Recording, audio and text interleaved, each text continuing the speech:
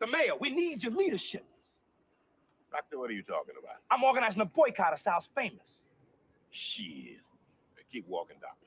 I don't want to hear none of your damn black foolishness. Damn. Juice. No, man. No. No. Hell no, goddammit. Sal ain't never done nothing to you before, man, and me neither. Hear me? What you ought to do is boycott that goddamn barber that fucked up your head. Shit. He'll come around here fucking with Sweet Dick Willie. Go on, man. Get out. Get the fuck out of here, man. Go on, beat it. Would you like to sign a petition to boycott Styles Famous Pizzeria? What? Man, I ain't boycotting Jack, you string cheese head motherfucker. I'm about to go get a slice right now. Shit, I was born and raised on Styles Pizza. What the fuck you talking about? You crazy, man? As good as them motherfucking pizzas is. Black Panther pizza, weed pizza, boy. I'll do it without your help. That's 75 cents each. Thanks, man. Sal, we're gonna boycott your fat pasta ass. You're gonna boycott me? You haven't got the balls to boycott me. He's gonna boycott me. Are you kidding? Here's your ear. Here's your boycott. Up your ass. You're gonna boycott. We own the cat.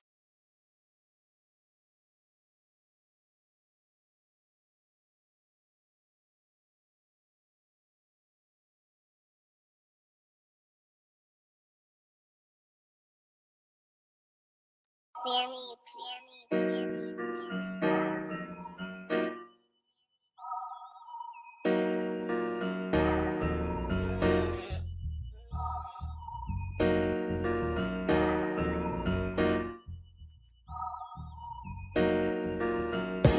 Dear God, please don't let me relapse and return to the evil that men do.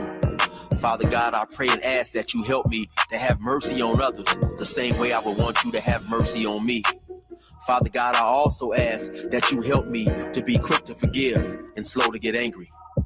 Amen, amen, amen. These young dudes out here don't respect shit until you put the barrel in their ear and let the text spit. I just might catch a case on my next hit, remove their whole face on some special effect shit. So show respect, trick, or I'ma have a flashback.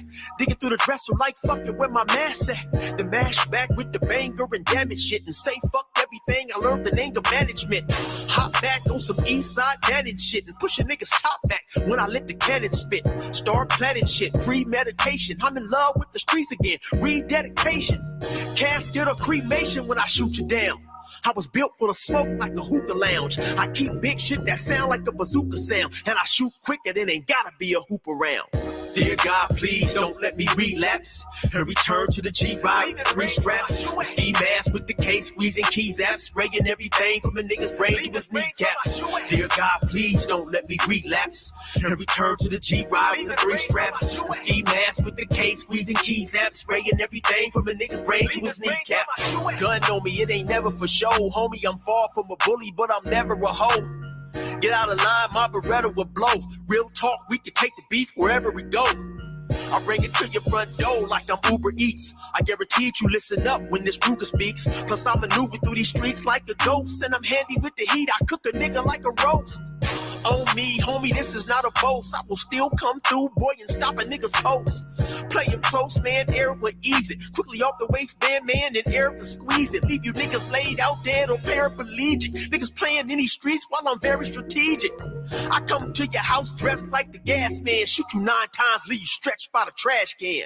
Dear God, please don't let me relapse and return to the G-Ride with 3 straps. A ski mask with the case, squeezing keys apps, spraying everything from a nigga's brain to his kneecaps. Dear God, please don't let me relapse and return to the G-Ride with 3 straps. A ski mask with the case, squeezing keys apps, spraying everything from a nigga's brain to his kneecaps. I don't put shit on Facebook, I just holler in person. Put the pistol in your mouth while you holler and cursing. All that shit you kept rehearsing and put on your live, got your clap with the big 4-5. You bitch nigga, if you tell me to pull up, I'ma do that. That nigga who was whooping, first nigga that I shoot at. Ski mask on my face, bystanders be like, who that? I ain't with the talking, bitch boy, I thought you knew that. Leave his brains where my shoe at and bounce like I'm on a trampoline. Leave you laid out, nigga, like you camping on the scene. If you want something sweet, grab a peach or tangerine. Niggas won't smoke, well fuck it, I'ma let them handle steam.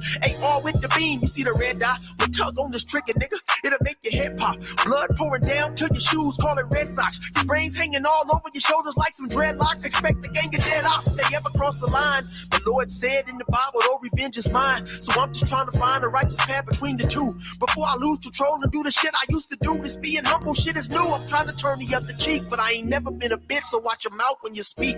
Your mercy's what I seek, so I pray on bended knees. Don't let me get the K with the extended clip and squeeze. Lord, please. Dear God, please don't let me relapse and return to the G-Ride with 3 straps. Ski mask with the K, squeezing keys apps, spraying everything from a nigga's brain to his kneecaps. Dear God, please don't let me relapse and return to the G-Ride with 3 straps. Ski mask with the K, squeezing keys apps, spraying everything from a nigga's brain to his kneecaps.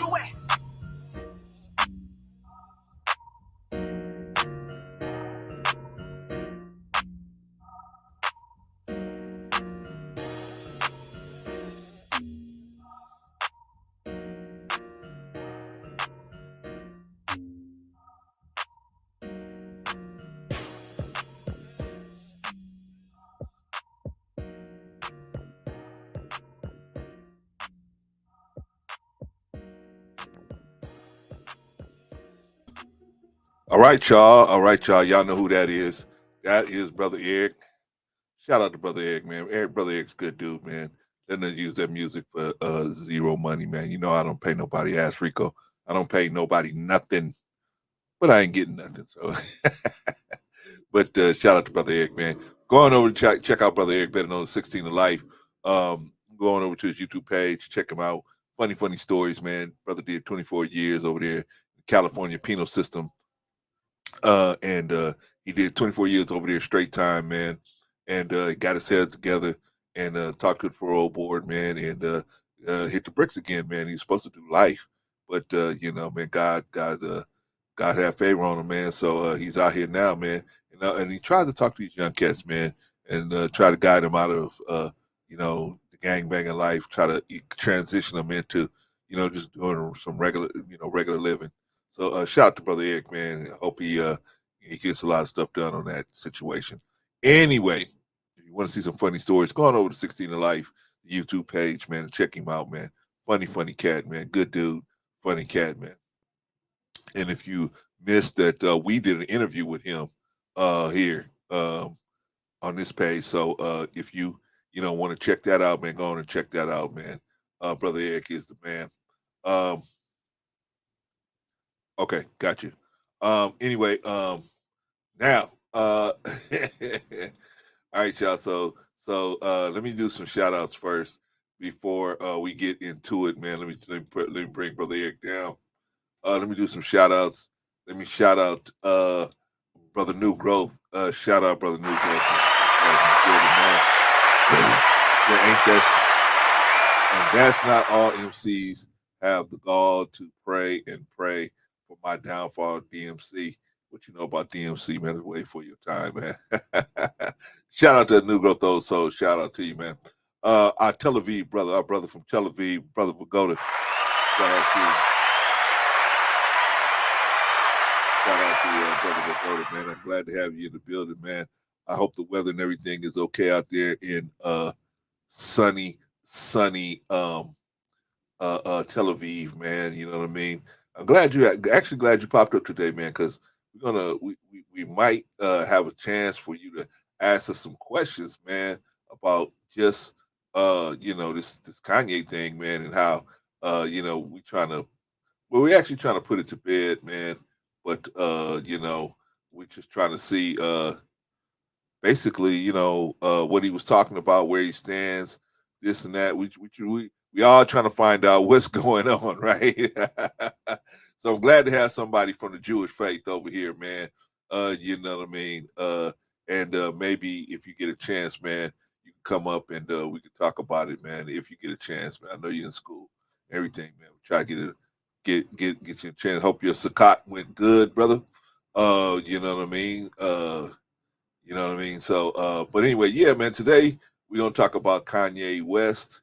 And all of the stuff that he's been doing, man. He's been Kanye's been a busy guy. Right? Kanye's been a busy guy, man. So and not we can't say it in a good way, but we can definitely say that he's been a busy guy, man. He's been doing some things and saying some things that maybe he could have done and said in a better way, so that he could have you know, not offended as many people as he had offended, man. Because you know, he offended a lot of people, man. He offended a lot of people. A lot of people are really upset with him, and we're like, whoa. Okay, so that's what we're gonna figure out today. Why is so many people upset with Kanye West? Why? Can we figure that out? Anyway, man, let me get back over here to to counting everybody up. But shout out to Brother Vagoda. Glad to have you in the building, man. Who else is here? Who else is here? Oh, Jill's Chocolate Boutique. Shout out to Jill's Chocolate Boutique. Say hey, Brother Clarence. Hey, everybody. Shout out to you, Jill. Glad to have you in the building, sis. Glad to have you in the building. Everybody in the bushes, by the way. Everybody in the bushes. Oh, and here's my sister, OG Patrice. Glad to have you in the building. By the way, if you haven't already subscribed to Jill's Chocolate Boutique, go on over there and subscribe to Jill's Chocolate Boutique and check out her content and see if that's the kind of content you are down for. Shout out to Jill. Shout out to my sister, OG Patrice. By the way, I don't know if y'all know this, but OG Patrice has her own show on knowledge and relationships. If you haven't already subscribed to Knowledge and Relationships, get on over to Knowledge and Relationships and watch one of the hottest shows. And Knowledge and Relationships, man, they are stacking them up, man. They got good shows. They got a sister over there named Lola got a good show over there. I mean, they are racking them up, man. They're racking up good shows over there. You want to really get some good content, going over to Knowledge and Relationships. And they got all kind of different kind of content over there, man. So go check them out. But shout out to my sister OG Patrice. She got a show over there called Straight No Chaser with OG Patrice. Comes on every other Sunday. I don't think she's coming on this Sunday. I think next Sunday she's coming on. But shout out to my sister. Well, she might come up here today. I don't know. She, you know what I'm saying? This is her first home. Me and Knowledge and Relationships will fight over that. But this is her first home. But they were smart enough to give her own show first. So shout out to them.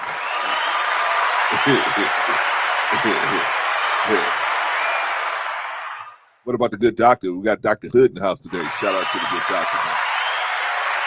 Shout out to you, Doc. Who else is in the building?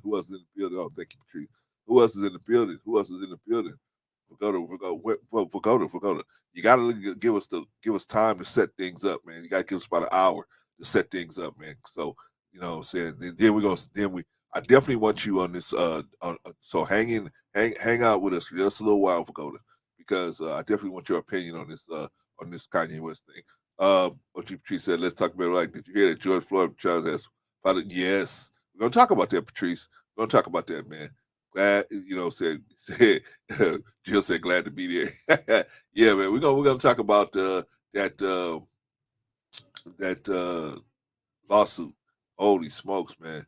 And you know, of course, that's nothing to Kanye West. He could whittle that down to 25 million and just settle that out of court.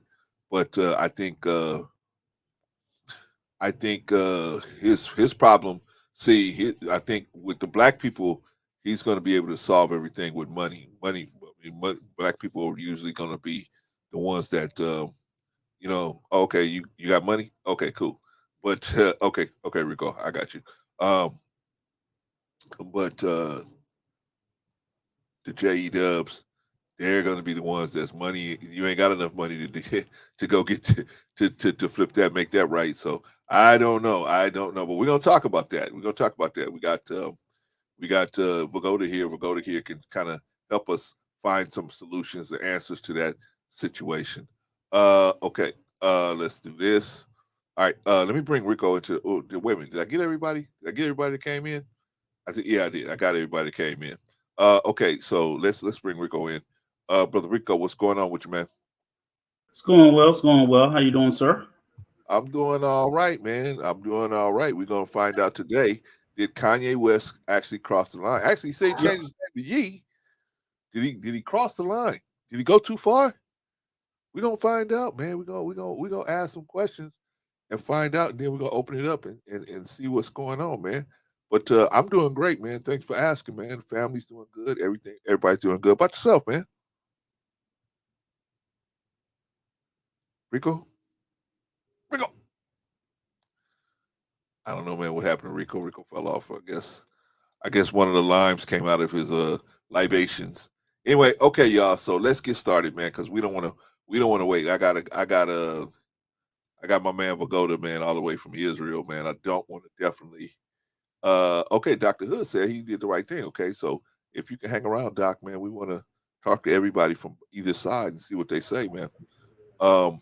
Okay, so first of all, let's start off with he was on Kanye West was on Drink Champs, right? And this is a little bit about, this is where he went off on everybody saying, don't talk to him. If you wasn't there to help him get his kids, he don't want to hear nothing you got to say. This is Kanye West on Drink Champs. TMZ, I just saw yesterday, they said,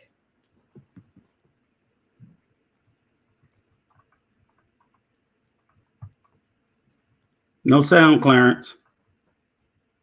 Yeah, I forgot to bring it in, y'all. Hold on. Let me pull it up.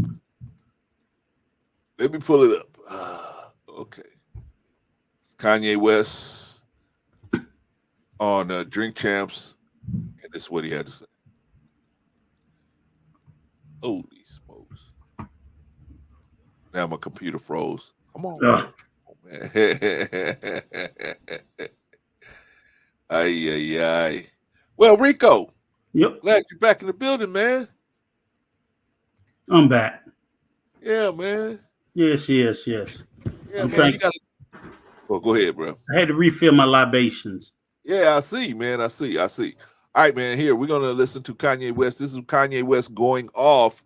He says, if you wasn't one of the ones trying to get him help him get his children when they kidnapped him, then he don't want to hear what you got to say. to honor their grandmother.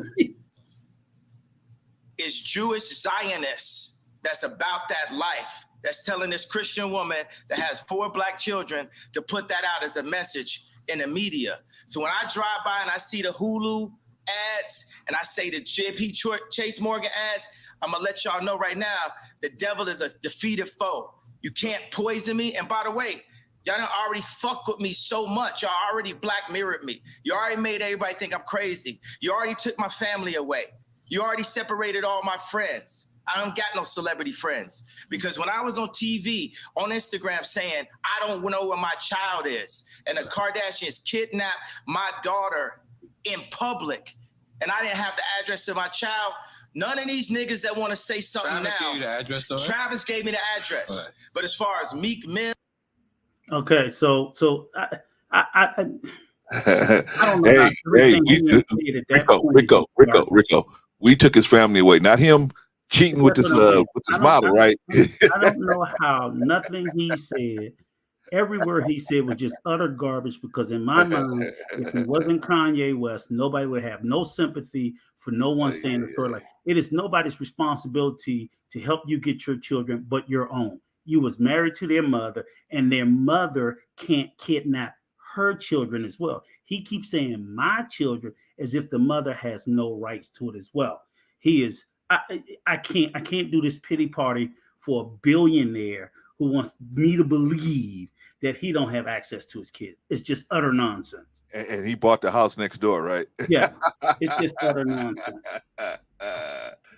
It gets better. What it is. Pete Davidson, a heroin addict at some point. No, I don't think anybody heroin addict. Pete Davidson, he has a whole bunch of issues, and he does recreational drugs. He does do drugs, but I don't think he shoot heroin. I think he might do cocaine. He definitely do weed. He do all types of party drugs, and he just hell shit. He mental, and that's why I don't understand. Everybody talk about Kanye, but Pete Davidson is an admitted person who and he manages himself better. So I'm like, come on now. I'm sorry. What I wanted to establish is that he's blaming everybody else for his family breaking up, Of right? course, and it's and Okay. it's Yeah. and Well can we say established that that. if we call everybody else's biracial or mixed kids biracial or mixed, then his kids are not black, they're biracial or mixed. And I have no problem with it. I got biracial grandkids, love them.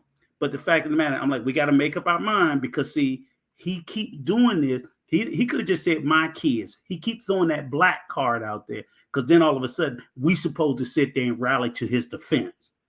Yeah. I ain't rallying to this nigga's defense. Well, I'm not well, gonna do no, that. Rico, the kids ain't got nothing to do with it, man. No. Kids But ain't got I'm nothing saying to I'm do not with gonna rally to his defense. And to be honest with you, the way he's acting, I think the children are where they need to be. Yeah, I really I do. would definitely say that. I flat out Based no on his way public in behavior, fuck yeah. am I gonna rally to take them kids to take with your crazy ass. But No, you can't blame him as a father for wanting to be with his kids, though. he should be with his kids. Nobody stopped him but him. Right? Agreed. Period. So I'm like, cry me a fucking river.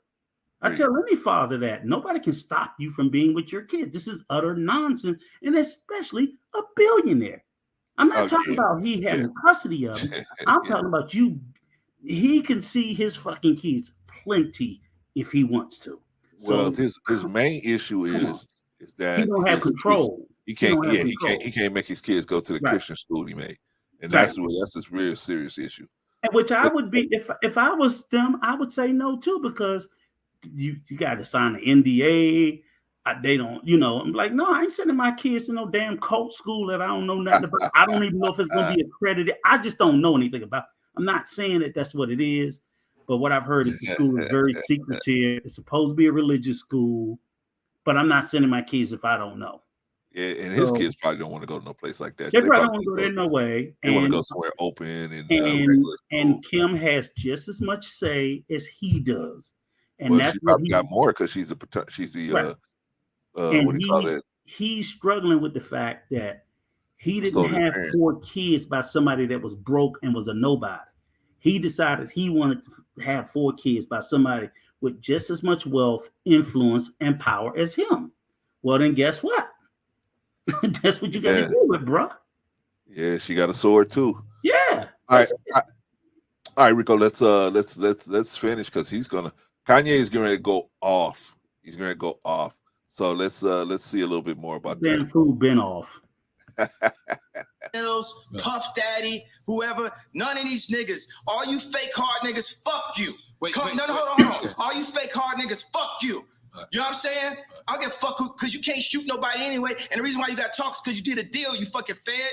You know what I'm saying? That's why you got to come at me, because part of the deal for you to be a do all that and get out of jail is that you promise that you're going to go pull my coat card. So y'all niggas shut the fuck up about me. Now let me say it calm. You niggas shut the fuck up about Michael. Right. I'm Michael now. Right, Every Michael you can think of, but mostly Godfather Michael now. No. He just Shout out to Sister Annie in the building. If anybody can't see this, and I can get his frustration and all that, but what is he frustrated about? It ain't about his kids, because he can see his kids. He can see his kids. I think of fathers who struggle having time to see their kids, but he can see his kids. Kim has said repeatedly, Kanye has as much access to his kids as he wants, but he keep throwing that out to make us believe she ain't keeping his kids from him. She ain't. Matter of fact, shit, they was at the goddamn White Lives Matter rally he had with fucking Candace. His kids was walking the runway. What are we talking about? I guess he said They that. was in the fucking White Lives Matter t-shirt in Paris at the fucking runway. So that's what I'm like. Stop. You see what I'm saying? But he keeps throwing these kids out there like, oh, that can't. No, bro. Stop that. Stop that. You overseas with your kids. That's a fact. Well, I mean, you know what I mean? He's saying that he ain't seeing them the way he want to see them, right? Which Th- really, that's he a- just want them to go. Man, if he don't get out my face with that shit. Oh, and then he said there's another dude that Kim is putting around his kids So that you don't know nothing about, right? So? You don't know nothing about this cat. he ain't gonna have no say over that. That's not the He way don't that get works. that. He don't get that. He think them That's billions not of the way dollars that gonna help him works. with that. Yeah. For nobody. There's She no got law that billions, too. say Your baby mama can't get her back blowed out and can't have her new man around her kid. Now, we might sit there and say we don't think they should, but women and men do it every day. Every day. And just because you, Kanye, or whoever else, I'm not saying that it's cool, but it ain't a fucking thing he can do about it. So stop crying about that. Okay, Kanye said a lot of stuff, man. It got Keep trying to make yourself a damn victim when you ain't one, and it's real victims in the world.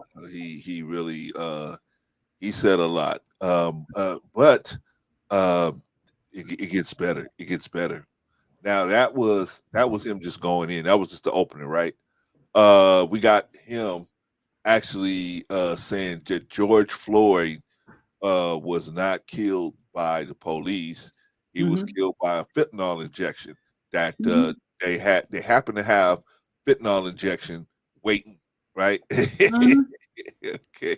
All right, so let's listen to Kanye West. You understand? Now go and get y'all some motherfucking business while we go and get free. Because I'm Moses out here. You know what I'm saying? I watched the George Floyd documentary that Candace Owens put up.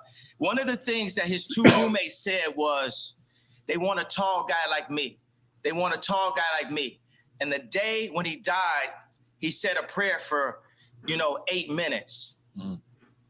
He said a prayer. Wait a minute, Rico.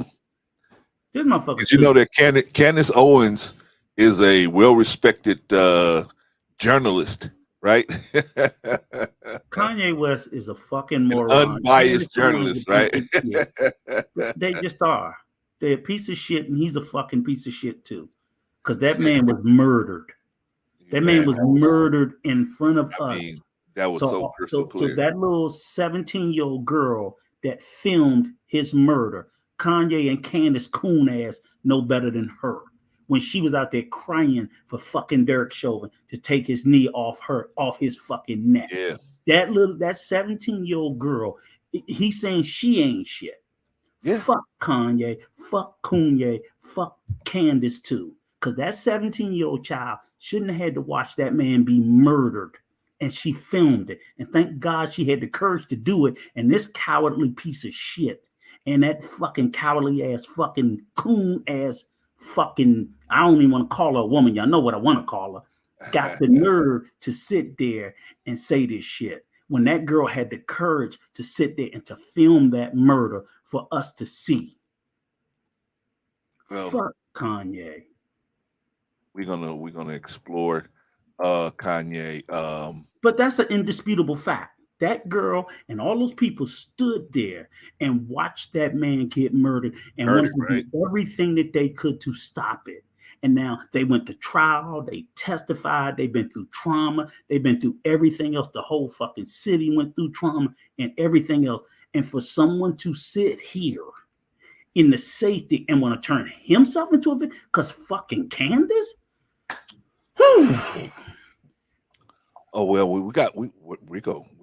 Yeah, gotta hear where he said that they just happened to have the fentanyl and they popped. Come on. Let's hear more from this shit throwing monkey. Let's hear what else this shit throwing monkey prayer got for 8 minutes. They hit him with the fentanyl. If you look, the guy's knee wasn't even on his neck like that. When he said, "Mama." All right. I guess America could choke the living shit out of him. I could choke the living shit. This is a motherfucker you need to put hands on. Oh boy. And he talked this stupid shit like this behind the safety of his money and his security and everything else. That's how he talked. Because if he had been out in the streets talking some shit like that, somebody would have been put their fucking hands on him. Yeah. And he needs to be touched. I don't know if he needs to be touched, but he does, because the bottom line is you can't just keep saying stuff like that. Like I said, it definitely something need to happen. 17-year-old girl, because now, like I said, they say, look at all the trauma that's coming back because he makes this so publicly, right? Yeah. And all the trauma of all the people who went through that experience. Now, as hard as they try to repress it, this shit comes again. That 17-year-old girl was traumatized. Yeah, everybody was. She probably in her mind had put it away, and now all she got to hear is what this buffoon is saying about it, bringing that whole thing back up again. Well, and bringing it up like you know, it was some kind of hoax or yeah, or something, man. You know what I mean? Right. That's just terrible. It's just, and he's so Patrice, you already got the link. You already got the link. So. This level of irresponsibility defies logic, and I'm just sitting there saying, is at this point, I'm not. He dead to me in my mind. I'm just at this point. Anybody that supports this motherfucker, you just fucking dumb as his ass is, because that part, you could buy all the bullshit in the world. You cannot. It defies logic to hold George Floyd. The fucking people went through a trial that the whole world saw. Yeah, I'm like, come on now. Pretty much. Nothing in this world is a million times irrefutable, but people just don't get to go around and just making up shit out of whole cloth to stir up shit, knowing that these words and these actions and these emotions can trigger things in people and he's causing so much mental anguish for so many people who don't deserve it. Him and fucking Candace. And you know why they're doing it? They're doing it for their own selfish means. That's the same shit like they said with the guy Alex Jones. That's why he got hit with $1 billion lawsuit. Man. Because he was doing it for his own selfish means, not thinking about the anguish and the pain and the suffering of other people. And there is a fucking special place in hell for people like that. And they're not going to tell me that they don't know that they're doing this. They're not going to give me this free speech. They're so removed, Rico. They're so, them billionaires and some people like that, man. Then they need to be removed out of existence. That's what you do with the. What do you do with the face of evil? That's pure evil. That's evil. What? That's evil to be that distant to the point that you're just inflicting that degree of pain to people who've done nothing to you. That's evil. Well, when that happens, usually the people pull you down at some point, man. The people will pull you, you know what I mean? Like what's that, the Louis XIV, man? They put your head in that guillotine. And, you know what I mean? Those are evil. Yeah, man, they get you out at a certain point. Unintentional. It's evil. You just can't keep going through the world inflicting this sort of pain and trauma and hurt and harm to other people who ain't done nothing to you. And lying. I mean, yes, they run around. Police is running around with fentanyl injections. And I'm like, what the hell? Well, why in the world would they inject this man with fentanyl or be running around carrying?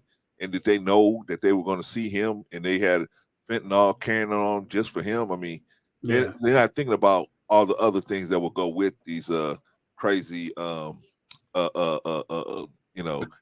that they're putting out here, right?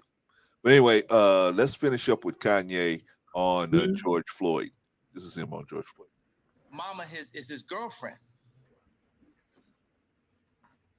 Documentary. But something that hit me, that fucked me up when I was watching the documentary, and it said they want a tall guy like me. When I looked at that image of him, this tall black dude with the bald head, he reminded me of somebody else. Who you think he reminded me of? Virgil. He reminded me of Virgil. You know what I'm saying? I'm not finna cry in front of y'all. Look this dude Virgil up. Virgil is a I know he's a designer. Right. He's a designer. I guess he got killed or something. And Kanye need to quit dragging his name too, because Kanye keeps saying that the guy Arnold killed him. But I think he died maybe from a heart attack or something. I can't remember what he died from. But Kanye keep with this conspiracy theory talking about people killed him. I'm like, he gotta stop saying shit like that. Well, we are going to listen to Kanye's going to tell us about going DEFCON. Pagoda, you might want to pay attention to this one, man. I think this is what you were talking about earlier, that he was going to go DEFCON 5. DEFCON 5. All right, anyway, so this is Kanye saying he's going to go DEFCON on our Jewish friends Really not that When it's smart. DEFCON. It's like nuclear war shit, But right? I spelled it wrong. I have a tendency to do that. But Right. DEFCON is actually that you're preparing to Right. protect yourself. Because that's what I did. Because once they cancel 4 SoFi stadiums because of what's classified as wrong think, Right. because you have groupthink, Right. it is very important to have the black vote be in groupthink and to not separate from the thought and be completely in line with the agenda of the left, the Jewish media, and the Chinese. There's a lot of Chinese niggas got something to do with it. They got something to do with everything. This is my issue with stupid. Jared Kushner. He's just stupid. Okay, so I went to a dinner, He's right, stupid. with Josh Kushner, Jared Kushner, Stupid. and Ivanka. I'm always saying her name like that. So What do you think about that, Rico? What do you think about that? He's stupid. He's stupid. So, I mean, I'm like, what the? Wait a minute. So now you're trying to tell me that the Jews and the Chinese are in cahoots? They are, aren't they? Aren't they? They both. I'm sure some of them are, but So come on. So the Jews, Make it the Jews want communism the same as the Chinese. Well, no, I don't think they want it, but I think they'll be able to maneuver no matter what you put on the table. Excuse me, but the Chinese is communist. Yeah, I know, but I'm you like, know, there's a saying out there that says about our Jewish friends that they'll be able to maneuver no matter what's on the table, right? Yeah, but they're not asking for it. That's my the whole point. thing. They don't have to handshake anybody, right? Yeah, If they want something, they can do it, right? But it's the It's unity. not a question that I know that there's hell. We are going to survive no matter who's in charge, but we ain't asking for it. Right. You know what I'm saying? They're very adept at surviving, but they're not asking for it. That's just an idiotic thing to say that their ideology aligned. Well, just the fact that they're together and they're saying at all this together, and they're saying, hey, okay, I'm gonna bring you up, man. They're saying together, hey, we're going to as a group, as two main groups, we're gonna get. I'm sure some businessmen that do things different, but I'm saying as far as a group, we're gonna do this together. All of us Jews and all of us Chinese, we're gonna do this together. I don't see that. That doesn't make any sense right there. Okay, you have to be a moron to believe that shit. Let me read this. What Patrice says in the chat. Patrice says, yes, George Floyd's cause of death was cardiopulmonary arrest due to neck compression on his neck, which is Merck for sure. Kanye got it wrong. Needs to be corrected. Well, you know what he did, Patrice? He went off the first autopsy that wasn't the first not autopsy. Excuse me. The first medical reports that weren't even done by a doctor. But Clarence, we can't say that because the bottom. No. I'm saying that's what he's standing on. It's not that he's looking at. I mean, you can't look at an autopsy and say, "Oh, well, the autopsy says it was homicide." But the whole point is that's utter bullshit because you can't. It is. But I'm just telling one you. piece of evidence and dismiss everything else. But that's my point is that they're going off of that initial. It wasn't even an autopsy. It was just a medical report done by somebody on the scene. It wasn't even a doctor that had done it. And I don't think they ever said that the cause of. In fact, they only said that he had fentanyl in his system. That's it. They didn't say it, and it killed him. No, that was the jump. That was the jump that fucking Candace and them jumped to. They just said because that's what people say. Oh, he got fentanyl. I must have killed him. Right, and that means you can have fentanyl in you, just like you have cocaine, but they don't know if that killed you or not. They got to go further. So I guess the presence of fentanyl they assumed, but then I saw the guy in the early. He said the levels of it was too low for that to have caused his death. That's why they knew it wasn't that, and then they did declare it was due to the neck compression. So that's what I'm sitting there saying. It's just totally crazy. Let me see. I got something I need to read, Rico. Mm-hmm. I got something I need to read real quick because I think this is what they're trying to use. Okay. On May 29th, 2020. Can you see this? Can you see that? Rico? Okay. On May 29, 2020, the country was told that the autopsy of George Floyd revealed no physical findings that support a diagnosis of traumatic asphyxiation. Okay, I'm sorry. I made a mistake. And that potential intoxicants and pre-existing cardiovascular disease likely contributed to his death. This requires clarification. These phrases, often quoted in media reports, do not come from a physician, but were taken from the criminal charge complaint against Chauvin, which utilized politicized interpretations of medical information. As doctors, we wish to highlight for the public that this framing of circumstances surrounding Floyd's death was at best a misinterpretation and at worst a deliberate obfuscation. A timeline shows illustrates how a series of omissions and commissions regarding Floyd's initial autopsy reports deceptively fractured the truth. On May 28th, a statement released by the Hennepin County Medical Examiner's Office reported ongoing investigations and acknowledgement from the forensic pathologist that an autopsy must be interpreted in the context of pertinent investigative information. That's per standardized medical examination. Floyd's underlying health conditions and toxicology screen were documented during the autopsy. These are ordinary findings that do not suggest causation of death. The May 29th criminal complaint against Chauvin ensuing headlines falsely overstated the role of Floyd's coronary artery disease and hypertension, which increased the risk of Floyd's coronary artery disease and hypertension, which increased the risk of stroke and heart attack over the years, not minutes. Asphyxiation, suffocation does not always demonstrate physical signs as other physician groups have noted. Without this important medical context, however, the public was left to reconcile manipulated medical language that the evidence they had personally witnessed. Ultimately, the charging document overstating and misrepresented the role of chronic medical conditions, inappropriately alluded to intoxicants, and failed to acknowledge the stark reality for the defendant's knee on George Floyd's neck. He would not be dead today. Thank you. All right. So that's from that's an article, Scientific American.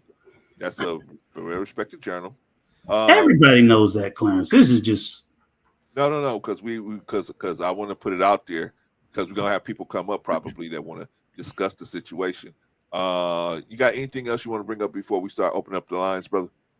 I just wanted to again, like I said, this is his latest rant is just the latest culmination in a long. We've been watching him with all of these self-hating white supremacist talking points for it. You know, like I said, it's even before the Van Lathan exchange, and that's how many years ago now was that? The TMZ, where the brother correctly called his ass out to carp, and I ain't never seen nobody take his ass to task that well since. When was it Van Lathan? Hold on, Rico. Shout out to the Mikey Story. Shout out to the Mikey Story. Glad to have you in the building, man. All right. So, and whatever year that was the slavery was a choice. Harriet Tubman put people into more slavery, and just comment after comment, slight after slight, dismiss after dismiss. And we just kept looking the other way. And I'm just gonna say this, black folk, a lot of this shit is on us. We should have canceled his ass then. Them ugly ass shoes, I don't like them ugly ass shoes no way. And them ugly ass clothes. But I mean the things that he's saying and doing now, and the people that he's coupling up with, and then you go out and you buy a Parler. Do you guys know what Parler is? Parler and 4chan, those are two web services that are as racist as it comes. Listening. All right, we got Pagoda. Do you hear me clearly? Yep. Yeah, we can hear you clearly. Okay, first of all, what the hell is his problem? And it's where I start. First of all, you know what? First of all, why didn't you put the link earlier? I had so much to say. Oh, well, we got to set everything up first, Pagoda. Can't just open it up because then everybody will come in and be saying whatever, right? You know what? I'm going to give you never. You know what? I will do it later. Anyway, about this guy, what the hell is his problem? And why he blaming the Jews? What? What's your issue with him? What did you say? What is your issue with him? What not? You heard him for yourself. He blamed Jews for his problem with his wife. What is your particular issue? Everybody's got issues with him. What is your particular issue with him? What the hell is his problem with us? What the hell is why he's saying that? What the hell is this madman saying those things? You know what? I want to ask you a question. What do his wife? Why is blaming Jews for his problem with his wife? Why? What? His wife has a Jewish friend or something? Oh, I'm sure they got a bunch of them. I'm sure. Boyfriend is what you heard what he also said. He also said Zionist. Boyfriend. She like black guys. Last boyfriend. Yeah, the last boyfriend, definitely. Who? Pete Davidson. That's the only one. All the rest been black. Yeah, I know, but I'm just saying it's probably had something to do with why he's blaming yeah, but he also said Zionist. So you know what? Everybody got blamed for breaking up his family. Yeah, except him. But he also said that Zionist Jews and stuff. You know what that means? He say when he says Zionist, he means Jews that are for Jewish rights. So he's saying that the Jews that are for Jewish rights are screwing my family in basically, and all that crazy stuff that he said. Okay, well, first of all, let's do this. Nonsense about the election. Let's do this, Pagoda.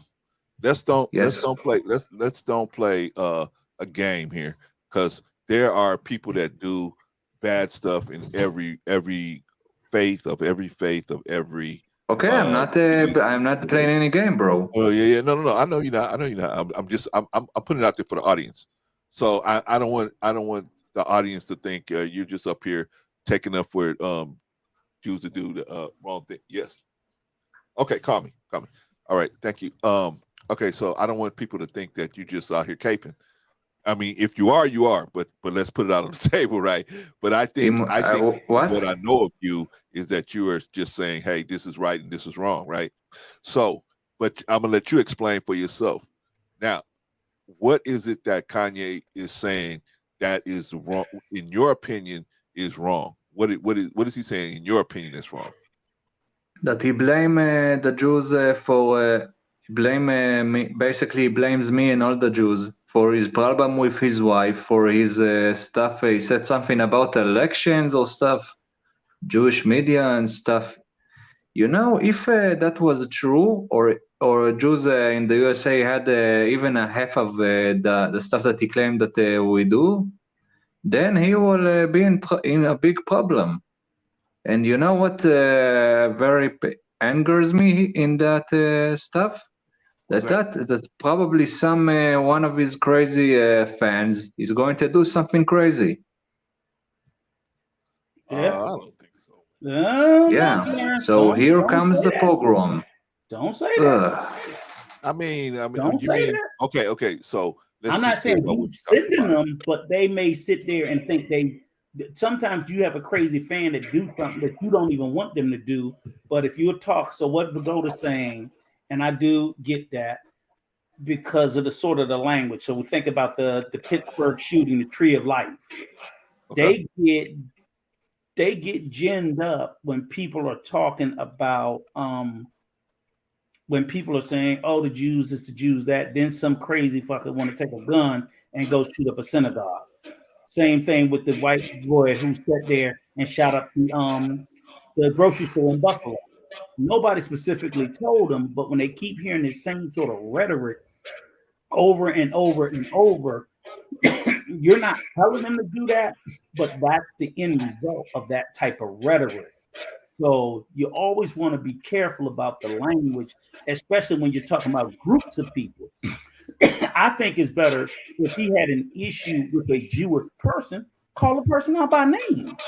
Don't just and just throw it out. You know, it's the same thing. I think they just stopped the guy that wanted to shoot up Ohio State, a bunch of women, and he was an incel. That was just in the news because guys are out here online or in these social media or these public spaces, and they're speaking with certain rhetoric about certain people, and you got sick people who will act on that rhetoric.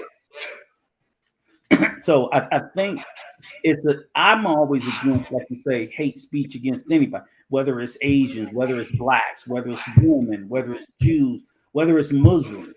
Same thing like after 9/11. It wasn't nobody telling them to do it. It's the fact that you did have people that was after that point in time, even till today, all Muslims are terrorists. And that's all they need to hear. And then you get some asshole, some yokel with a gun, and then that's what happens. And then you go, well, I didn't tell them. Of course you didn't tell them. But if you keep speaking in certain languages, we know what's going to happen. That's all I'm saying. I think somebody needs to take our dear friend Kenya to some hospital and let him be in a medhouse, in how you say it, in a straight jacket. Well, I don't. Well, it might be, but I don't think that. First of all, let me say this: I don't think that he wants any violence to happen. In my opinion, I think he's just frustrated with his situation, but I don't think he really wants. I don't think he wants violence against anyone. Yeah, but we just want to put it on the table. I don't think that's what he wants. I'm not promoting that that's what he wants. You guys might be right. You guys might be right. That, not that I think that he wants it, but that's a result of the language. So you just can't, you know what I'm saying? So we, like I said, we talk about free speech. It's like, yeah, but I don't think that's what he wants. But someone will respond that way, whether you want it or not, if you keep talking like that. Vagoda, he said that he was checking the defensive position. I guess the people that have the maximum ability to destroy his career are Jewish people, and I guess he's saying that.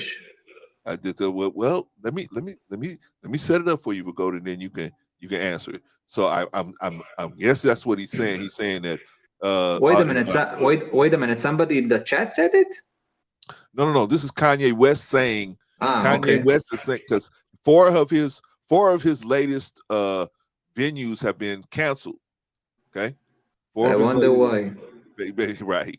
So, but he's saying that nobody has that kind of power, and except for the Jewish people that's close. Sure. That have this. Now, Rico was saying earlier. Well, okay. Well, they're the ones that gave you the situation. Mikey Story, man, you got to cam up. I got to see who you are, man. And then okay, right on. Okay, right on, man. Okay, thanks. Nice to have you. Sorry. Okay, so he's saying that the Jewish people that are closest to him had the power to make all of this stuff happen, right? And for whatever reason, he is focused on you guys. He is focused on you, right? So my question to you is, he came on and explained that the DEFCON 5 thing was not him saying, I want to go out and do some harm to Jewish people. Bullshit. Okay, good. I want to know, what is it? Why? What makes you think that he wants to go and do some physical violence to Jewish people? I don't think it's physical. According to, first of all, I want to ask you something. The video that you showed talking that blaming some Jews, Zionist Jews and stuff, from when is that video? I think it's about maybe a week old, not even a week old. Maybe about Drink 5 Champ? days. No, Drink Champ, that was from this weekend, I think. Yeah.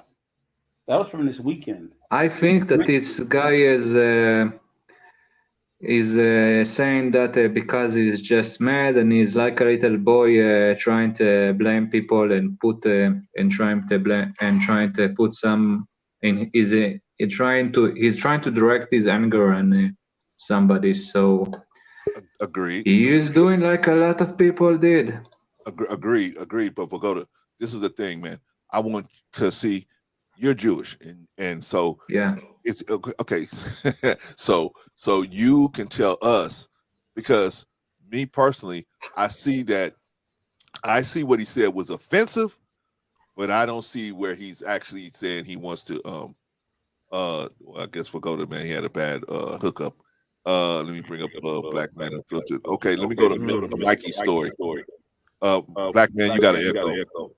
All right. Okay, let me bring Vagoda back in because I want Vagoda to answer this Yeah, question. I'm back. I had a little problem. So you ask if what is he said it was offensive? Yeah, it was offensive. The DEFCON. It sounds like he's. Wait. I don't know what is a DEFCON, but it sounds like he wanted to do a massacre or something. Okay. Listen, then. Okay, so I want you to explain to me how you see that, because the rest of us, we see it as offensive. We definitely saw the offense in the way he said that. We get that. But as far as like you said, like you see a massacre, and like what is it that he said that made you see it as a massacre? That's what I'm okay. He said when he said death, he wanted to do a DEFCON.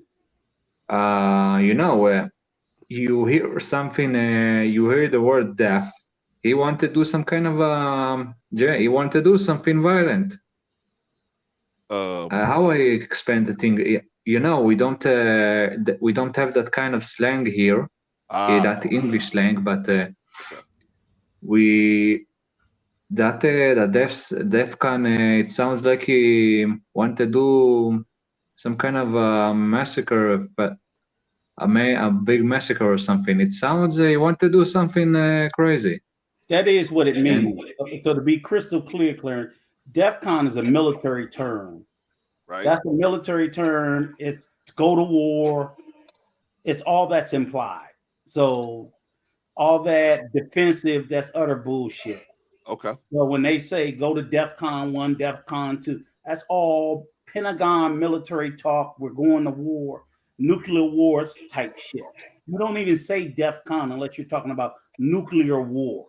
So he knows that. He probably picked it up off a fucking video game, because I know his ass ain't been to nobody's military.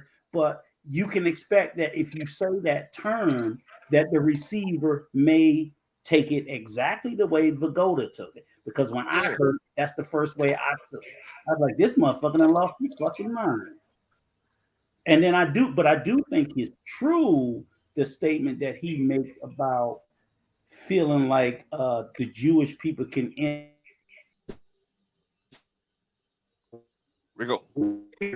He chose this fight unnecessarily. Ain't nobody make him choose this fight.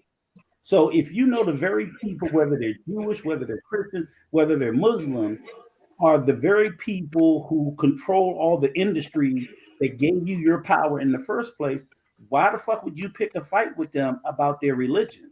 That's just stupid. So if you pick the fight against a bunch of Muslims who control all the industries that you're in, why the fuck wouldn't they want to end your career? If you pick the fight with them, especially about their faith. Why would they not want to? That's just dumb. So that's his fault. Bro, I want let's put something straight. He targeted a group of people, not a faith, first of all. And what I can say, I don't think that he's using his mind. He's more using his emotions. Well, I think let me say this, Vagoda. When typically when they speak in the term, I'll say people like Kanye or people who even speak casually like that, when they're talking about, when they say the Jew, and I understand, I guess you're saying that that's a people, they're thinking about people of the Jewish faith. You know what I'm saying? Wait, fellas, wait. Okay. Let's get back. We're gonna come back because Vagoda, I'm glad you're here because you're gonna be able to clear up a lot of stuff. But hold on, Rico, because I got to get the Mikey story in, and I got to get back. Go ahead. Okay. Mikey story. How you doing? How you doing, man? Everything's everything. Everything is everything. Okay, my man. What is what's going on? What do you have to say about this issue that we're talking about right here? It's clear to me because I watched the episode with Drink Champs, but also I did also watch what Nori had to say afterwards, because he did say certain things that was said that you don't see on the tape. Okay. He did try to clear up certain things. So let me get to the first point. So it's clear to me from what Kanye is saying, and I think we can all agree that he's just frustrated because he feels like everything that he's trying to touch, whether it's his marriage, whether it's the deals and so forth, he's not getting, a fair shot. Okay. And because he's not getting a fair shot, he feels like he's getting the worst end of the stick. And to his mind, he feels like it was undeserved because, and especially from the business point that he's trying to make, to say, well, look, if I'm trying to be the one to put certain things on the map that nobody else has the ability to do it, and I have the ability to do it, then why would you try to basically screw me over in the process of trying to put something great that could be a game changer for the world? That's how I took it. And so because, the rest of what he's saying, I just took it as that's just talk. And he's just, talking out of frustration, talking out of anger. But it doesn't mean necessarily that he's going to go to war. He's going to try to hurt. He's just saying, people, I'm basically being screwed. That's what I took from it, right? But even though there are some other things that he said, clearly, even though, this is his belief. Well, Mikey, let me ask you this question.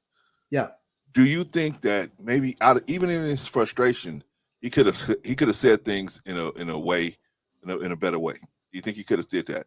Oh, absolutely. I mean, listen, there's no doubt that there is always a better way. There's a better approach, or actually there could have been some things he just simply could have left out.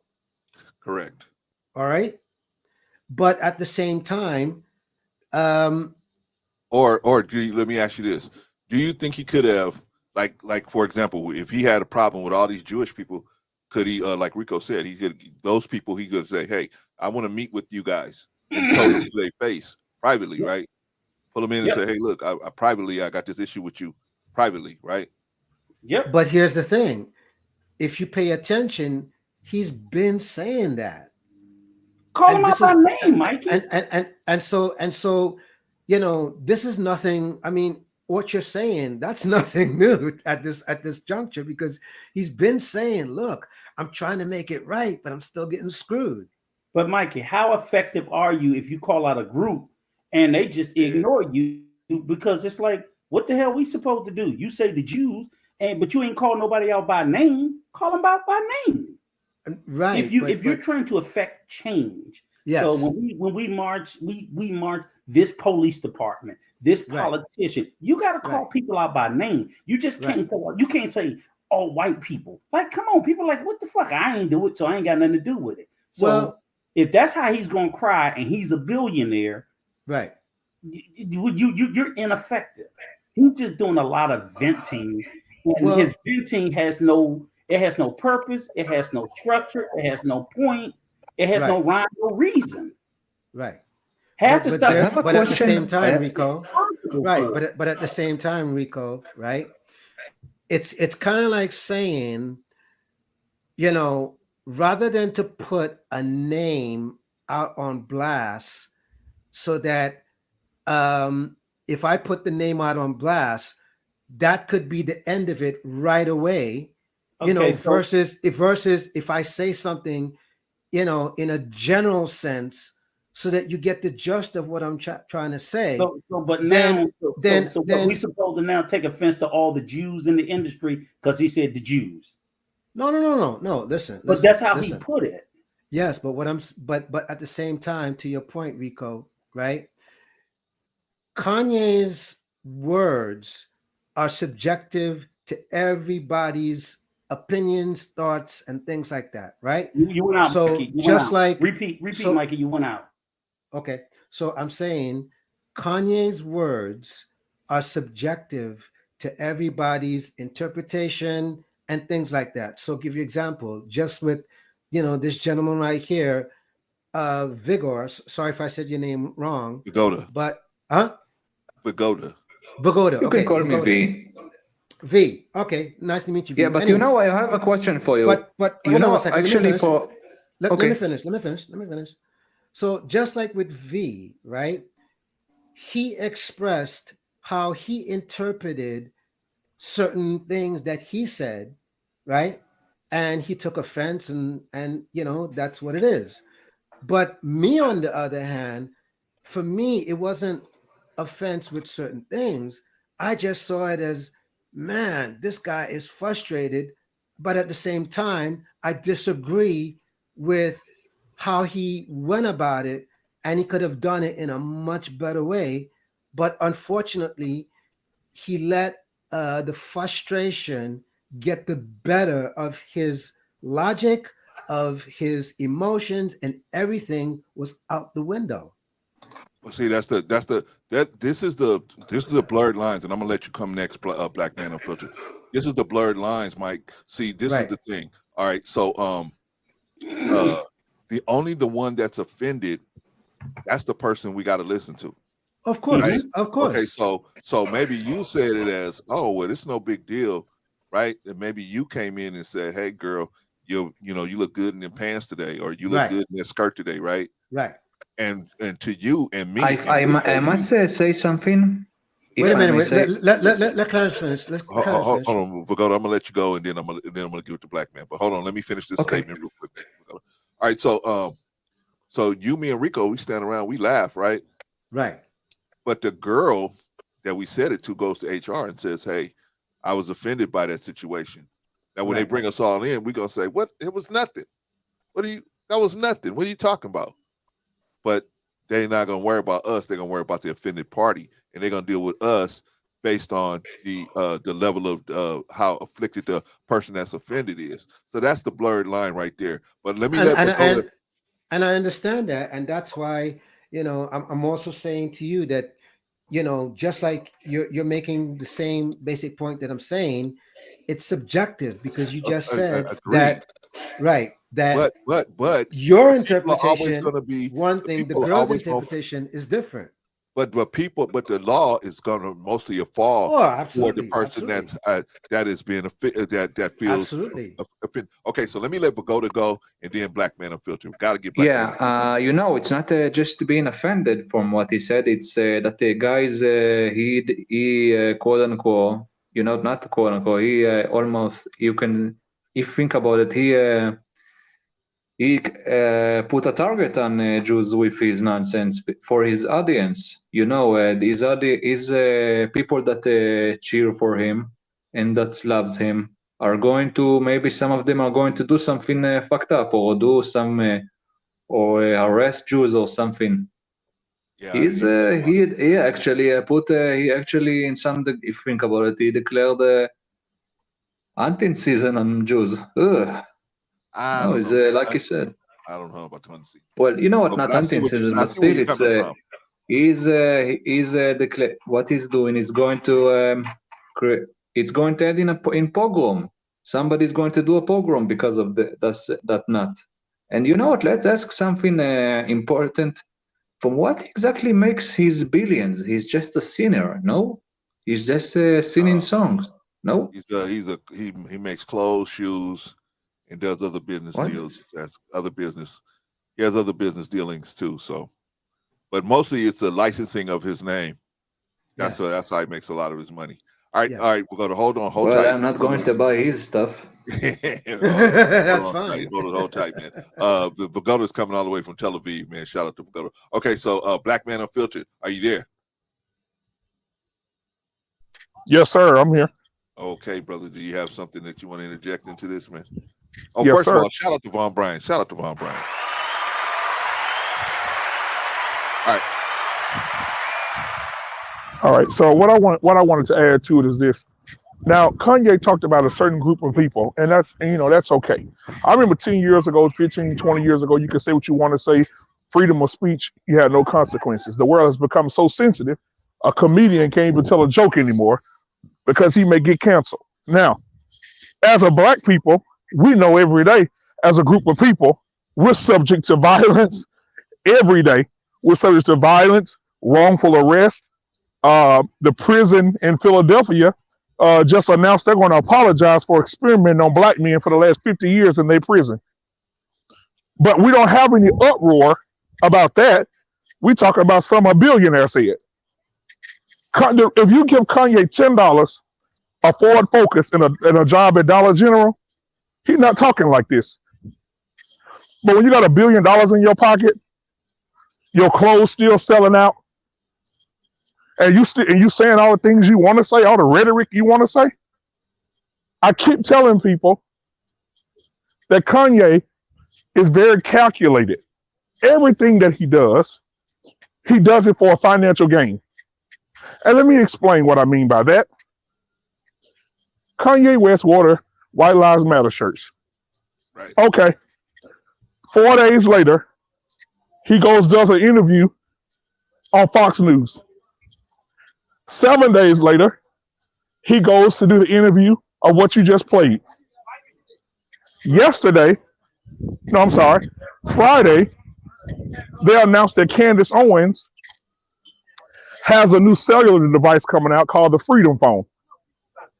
Okay. And then it's gonna be sponsored by, what's the name of the company? Polar, Yes. whatever. It's her husband's company. Yeah, Kanye just bought it. Right. For So, millions. right, and it's worth what? How much you say it's worth? Come on, give it to me. I think it's like 400 something. With It's like 10 400 something. Yeah. with 10 million to 15 million subscribers since he bought it. That's correct. Okay. Right? And so everything that he does is calculated. When you give a man that kind of money, when Kanye got that kind of money, and he said, I can say whatever I want to say, I could get canceled, and my clothes, I could say something about Jews, I could say something about black people, I could say something about George Floyd, and my shoes still selling out, my clothes still selling out, my White Lives Matter shirt selling out. I'm getting the black folks and the white folks to buy my shit, and I can say what I want to say, and my number's still going up. Oh, hell yeah. I'm going to continue to say what I want to say to be on my financial status. I don't give a damn what nobody say. But guess what? Robert Kraft, the owner of the New England Patriots, he said this. He got caught in one of those massage parlors with those women. But we talking about Deshaun Watson for 8 weeks though. But anyway, he was in an illegal massage parlor. He said these words: "I'm a billionaire. If you invite me to an establishment, I'm gonna have my blue jeans and my t-shirt or my tennis shoes on. If you don't like what I got on, then you don't want my money and you don't want my presence." He can say that because he's a billionaire. Right? Okay, black man, let me ask you a question, man. This man here, he's Jewish. He's Jewish, right? Coming all the way from Tel Aviv. Yeah. Does he have the right to feel offended when Kanye West is saying something about not the Jews that he's dealing with, but all Jewish people? Does he have a right to be upset over that? Yeah, he can be upset about it, but is it wrong? He can be upset about it, but does he have a right? I mean, does it make the Jewish people upset? Absolutely, it would offend them. However, in this lovely country we live in, we have amendments and rights that says I can say what the hell I want to say. Okay, but my point is, coming from where he comes from, because if you look at it from different perspective, coming from where he comes from, people say stuff like that, they mean it. They're gonna go do something, right? Right. So from his perspective, it's perspective, because from his perspective, like those of us, the rest of us, we know Kanye just blowing off steam. He ain't about to go try and do nothing crazy. But from coming from his perspective, and then like I said before, like Rico said, he should have named the people involved in the situation with him. See, that's like a girl getting arped by a black dude and saying, "Oh, niggas ain't no good. Niggas ain't nothing. Niggas ain't no good." We would all be up in an uproar over that, because we said, "Wait a minute, I didn't have nothing to do with that. Why are you having an issue with me?" Right? Just like we have an issue with the divestors, right? They say ain't no good niggas nowhere, right? And so we say, wait a minute. You just keep picking bad apples, but you blaming the whole tree. Stop picking bad apples, right? So that's my point with him having a right to say what he got to say. Now, is he caping? I don't know. That's why I wanted him to hang around, see if he was caping. But and let me respond to what you just said. We're in this big uproar, and shout out to the young man that was that's a Jew on the panel. We're in this big uproar about Jews. I myself just was a chaperone at a concert that I didn't even know who the artist was. I just went to watch over the kids. I get there, the audience is split between Hispanic, white, and black. Right? The artist is Lil Baby. I said, damn, if I knew it was Lil Baby, I would have never came. Right? So I'm up there, Lil Baby is doing his lyrics on stage, and I hear 80% of the white folks, nigga, motherfucker, nigga, bitch, nigga. I said, whoa, wait a minute. When did it get to a point where black people start accepting this shit? You had 20,000 white people. You had 20,000 white people screaming nigga and an echo around the stadium. But black man, most black people. Let me ask you a question. Clarence, hold up. Let's be clear. Most black people are not upset about him upsetting Jews. They're upset about what he said about George Floyd. Yes. What most black people are upset about with him right now. And I don't see how in the hell, in any way. Well, let's take a poll, because you said fentanyl, right? I want to address that. I want to address the fentanyl situation. Dude, let's not kill George Floyd. No, I didn't say that. What I'm saying is, what he said. He said he said we got the video. He said the police didn't have his knee on his neck. Right. He died from fentanyl, and that's fucking bullshit. But I want to address what y'all said, though. Y'all said, I know, he said that the police gave him the fentanyl. Right now, that's what I want to address.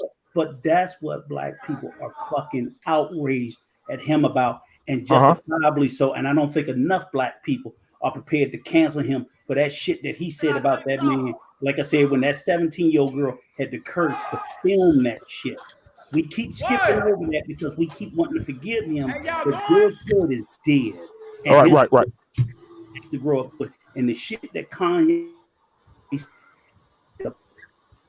Now, why his internet getting back right?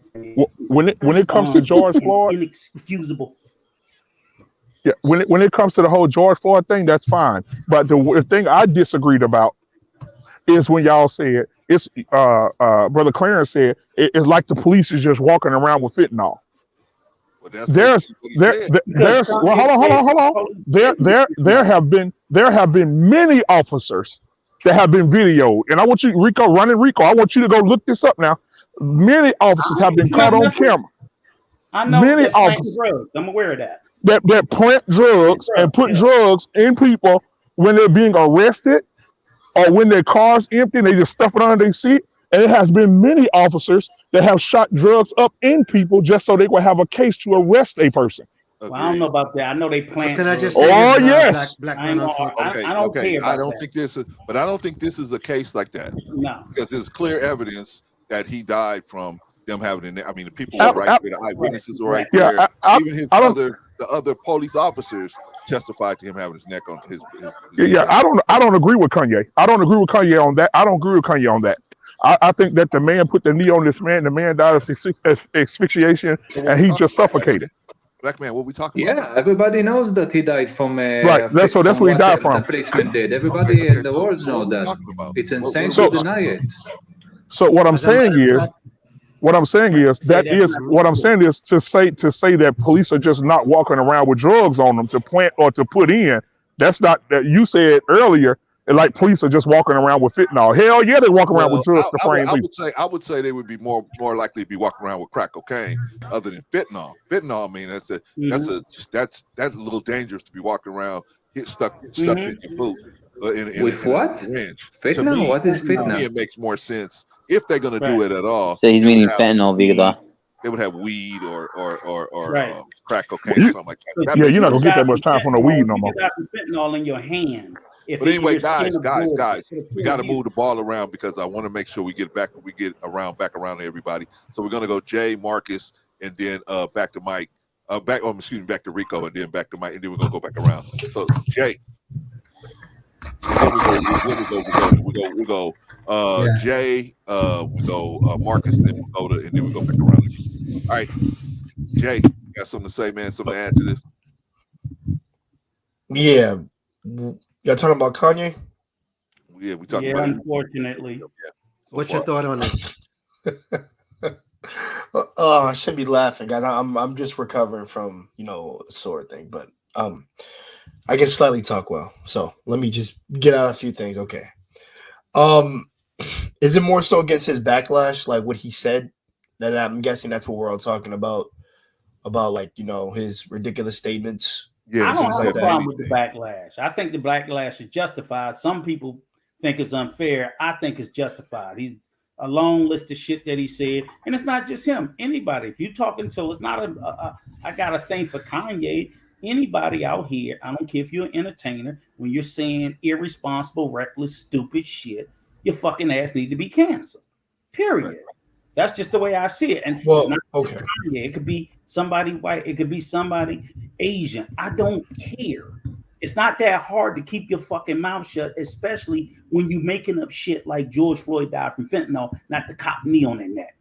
Something that I agree with you on that. Rico. Yeah, not Rico. Yes, when it comes to George Floyd, yeah, I agree. The thing, but if he did say that, because I haven't watched the video, but no, you're good, Vadola. Let me just say this real quick. If you said that, no, I haven't seen it, but I'm going off what you guys are telling me. More, I'm gonna watch it later on. But if he did say that about George Floyd, then he needs. One of the things that his two roommates said was, they want a tall guy like me. They want a tall guy like me. I'm gonna play it, man. The day when he died, he said a prayer for 8 minutes. Mm. He said a prayer for 8 minutes. Damn, he looked fat. They hit him with the fentanyl. If you look, the guy's knee wasn't even on his neck like that. When he said mama is his girlfriend.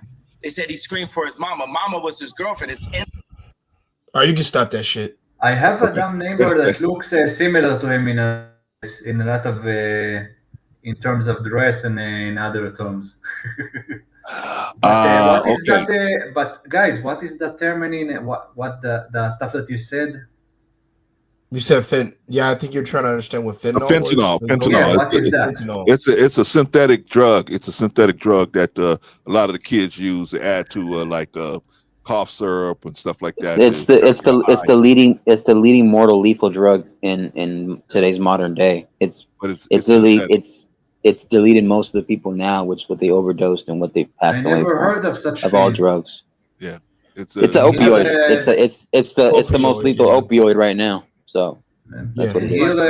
I don't know stuff about drugs, so if you want your drugs, then go to the Bedouins. All right, y'all. And I'd rather mess with shrooms. I haven't done drugs like that. But Jay, but if he did say that, can you hear me? Yeah, go ahead. Yes, I hear you. Go on, Jay.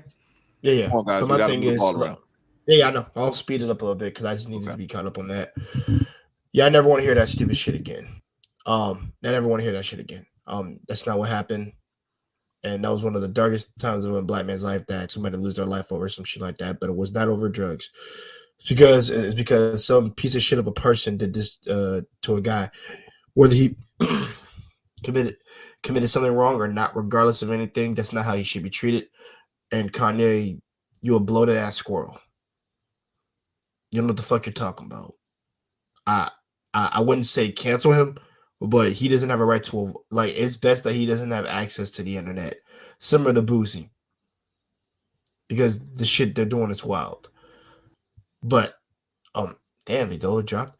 I mean, that's all I really gotta say about that. Now for Rico, Rico, I will never be a part of the like I said, I agree that people shouldn't have access to the internet to say shit they can say because it's disastrous. Because that's why I have to be careful about the words that I'm saying. And that's why I have to be careful. That's why I say, because I have viewers, I have subscribers, I have an audience, I have to be careful about what I say because it can get taken out of context and all that. And also to be very raw and direct. We live in a society with a bunch of sensitive bitches now. That's me not giving a fuck right there when I say that. Everybody's just too sensitive about stuff. But when it comes to you just saying something because you can say it, doesn't mean that you should say it. I think everybody here is in agreement on that. Because of, the backlash you're gonna get, and also how you're gonna offend some people, which is just like you're like unaware of shit. So Kanye, he's on, I don't know what the hell he's on right now, but when it came to that George Floyd shit, he was completely fucking wrong. I'm not with that shit. If he want to be on this White Lives Matter bullshit, he can be on that shit as much as he wants. Like I said, I ain't gonna lose no sleep over it when it comes to that. Like I said, because he's not paying my bills and shit. And also, we all know he's gone off the train a little bit. But the media does take some of his shit and mislead it prior to last year. But right now, you can say he's the class clown right now. If you really want to be real. And I know Rico, I have problem with my microphone says camera, so hold on. That's why I dropped. That's all. No problem. No, it's good. Not. But that's all I gotta say for the most part. And also to my audience out there, guys. Like I said, I'm still recuperating from like sore throat and things like that. But I'm like 50% there. No, don't worry, man. Don't worry. Marcus is still doing his stream Thursday. He gonna work for me. I know he got me putting in work. He got me working. All right, Marcus. Marcus, you got 2 minutes, man. He's my brother. I love 2-minute rule. Yeah, me too. Yeah, this is obviously disrespect towards the family and the victims and the person who lost their life. And I think it's not right for you to, like Jay said earlier, just don't overspeak and don't speak of something out of your, what. I think you should refrain from certain times, not to censor your speech, but to think before you speak.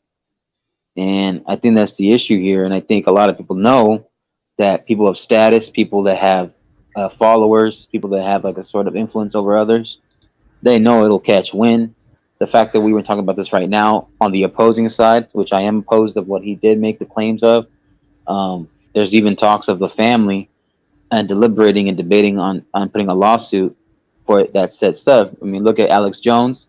He did the same thing and spoke ill about the Sandy Hook and the tragedy that happened. Now he owes, I believe, $1 billion to the government and to the families. It'll go to the families as well. They'll collect a nice, pretty little penny if they can.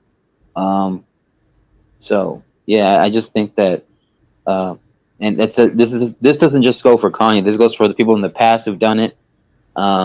There's people who want to hold people to the fire, but they are hypocrites as well. Did the same thing over a few years ago, yeah, that's basically all I got though for right now. All right, man. Thank you, Marcus. Appreciate you. All right, Vagoda. Yes, yes. You hear me? You got 2 minutes, man. You got 2 minutes.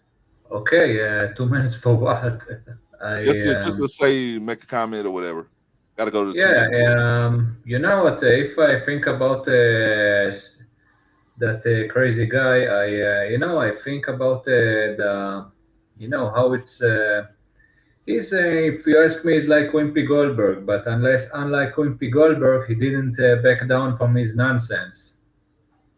So that is a very dangerous trend, if you ask me.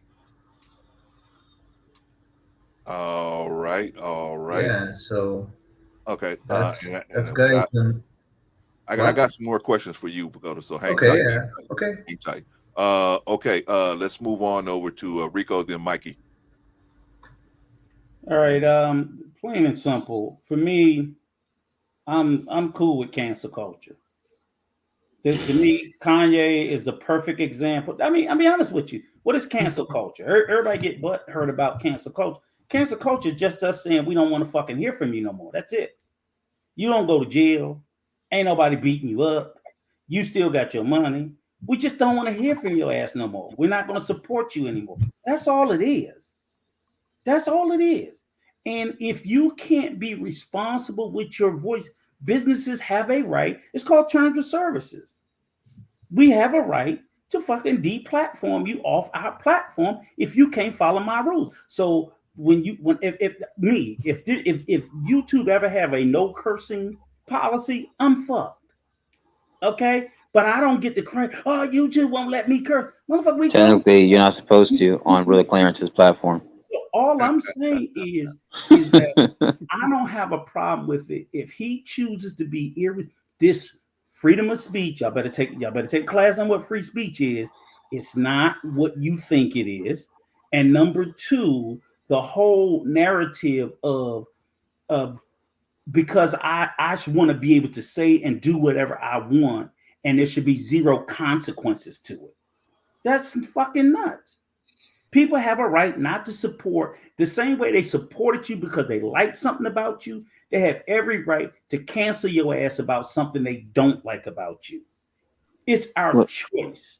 And Well, Clarence, could I make a little rebuttal to that? You can't shame people into continuing support.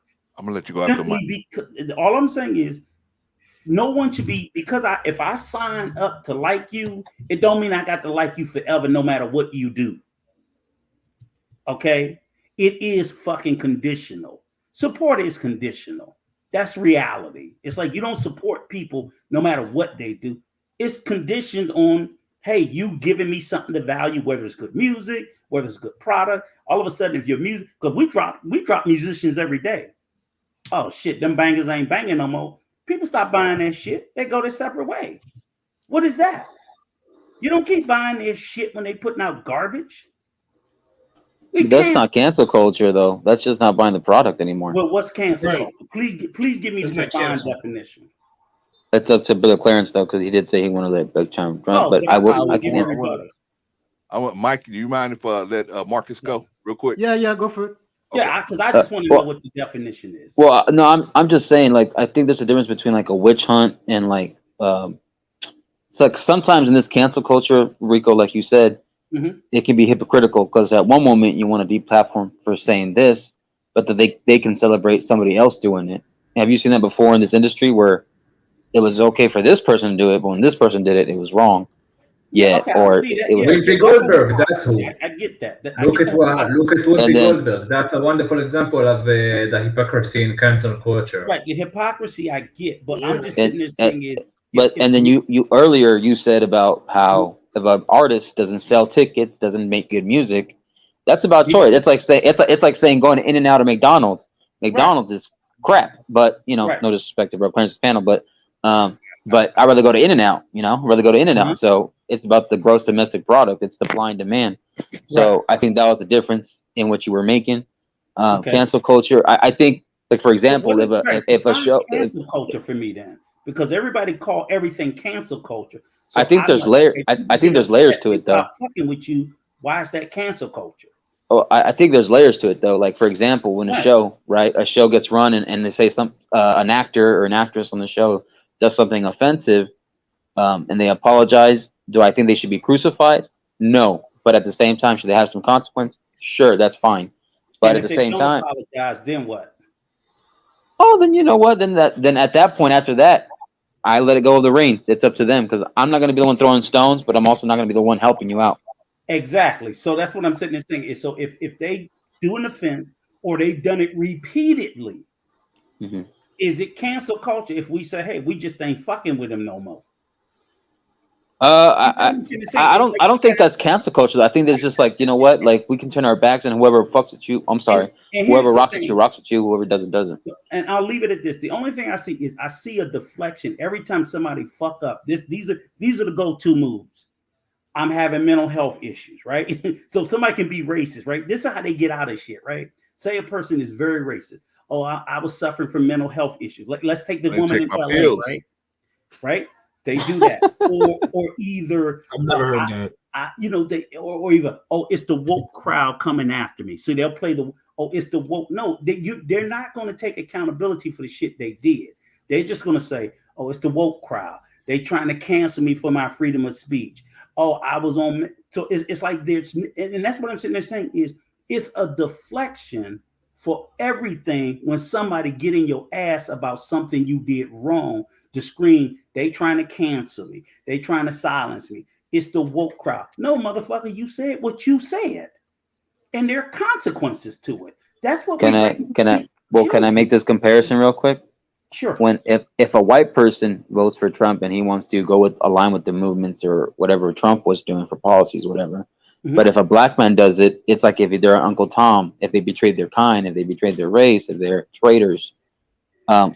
Do you see the hypocrisy in that? Because if a black person has a right to do and choose to vote, but then a white person does it and it's not as frowned upon on a white person, but if a black person does it, do you think that's fair as well? I don't think it's fair, but I don't think it's necessarily looked at that way. I think people who want to vote for Trump want to say that they're frowned upon, but I don't see nobody black fucking with nobody black about the way they vote. They might just, I'll look at people who vote for Trump. That's where you're wrong, Rico. Uncle Rico. No, I gotta say some of that.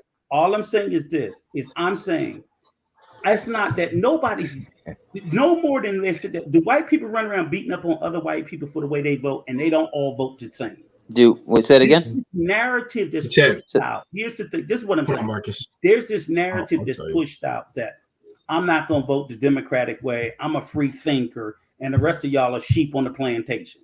Do we not hear that every day? Yes. Do we not hear that every day? Yes. So in some spaces, yeah, sure. Some spaces, yeah. So you I'm an independent thinker, yeah. Let me finish. So you see how these narratives are being written over and over. Now, I don't think everybody on the right say that about everybody that vote Democratic. But then by the same token, they'll say, oh, see, and if I vote for the Republican, they want to call me an Uncle Tom. People over here on the other side, they don't give a damn about how you vote. I don't think either side gives a shit. I think we throw shade at each other as a talking point. But Uncle Rico, we've also seen people that Gentlemen, that's all. Put a pin in that one. I got to move the ball around. Man. Okay, my bad. I got Mike here. I got Pagoda here. I got Jay here. I got I have a question. I have a quick question for you guys. The Democrats are originally the party of the South, of the Ku Klux Klan, from what I know. Correct. So how the hell is not voting for the Democrats makes you an Uncle Tom? I'll explain that switch to you. I'll explain that switcheroo, how that happened in the 60s, the late 50s and the 60s, and I'll explain that to you. Pagoda, but let me get Mikey in here and let me get Brian in here because they both been sitting quiet, patiently waiting their turn. Do I know Mikey?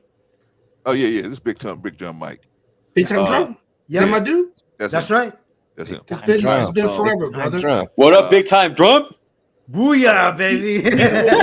My bad. Shout out to everybody on the panel. My bad, though. We need you back on the stream, brother. I miss talking to you. All right, I owe you that much. I owe you. Okay, that much. dude. This is what we're gonna do. We're gonna go Big Mike, and then we're gonna go Vaughn, and then we'll toss it up. We'll see, or maybe we'll let Pagoda answer this question after that. Okay. So we got Big Mike. What you got to say, brother? I just want to make a point because, or rather, piggyback off of what Rico was saying because I heard something interesting the other day. So I don't know if you know about this. There's this officer from Atlanta. I think you guys may know him. What's his name? Nathan Deal. Nathan Daly. Okay, right. Okay, go ahead. Patrice's favorite law enforcement. All right. So wow. Here's what I'm getting at. Right. Check this out. Here's what I'm getting at. So he made a very interesting point by asking the person that he was talking to about the difference between blacks being killed and whites being killed by police in America, right? And because the guy was black, he naturally said blacks. But Nathan pulled up actual stats, and the numbers of the white people being killed by police was way more than the blacks than you could have ever imagined. But the reason why I'm bringing this up to piggyback off of Rico point is that sometimes, you know, it's not what things appear to be or it seems like. Because, for example, with that example, the reason why it seems that way, because it's promoted more, it's pushed more. So it doesn't say that the whites are not getting killed. It just means it's being pushed more. And the fact that it's being pushed more, that's what we want you to believe. So if you think about what Kanye is saying in his frustration, you know, he's just saying, look, I'm just tired of, you know, of getting the short end of the stick. And you guys seem to be getting the better end of the stick, even though the way you're making it seem, it's one way, even though the reality is a different thing. I don't think anybody has a problem with that, Mike. The problem No. the condemning of the whole group of people. Right, but this is what I'm going to get to. Right, the people that's actually you working with. Right, but this is what I'm going to get to. Right. So now again, I don't agree with Kanye's sentiment, right? But I'm just drawing that example to say, this is the impression he's given me to say, this is what it appears to be happening as far as he's concerned. And that's his frustration, right? Get that. Now, so on top of all of that, the problem in a lot of what he's saying is the presentation. You dig? So him saying about the Jewish and, you know, and this and that and blah blah blah blah blah blah, you know, the presentation was just completely bad. All right, and the fact that the fact that the presentation was just completely bad, that's why we're all saying, Kanye, you know, we get you're frustrating, but, you know, you're wrong for a lot of what you're saying. We're not telling you, you know, your freedom of speech is canceled or denied. We're just saying your presentation was bad because, and that's why I was saying earlier was that Nori went on to Hot 95 and he had to clear up, you know, the fact that he had to check Kanye twice on certain subjects that y'all didn't get to see. Right. You know, so of course Nori had to make sure that this wasn't all going to fall on him, because he's just saying, look, I didn't make Kanye do anything that he didn't want to do. You know, I'm just here to just have a conversation. And I just let him talk. But at the same time, I have to be responsible and say, wait a minute, Kanye, pull your brakes.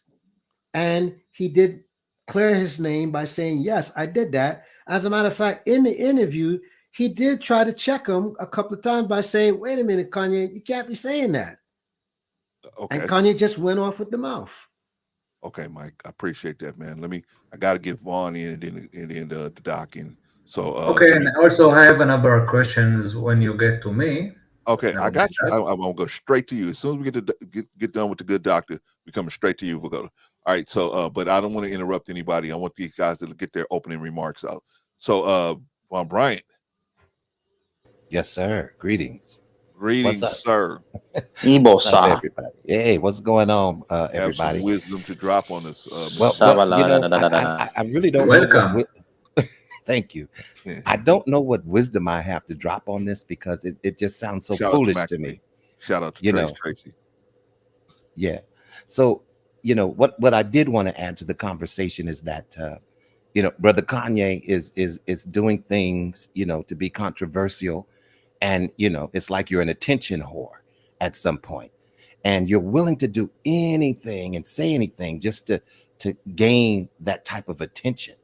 You see what I'm saying? Now, he's already relevant.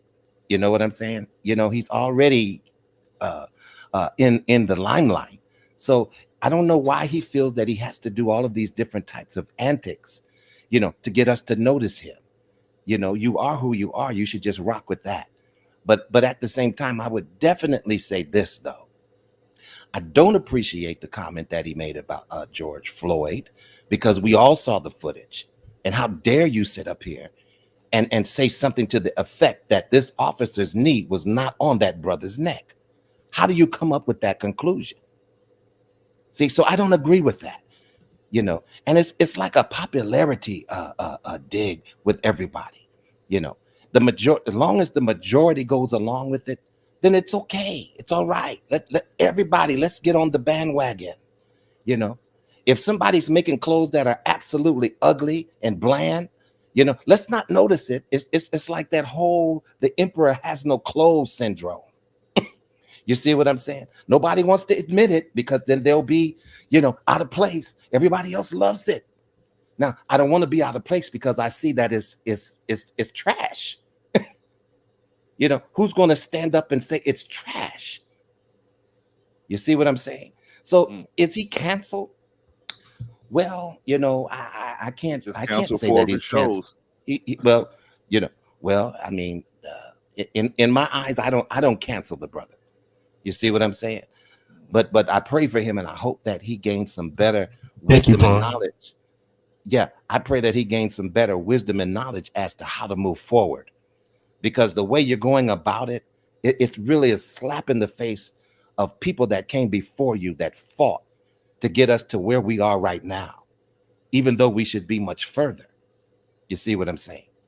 So, yeah, is he canceled? I don't believe that the people are going to cancel him. You know, don't forget it was the majority. You know, people love to follow the majority. Yeah, even if the majority is wrong, as long as I'm a part of that whole clan of people, you know, then I can go along and get along, because I don't want to be contrary now, because they may put me out of the majority club. See, don't forget it was the majority that said crucify him. See, so yeah, and they went on to do that. Yeah. So yeah, so that, you know, that's pretty much all I have to say. I'm not going to be up here long, but it's good to see Brother Mike up here. I haven't talked to him in a while, man. It's been a long time, my brother. It's been a while, man. Yes, sir. Yeah, hopefully everything is going great for you, sir. Yes, sir. Thank you. We got to start talking about Kanye more. Get Mike up here, man. All right, all right. Let's move over to the doc, and then we go to. All right, Doc, what you got to say, brother? How y'all doing? How y'all doing? Everything. Well, I was having a conversation last night with a few brothers, and it seems to me like they just got clogged up on the George Floyd part. You know, I think they missed the majority of his message. He's in a space. You know how it is, going through adversity. Like he said, he was down 53 million. Nobody, you know, everybody want to give him advice now. You know what I'm saying? But nobody was there when he was at his lowest point. I didn't hear anybody mention that he basically compared Plan B and abortion to the Holocaust, you know? Yeah, I remember. That's what's happening to all of our black babies. And I mentioned that on some panels before. You know, it didn't really get too much steam, you know. But see, here's the the thing, power Doc, of media. Doc, here's the thing. So when he made that comparison, the Jewish fella never said, well, all black women are this. So you see what I'm saying? That's they do that though. They put us in a boat all the sure, time. I'm sure, but he didn't do that. They say a black guy did this, a black guy did that, just like the hoodie thing. I'm sure, brother. You know, and we ain't. I don't they think put us in that boat all the time. Any of us up here are And who are you talking about? Who put you in that boat? Hold on, Pagoda. None of us up here are thinking enough. That there's no everybody's walking around with halos and chicken wings on their back. We understand that there's going to be things that people are going to do. What I'm saying is, the dude publicly said this stuff. He publicly said this, and which that is like that's like for example somebody saying so, like for example, what if a Jewish person said, "Hey, all you niggas are doing this, you know what I'm saying, or all black people are this, right? And every black people that come into my life is a problem, right?" The first thing I would say is, no, it's the black people. Well, he didn't say all though. Yeah, but he said he specifically said that he wasn't talking about all Jews. He said the meaning it's a definitive. Yeah. Unless the people running the media. Let's do the math. Running the media that got us out here looking stupid on TV. There you go. Okay. Bro, Jews don't run the media. Wait. They dumb down hip hop. I'm gonna let you. Go ahead. What? Hold on, Pagoda. I'm gonna let you respond. But hold on, Doc. Bro, dude, you gotta get out your feelings, bro. I'm not that dude, bro. Doc. What I'm saying is he used the definitive article the Jews, and so that's a whole set, right? That's a whole set of people, and so what I'm saying is let's get the Jews that you talking about. Let's get those Jews. If those are the Jews that's causing you a problem, let's get them. Let's don't indict the whole people, because if we indict the whole people, then we're gonna have this backlash. We're gonna have all this misunderstanding, and it's gonna puff up into something that's unnecessary. If you can say, "Hey, this, Pagoda did this to me, and Pagoda did that to me," and okay, now we know the Jew that's the bad guy. Let's get that Jew. Let's not say all of these Jews, because all the Jews ain't like that, as far as I know, because I ain't never met them all. But you see what I'm saying? But if we put that kind of rhetoric out there, what's going to happen is that's the same thing that the Ku Klux Klan were looked at as heroes for saying all black people was wanting to murder and assault white women. The Birth of a Nation, they were looked at as heroes off the same rhetoric. And so that's what I'm trying to say. Okay, yeah, there's black people that do bad stuff. Okay, let's get that black person. Let's not say every black person. So let's not say every Jew. Let's say this Jew. This Jew did this to me. That Jew did. But he didn't say all though. I watched the interview. No, I know, but he didn't say all. When he said the Jews. If I say the blacks, and I don't put a qualifier in there, then that's going to be the whole set of black people. If I say the blacks, right, I have to put a qualifier in there and say the blacks that I deal with. Now I'm qualifying. It's kind of like saying poor people or rich people, kind of in a way. He didn't do that. He just the whole set, Doc. That's all I'm saying, brother. I'm not saying that there's all the Jews are great guys and all the black people are saints. I'm not saying that. What I'm saying is there's some bad black people, there's some bad Jewish people, and and some of them are in the music industry. That's true, but we got to be more precise. Run the media. But I'm gonna let you finish, Doc. Go ahead. No, I just think, we just jumped on the George Floyd thing and we kind of missed everything else, I think he's a person that's in a position to actually help bring more blacks up to the top, because we clearly at the bottom. I mean, we 1/2 or 1%. I haven't did the wealth fund with the Jews on, they own most of the football teams. You know what I'm saying? They own, they get paid off of all, the black people, what we do, everything that we do, they end up monetizing it. That was, can I talk or not? Yeah. Go ahead. Because I'm pretty sure you'll get another chance to talk and you can address. I'm gonna give you a chance to respond. Some stuff, bro. I'm just basically translating what Kanye's whole gripe was about. He's tired of it. He's tired of our people being at the bottom, and we bring all the ideas and everything to the table, and we at the bottom. You feel me? So okay, I think that's what he was more. Are you getting are at. you ready to let Pagoda respond to you?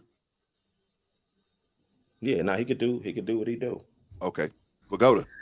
I'm trying to be respectful, but what the hell, bro? Jews don't own the football in your country, and let's put something straight. The Jews in the USA, from what I know, are less than 3%, and those they're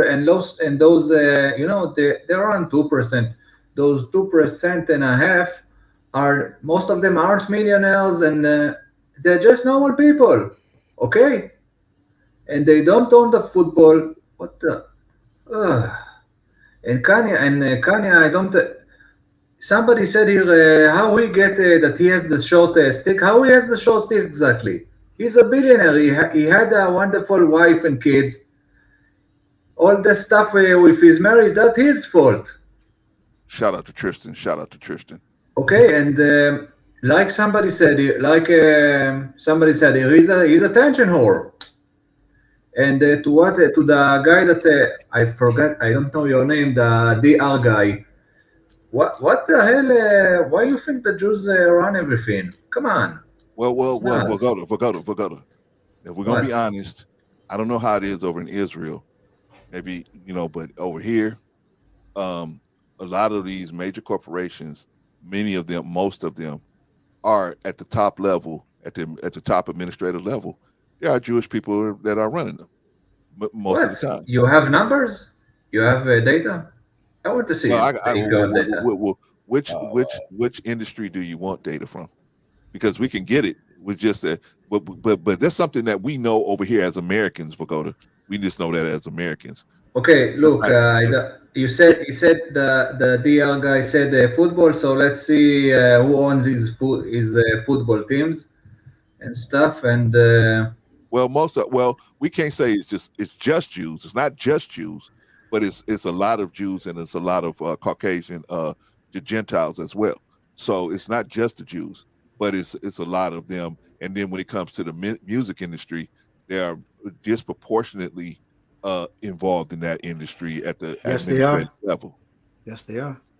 So I mean, so that's just the reality over here. So I'm just giving you that information because you may not know that living over in Israel, you may not know that how true that is here, but it's definitely true here. Again, guys, 2% of the population in the USA. Come on. Because we just telling you. Okay, but because of a few billionaires now, because of a few billionaires that happens to be Jewish, now I'm supposed to be the top dog in the USA. No, I think what people are seeing is, and unfortunately for us as Black people, we don't move this way. Whereas where we see other people, not just the Jewish people, but other people, they move a certain way where they set up an infrastructure to be able to pull the next person up and pull the next person, set up a businesses or set up industries to be able to pull the next person up. So because Black people, we expect other people to do this for us sometimes. We expect, since we're doing business together, but we don't understand that, at the base level, everybody's going to look out for their interest group first, and then whatever they got left over. Like, for example, let me explain something to you guys. Let me share something with all you guys. Did you guys know that we are doing a backpack fundraiser? You guys knew we were doing a backpack fundraiser, correct? Yes.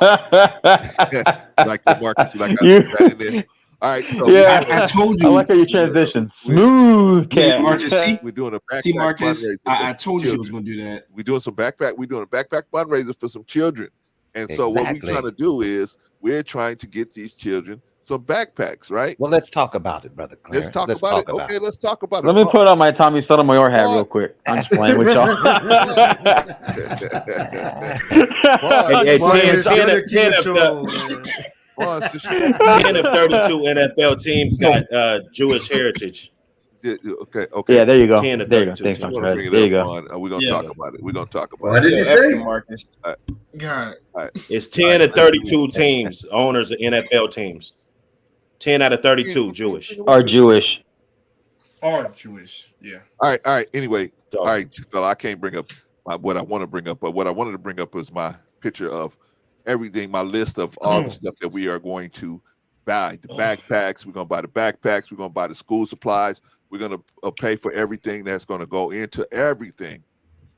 And guys, all we need is a couple of $100. And don't forget the laptop, brother. You keep forgetting the laptop. The laptop in the name of the beautiful sister Sophia, we're going to give one of the kids a laptop. Now, what brand of laptop is it though?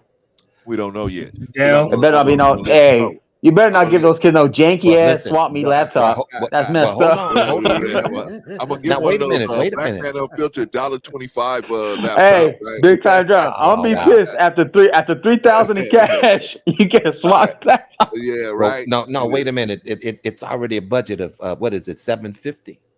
Brother Clarence. That's the budget that I want. Okay, so I think that would get a pretty nice laptop for you. Yes, absolutely. They get a decent one, but not like I think that those funds alone are enough to get they're going to have nice. The protection plan.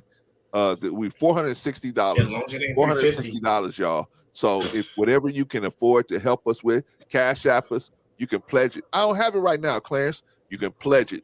You can say, hey, you know what? I don't have it today.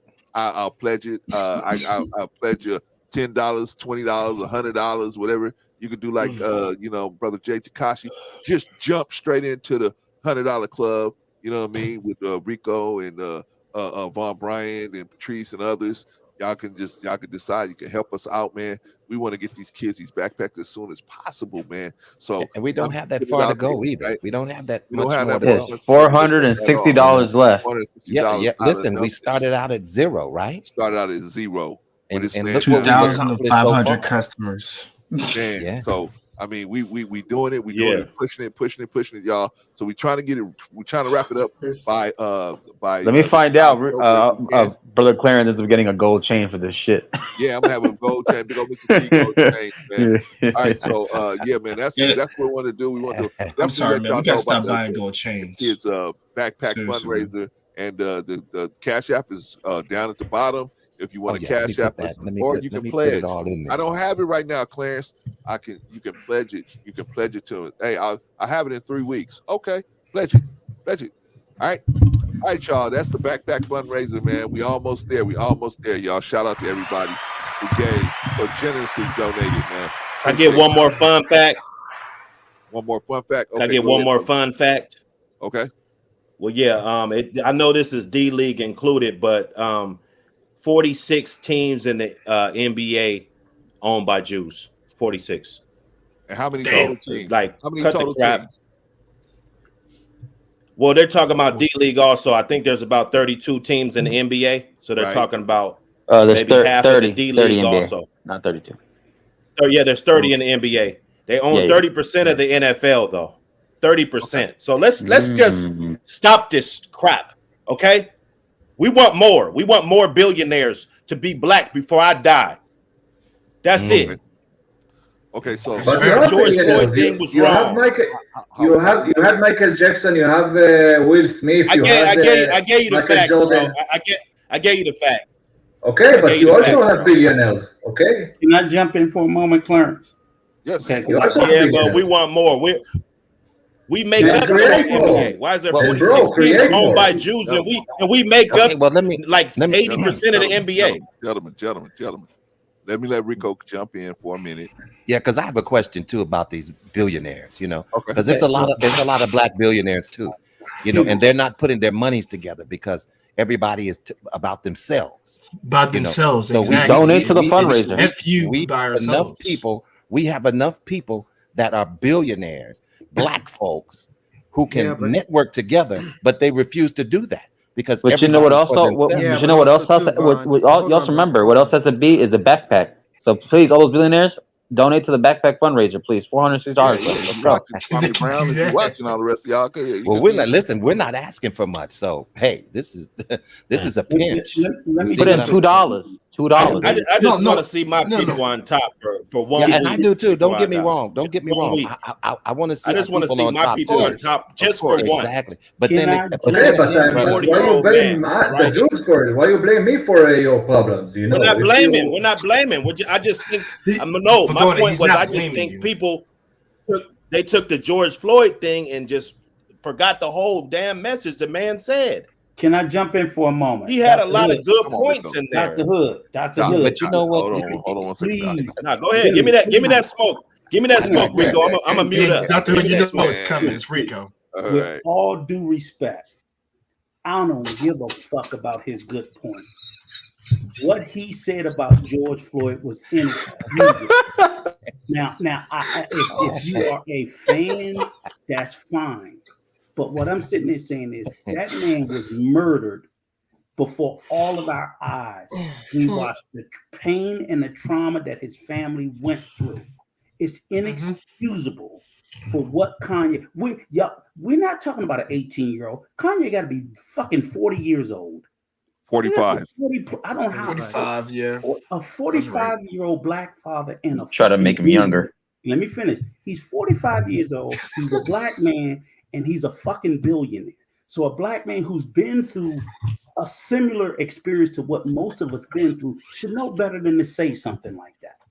Okay? So he's not that detached. As far as I know, he's been black all his fucking life. If he been black all his life, how the fuck he fix his mouth to say some shit like that? And he's a billionaire. And he's supposed to be so, and he calls himself a genius. A fucking genius would be smart enough to know that that was such a fucking stupid thing to say.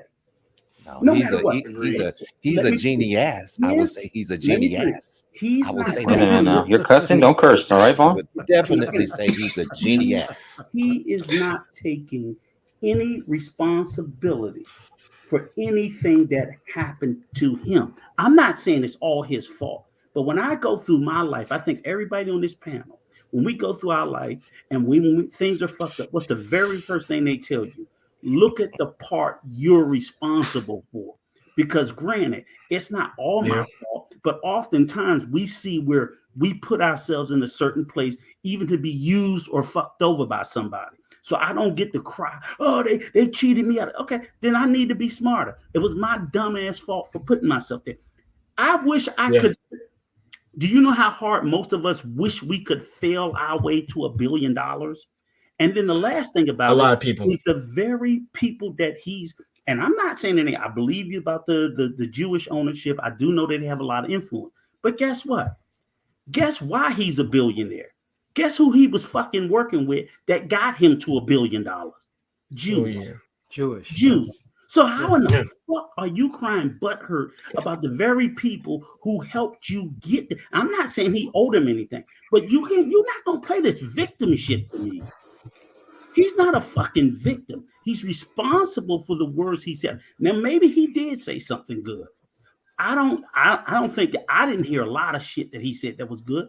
But once he went into that George Floyd shit and that White Lives Matter shit, that's when you lost him. It's buffoonery. Yeah, that was way too far. What he has to say. Exactly. He lost Rico with that shit. I never. And he lost me as well. Let me say my disclaimer. Let me say my disclaimer. Now, I disagreed on a lot of stuff that he said, and I was never really a Kanye West fan like that. Right. But a lot of stuff that he said really resonated me for the first time, though. For the first time, you know, like they're really doing everything they can to shut this dude up for what? So he can elevate our people. That's really what he wants to do. He doesn't sound like he's against black people at all. I don't see him elevating us though, and maybe that's where the misconception is for me. Right, exactly. I don't see him. Wait. Well, hold on. You take a picture. You take a picture with Kanye West. You're gonna be a millionaire in a week. Hold on. He's elevating everybody he walks around. How maybe you can point out the areas where he is benefiting black people. That's my question.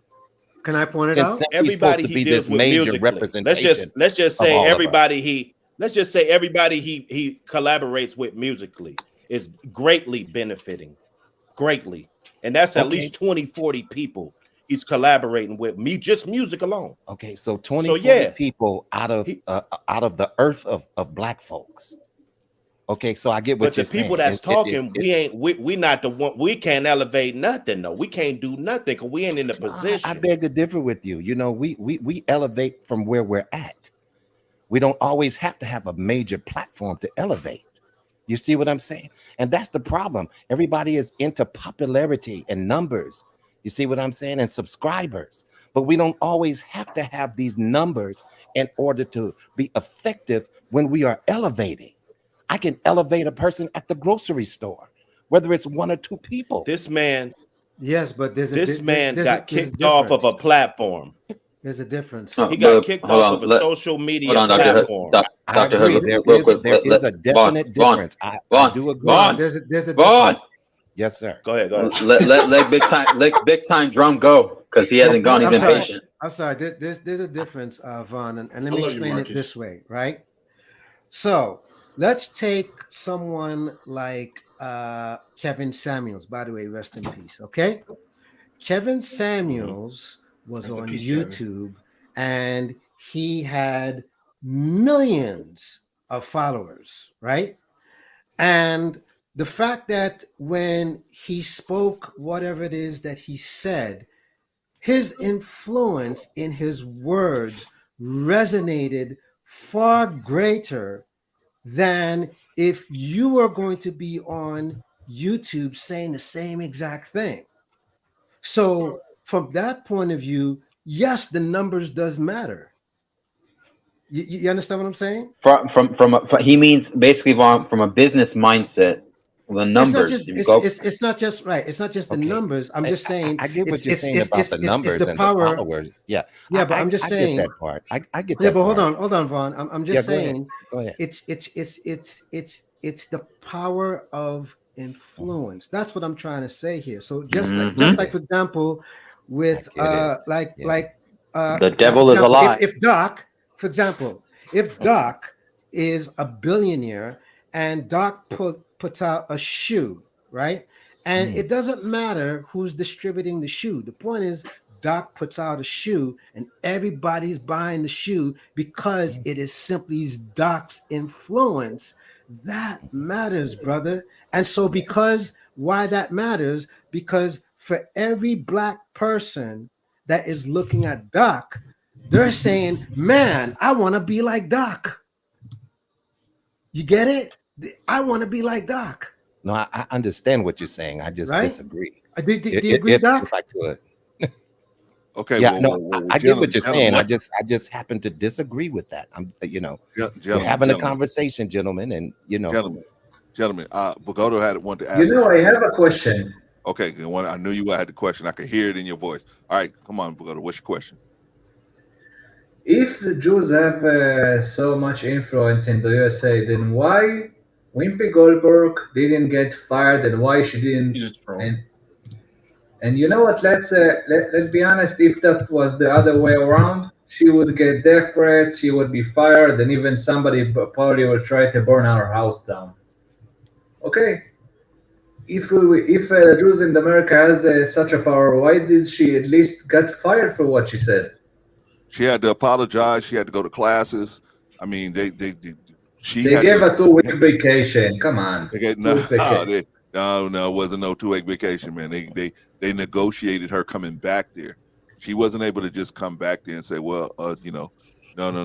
Same thing with Nick Cannon. That he had to negotiate his way back into doing the things that he did based on some of the things he did and said. So was that with Viacom or with Vanguard of Brooklyn? Still, she would. If Jews had such a power, I don't say the Jews doesn't have no influence in the USA, but let's remember that Jews in the USA are not collective. Most of them are peaceful liberals that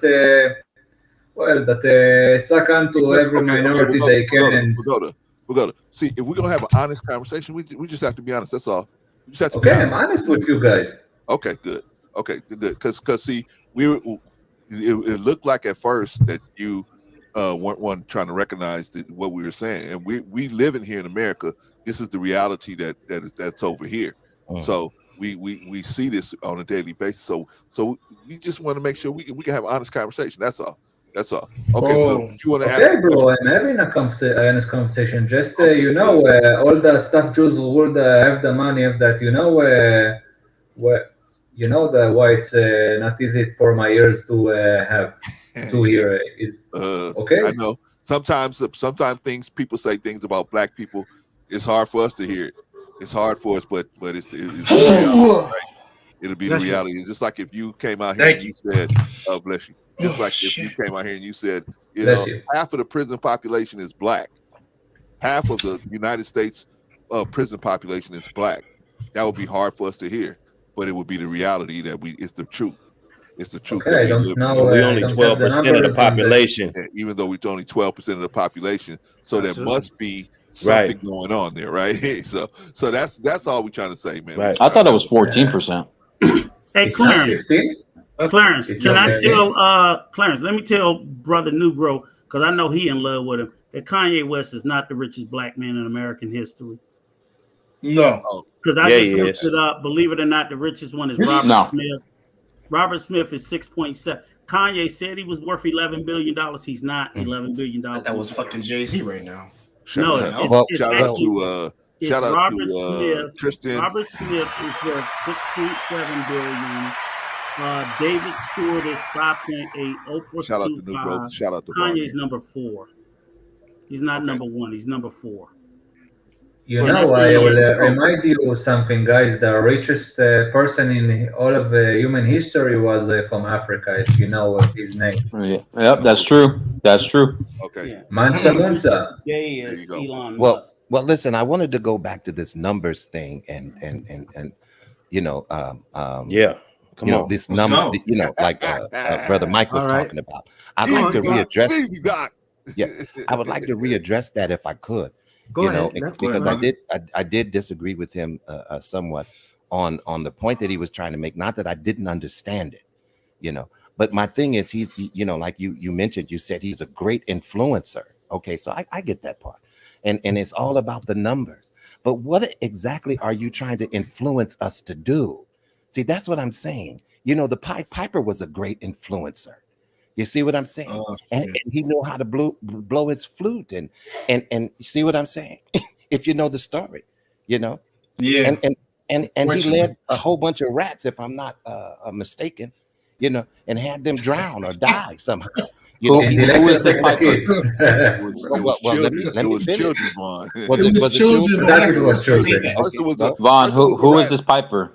I've heard it before, but I don't know what Piper is. Well, okay, let me give you the quick version. Okay, so Pied Piper of Hamlet. All right. They hired this Pied Piper because they got all these rats in the instead of cleaning up their spot, they say we're gonna just hire this dude to get all the rats out. So they hired this flute player to get the rats out, and he leads the rats out, right? And they fall over the cliff, right?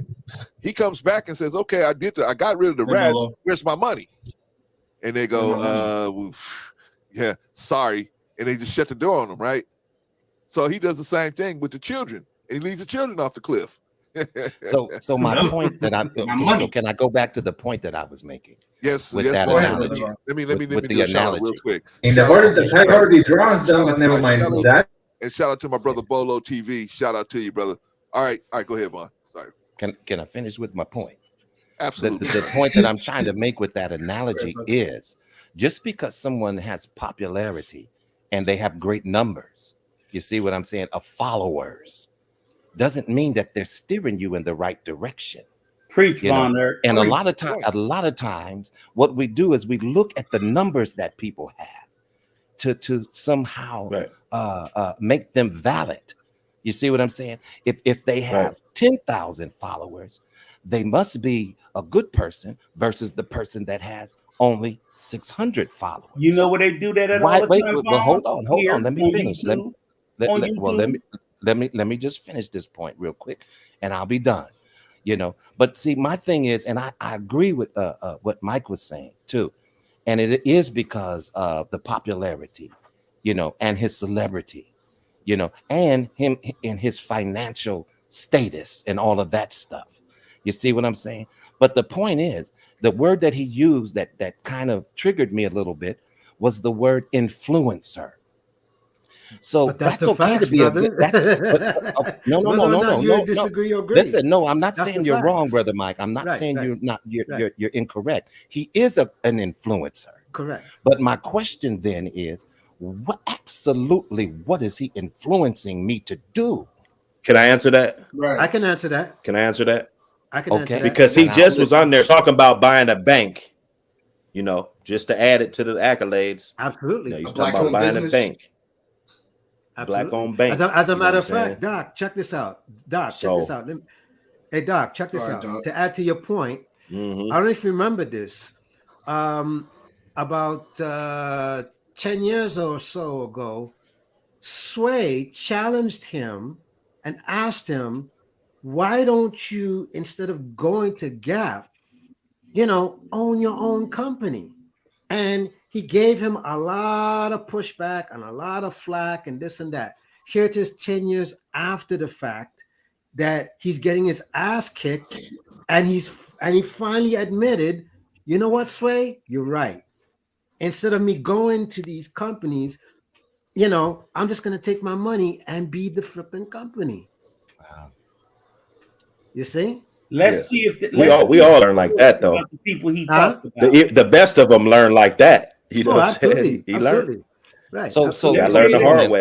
So Let me tell you gentlemen, this. are we actually on this panel stating that we should get on the bandwagon with Kanye West? Is that the premise That's not here? what Is that- anybody's saying here, though, Vaughn. That's not I what we're just wanna saying. make- No. That's not- I'm saying Hold on, there's a Dr. Hood. whole Hold on, Dr. Hood. list of other guys that we could cancel before him. Trust me. Yeah, No, that's, yeah, but that's like true. I That's said- fair. like I said However, earlier, I'm not here to however, cancel anybody. I'm no, not here to but cancel however, Vaughn, anyone.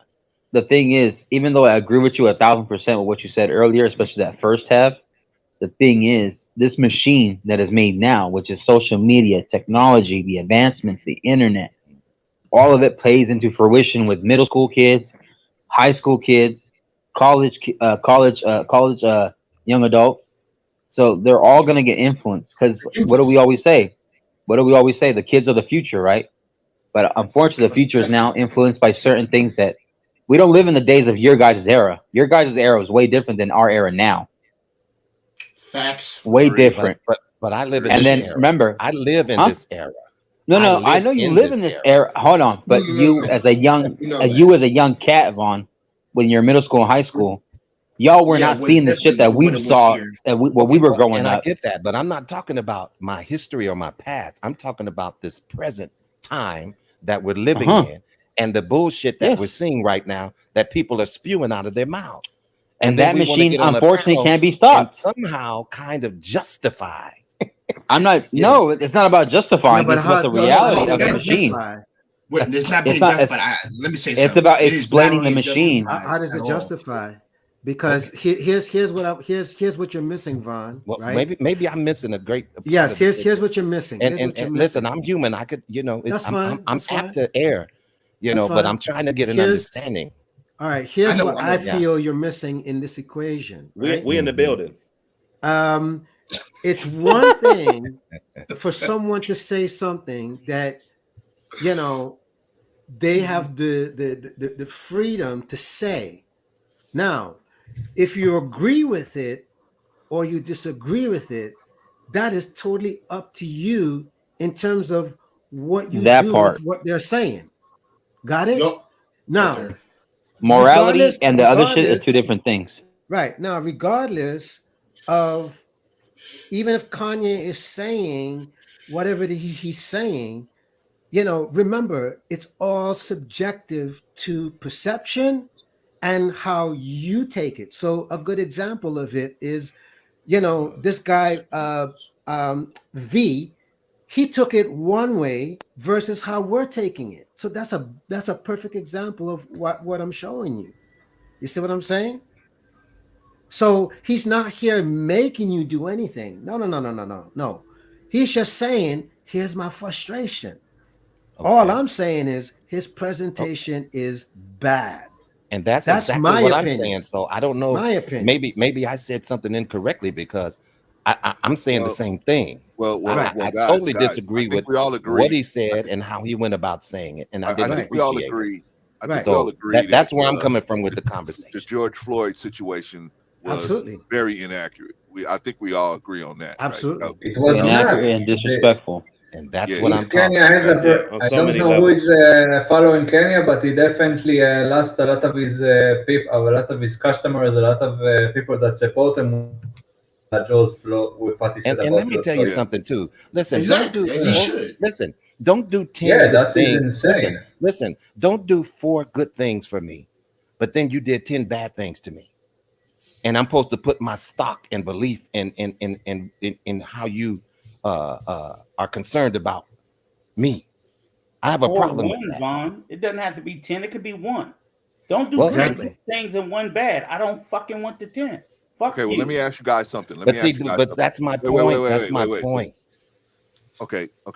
Let me let you guys get back to that. Let me let New Growth get an opening statement, and then Vaughn, you can finish this. No. I think I'm done with it pretty much. I don't know if I could make any further points on this. I think it was pretty clear, where I'm coming from with it. But I do appreciate everybody. I do appreciate everybody's opinions. I don't discard them just because I may be a little bit in disagreement with some of the comments, and that's okay because that's what we do when we have a conversation. But respectfully, I may see it a different way, and that's okay because you all are trumpeting. I mean, you all are building this brother up because he sees things a different way. Isn't that correct? Aren't we all championing him? Aren't we all championing him? Yeah. Champion who, Vaughn? Kanye West. Kanye West. No. No. No. I think Kanye West. Hold on. accountable Time for out. what See, we're Vaughn? doing. Well, he's See, a Vaughn, you're genius, listening right? to respond. You're not listening to listen, Vaughn. No. I'm saying what Hold I've on. been Time out. hearing. No, but time out. Because earlier you said that some of us were justifying it. We're not justifying it. Like it. No, Well, I'm not Rico, that's well, let me Rico. do it. That's just your drunk ass, Rico. Wait. No. Vaughn, Listen. hold on, Brother Vaughn. Marcus, I'm not No, talking Vaughn. about everybody on this panel. I'm not speaking That's about But you did everyone say on this justify panel. though. You did I'm talking say about people justify. in general.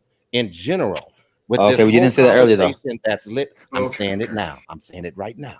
With every conversation that I've heard concerning this issue, there's a whole sect of people that are saying this brother is a genius. And oh my God, he's so right. And he's just, he's all of this and that. I disagree with that.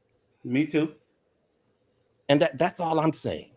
So let me ask you something, Vaughn. Just to flip it in a different manner, right? Okay. If I said to someone, Vaughn is a genius at singing, okay, and Buy his album now. All right. So, Sing to us, Vaughn. Sing to us. Come on, y'all, because I got to get New Growth in here. Come on. All right, no problem. I say Vaughn is a genius at singing, right? And then one day I go to see Vaughn, and Vaughn is just having an awful day, and he's just singing bad. He's just singing wrong notes, all this other stuff. Does that take away from the fact that Vaughn is a genius because of that one night? No, and I wouldn't say that. So I definitely understand that aspect of it. What you're saying. So I'm not ignorant to that fact. Right. You know what I'm saying? The problem that I'm having, and I'm pretty sure maybe many of you probably maybe have this problem or maybe you don't.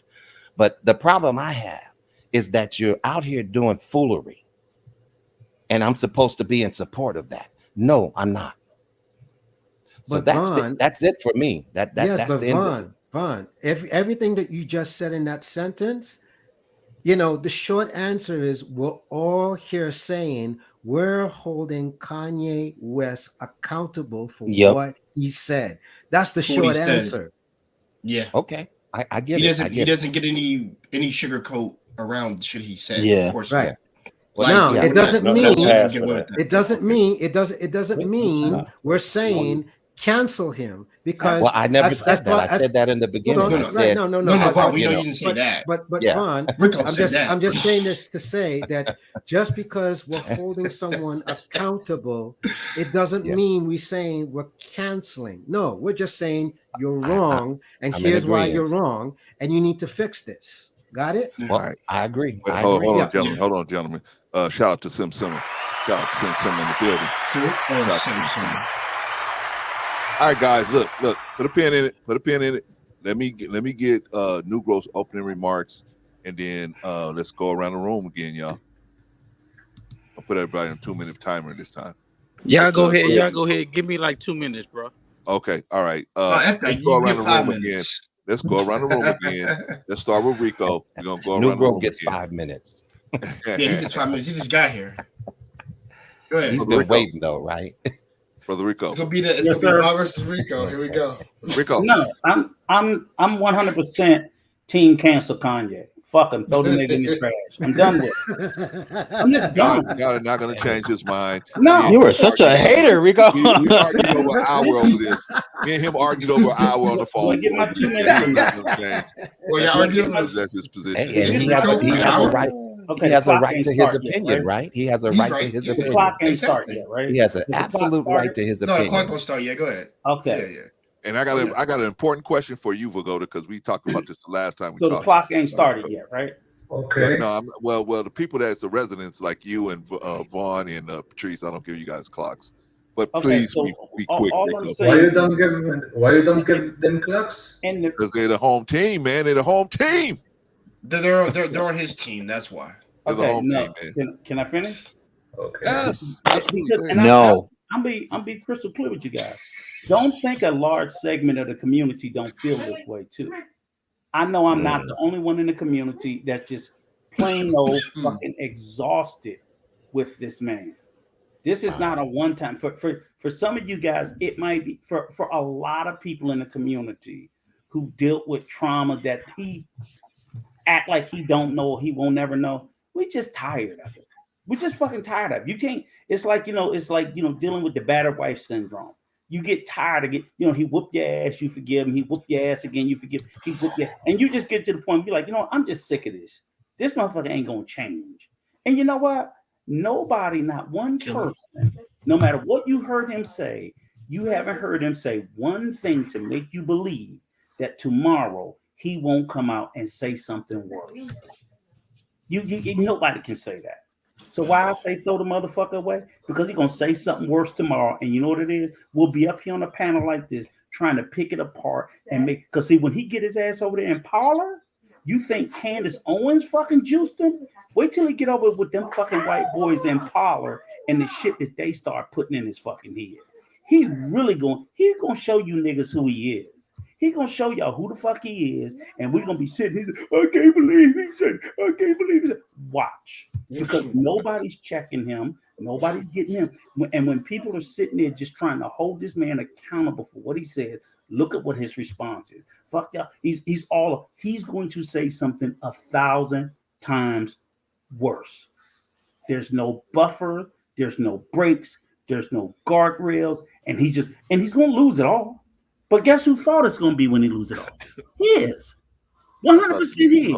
Them four fucking biracial mixed kids he got that he keep trying to throw the word black around, right? Which I think leave the kids out of it, Rico.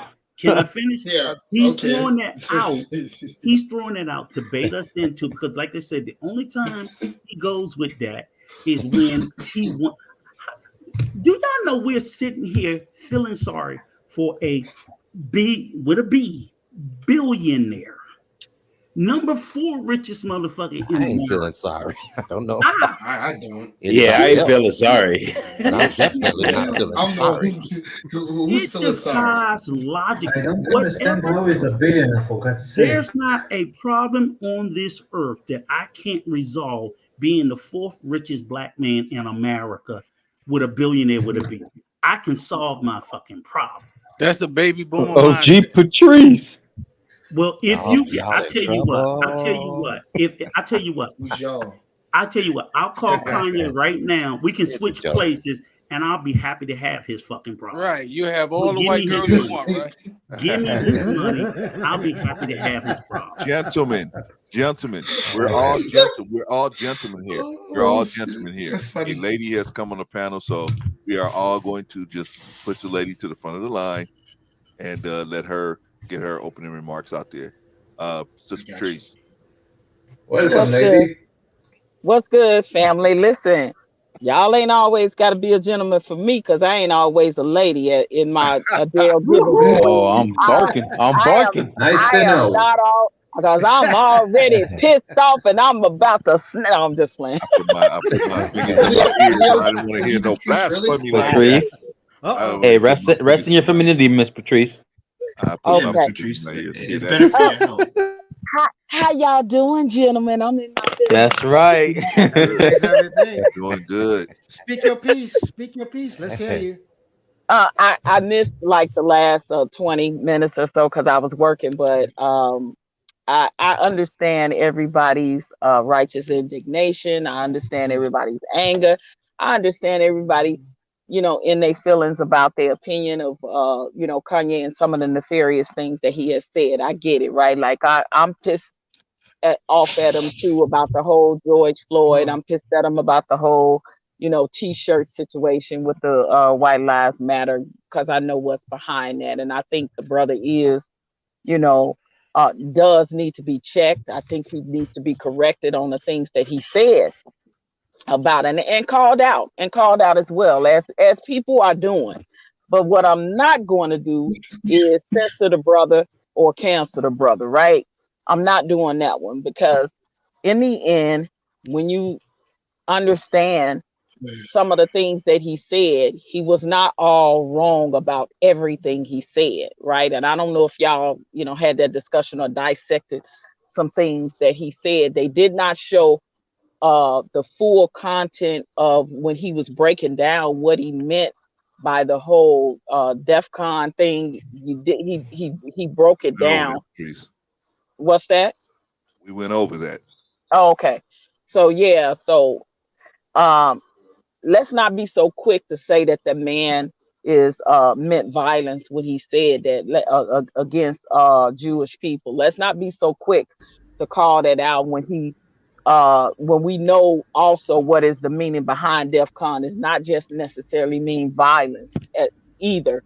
And also, yeah, if you want to call him out about, the nefarious stuff he It's said, declaring war. if you want to choose to be done with Kanye, that's your personal choice. But what we should not do is censor people, and we should not cancel people.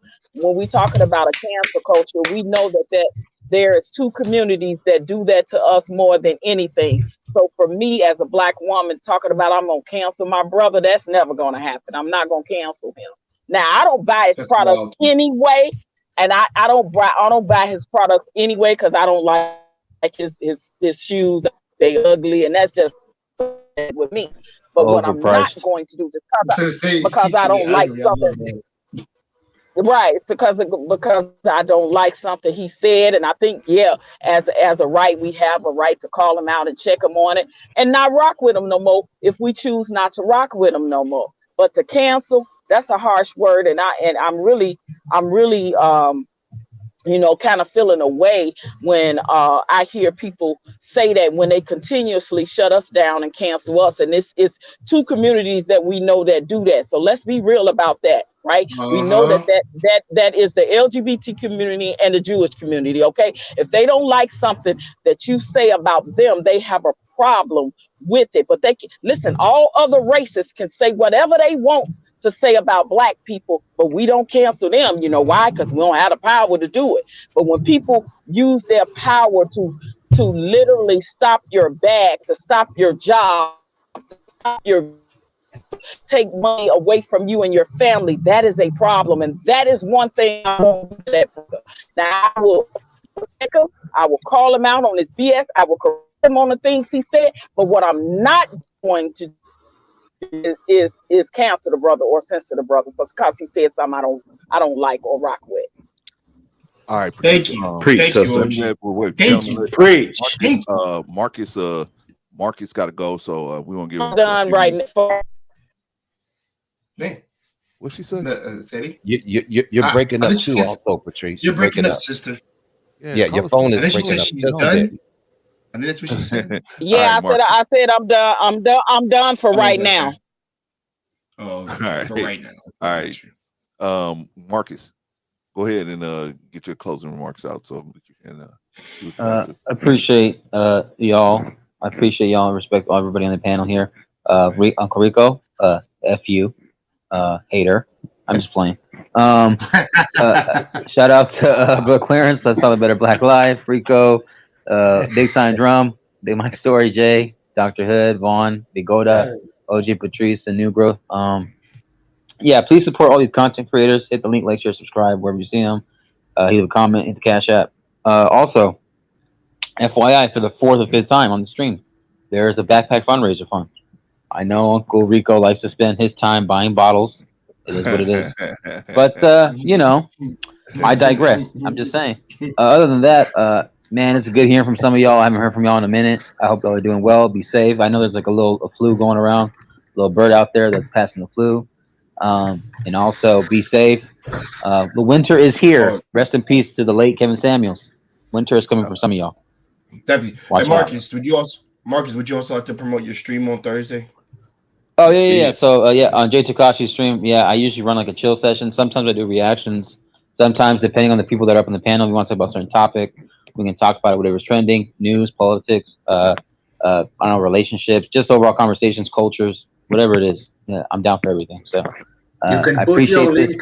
You can put your link in the private chat. Okay, Jay Takashi, if you can do that, bro, because I'm leaving. But I will do that. Put them in. Yeah. But other than that, Brother Clarence, I appreciate y'all, man. Respect y'all, much love, and be safe out there. Same here, brother. Same here. All right, Brother Marcus, you be safe and be careful, man. All right. Let's see. Later, Marcus. Let me see. Let me do this. No more drunk jokes from Marcus now. Let me do this. That's my brother. Y'all know I love him, but he gets Rico going at one time. All right, y'all. So I got a question for everybody. Yes, sir. Now, if Kanye West did open up a bank, right? Let's say he did open up a bank. Comments that. I'm sorry. Excuse me. I had to cough. Shit. Excuse me. Sorry about that, ladies and gentlemen. I'm sorry. What did you say, brother? I almost called you Kanye just there. What did you say, Brother Clarence? I said if our brother Kanye decided in his what do you call that march to try to create businesses or whatever, right? He decided to open up a bank, Kanye's bank, right? Kanye's bank, Yee's bank. Would any of us actually put your money in it based on some of the things that he has done publicly and said publicly? Would you be how confident would you be in putting your money in his bank? Do you want me to start? Yeah, anybody. Sure, I can start. I love you, big time, Joe. Okay. For me, it's a two-way answer. I wouldn't put my money into Kanye's bank or anybody's bank based upon their personal lives and what's going on or whatever their political issues are and gripes and things like that. No, I'm going to put the money into the bank because what is it that the bank is going to offer me that is going to be the best benefit for my life? And if Kanye is going to give me a great interest rate, if he's going to help me to double my money or do something a lot better than what the average bank is going to do, Mike, then I would consider it. Mike, you know that banks do not double your money; they double their money. So they're not but I'm answering the question by saying if that's what he's going to offer, then I can that's my answer to say that's why I would do it. But if he's not offering anything that's going to make me feel like it's worth putting the money into, then the answer is no. But at the same time, if you're basing this on what he's been saying and all this other stuff, then the answer is obviously no, because I don't make my decisions in terms of putting my money into a bank based upon what the president, has said about this and said about that. No. Okay. Anybody else? I'll go. I'm kind of with what Mike said. If he is offering something specifically for our people, better deals on like loans, mortgage, housing, bank interest is lower.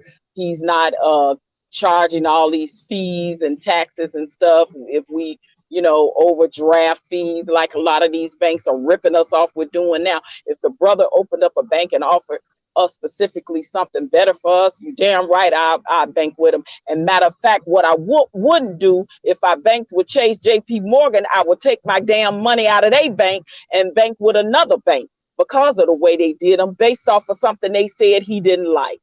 And I'm just gonna say that. All right. Anybody else? What about you, Doc? What about you? If I lived in the area, the bank was there, I might get a little debit card, Test them out, see how strong they are. Yeah, put a couple chips in there, nothing major. I usually go off of maybe like my first bank was a credit union that my mom used. You know what I'm saying? She got a loan for her crib from that bank, it was smooth sailing. She kind of knows some of the people up in there. So that was how I started banking. So, yeah, if I heard some testimonies and people saying, like Sister Patrice was saying, mortgage rates and different stuff like that, then, yeah, it'll be to my advantage then, of course. Yeah, for sure. Okay. Let me jump over to Vagoda. Vagoda, I think I already know the answer to this, but okay, I have some things to say to our lady, but we will say it later. Yeez Bank of Tel Aviv. Would you go in there and put your money in the Yeez Bank of Tel Aviv? What? Say it again. I said Kanye West opened up a bank in Tel Aviv. Would you put your money in there? Hell no. Hence the reason why we need to be on the same code as they on. Hence the very same reason. The same what as they on? In other words, yeah, he don't want it with her. Let me explain to you, Vagoda. What she means is how you guys are very solid about, because a lot of Jewish people won't even drive in a Mercedes car, right? Just because it's a German-made car, right? That's how strong they feel about the Germans, right? Even though it's been like 70 years, they still won't even drive in a German-made car, right? And so what she's saying is we as Black people should have the same understanding when it comes to stuff with us. That's all. That's what she's saying. All right.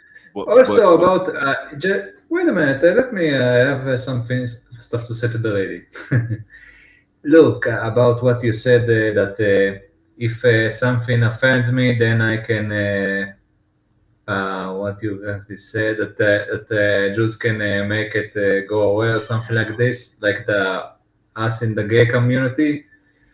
First of all, from what I saw on YouTube, I saw a lot of people bashing Jews in YouTube, and in general, I hear that in a lot of campuses and university in the USA, you can bash Israelis and be racist towards them in daylight, and they will be fine with that.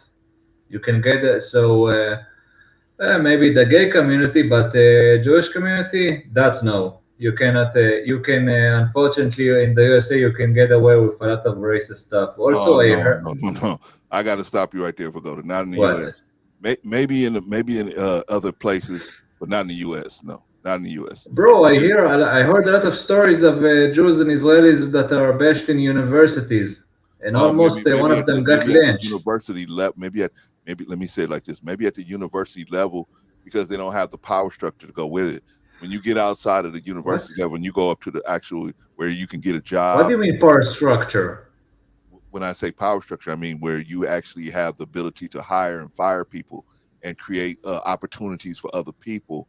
When you get to that level, it doesn't happen that way.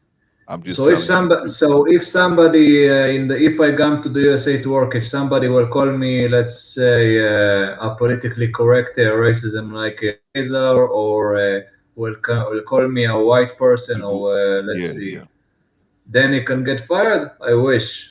Well, I heard from a lot of American Jews, that's not the case. But go to listen, because I teach these classes. They can't. You have nobody can discriminate against you in a public situation, and especially in employment, where employment is concerned. They can't do that. They're not supposed to say something. You can go to the federal government and say, these people are not hiring me because of my heritage. I'm Jewish or whatever, black or whatever. You can go to them and say that, or my sexual orientation. You can do that. Who I'm going to? The federal government. So if somebody is hiring me, then what the hell does the government have to do with that? Because if you're going to run a business in the U.S., the government, because of what happened to black people for so long, but we had what we call civil rights legislation that we had to put into the laws here, because black people were so discriminated against just for being black. But not only but we fought for that we fought for that, just like there were some Jews that helped us fight for that. There were some Latinos that helped us fight for that. But it was mostly black people that were getting the brunt of this discrimination. And we went to the federal government to fight to get these laws changed, so that we would have a place to go to whenever we were getting discriminated against, because black people were not getting jobs just because they were black, not getting services just because they were black, so on and so forth. We had separate. How doesn't he know this though, Brother Clarence? Because he didn't grow up here. But he just knows like about. you wouldn't know anything about Israel if you grew up here. I never been to the USA. When we was talking about Germany the other day, he knew every aspect, right? So a lot of these things, man. A lot of times, this is like go ahead. I'm sorry. I digress. Keep going. I fall back. Okay, look, I don't know what you said about Germany, but we learn here the history about what the German did to us and stuff, but I don't know what goes in the USA in terms of the owner of this channel. That's what I'm trying to educate you. I'm not trying to hold that against you. I'm trying to educate you on what's going on. I know. Because I can tell by the way some of the statements you're making, it's not that you just don't know. I can see that. You just don't know. So that's how this thing is. But over here, we had to do a lot to try to get the right to vote, to do so many different things, just to be able to use public services. We had to do so many different things to fight and die for that stuff. So we understand, and so that's why we have legislation over here where you can't discriminate against somebody because of their religion, because of their heritage, because of their sexual orientation. All of that came as a result of the civil rights legislation. Most of it came as a result of the civil rights legislation. So you do have some place to go. Now I don't know in Israel if you even have to have any of that written into the laws, but we did have to do that here. We had, because the discrimination was so rampant here, we had to go to the government and say, hey, no, this ain't right. I'm paying taxes and Vagoda's paying taxes. How come we're paying the same in taxes, but he gets a better bathroom than me? No. Or he gets to sit in the front of the bus and I have to sit in the back of the bus, or if it's too many white people on the bus, I have to get off the bus. No, that shouldn't be right. And we both paying taxes, we both paying the same bus fare. No, that shouldn't. Yeah, that stuff with the buses, that's sick. But this was the type of things that was happening over here. It's I know about with Rosa Parks. That I know. Are we still answering the Kanye question? Yeah. Let's get about the banking. Yeah, but I want to just close what I want to say. So I believe you, of course. Okay, you are a smart person, and you don't have any bad intentions, so I believe you if you say so. And the rest of the people here doesn't have sick intentions or stuff, or at least most of them, I hope. We just trying to learn, man. I mean, I'm just trying to learn. Yeah. You know what I mean? So I can get a better understanding. I heard a lot of just I heard that the Jews in the USA are their life are getting harder day by day. That's from what I heard and what American Jews that came here told me. But well, in comparison to how hard life is getting for Black people, it's not even a comparison. I mean, you even could. And let's be clear, a lot of Jews in America receive reparations for things that happened to them. We have not received it yet. You know what? I want to ask you something. Where is my reparations? He said they were only getting quarters. Well, I don't know. Where is all those reparations? I don't know. I think that in my understanding is that you guys are still getting money from the U.S. government every year. That's my understanding. If you have a different understanding, yeah, that's my understanding. So look, maybe some scientists and some people in the military here gets money to the army of Israel, and you know what we are developing in our army and with our scientists comes back to you. And we know how much money. How much we are money doing a lot of. I don't know, but you know, at the end of the day, it comes back to you in 100,000 or something. Is this in the billions? Look, this also you gave South Korea money. First of all, but you know, this stuff came back is eventually coming back to you in terms of you know, if we get technology, you get it, and we do some stuff that you don't want your army to do. That makes sense. But if we are discriminated people in this country, right, it's not coming back to us. So therefore, it's not benefiting us. If you're getting billions and we're struggling over here, we didn't get the reparations. How's that benefiting us? That's a but new growth. I don't want to hit him with a bunch of questions that doesn't matter what he says. He has no power to fix anything that we have an issue with, right? So to hit, you know, it's good to get information from him, but as far as like hitting him with a bunch of structural questions that he really can't do anything about, I mean, the only thing we can do is educate him. I'm not Kanye West. I'm not a billionaire. I have a problem with that because he's on the panel talking about what all we need to do with Kanye. See, this is the fugaziness for me. That is the hypocrisy, right? That's just his opinion. And we can address ours. Can we not? Can we not? Oh, yeah, can we not address the fact of the things that has happened to us? And the things that we haven't gotten, of course right? You can address it. Okay. I didn't say that you can't. Hold on. No, I didn't. No, I didn't say that you didn't say I can't. Vagoda, I'm just speaking in general. Hold on. I because see, I don't want to spin our wheels because I do have another question. I want to stay on a topic, which was Kanye West. It's not Vagoda's not the topic. Okay, so wait a minute. Are the rest of the people on the panel going to be able to answer the question? That's what I was waiting on. Because I know you guys, you went around the room. But can we answer the same question? That's my question. Can we reset and just go back to the original question about Kanye's bank? Yeah, that's what I want everybody to answer. Love to get my everybody to answer and give questions. Why? So I got a short answer. I was actually in the middle of before I got cut off. Okay. I wouldn't put 2 nickels in that nigga bank, and he's not on code. I knew you were Vagoda. I knew. And literally, can I finish? Let me finish, and I'm done. He can get his money, his depositors. White Lives Matter. Go get your money from them. Go get your money from them, Kanye.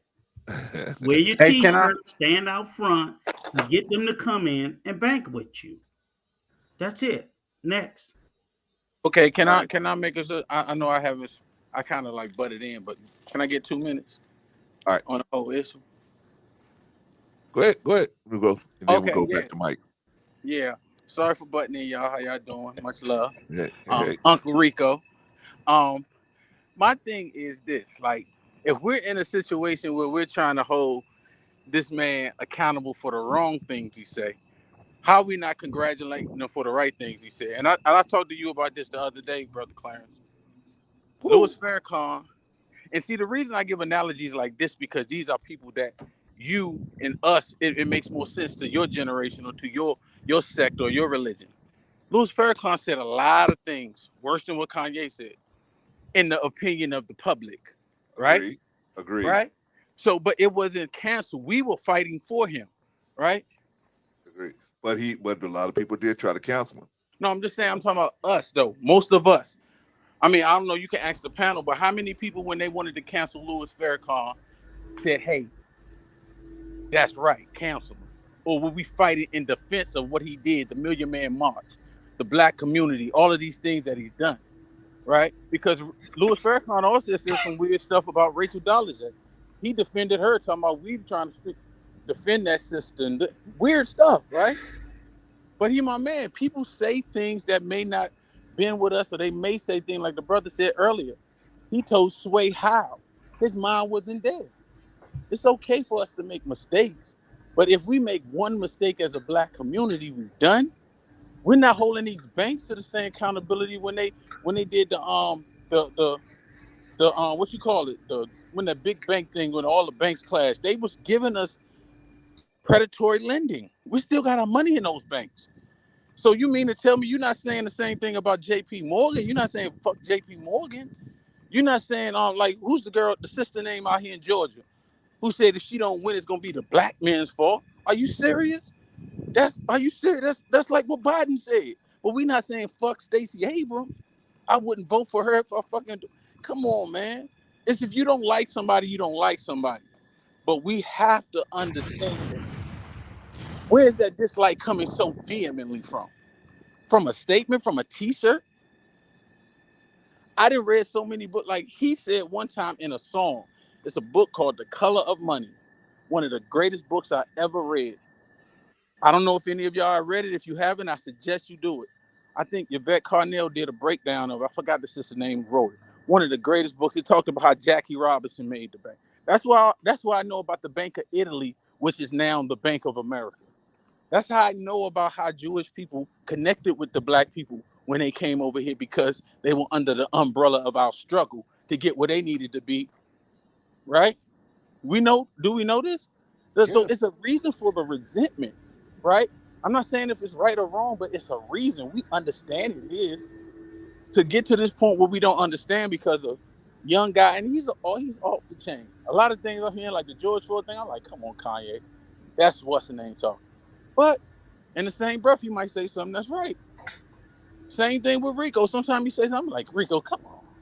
And then all of a sudden he says something, I'm like, damn, that was on point, Unc. So when do we come to the point where we see a man who's successful in that eye, he becomes a target for us? That's all I wanted to say. Okay, let me give you, and I'm gonna let you go next, Mike, and then Vaughn, okay, you guys can answer the question. But let me just say this: I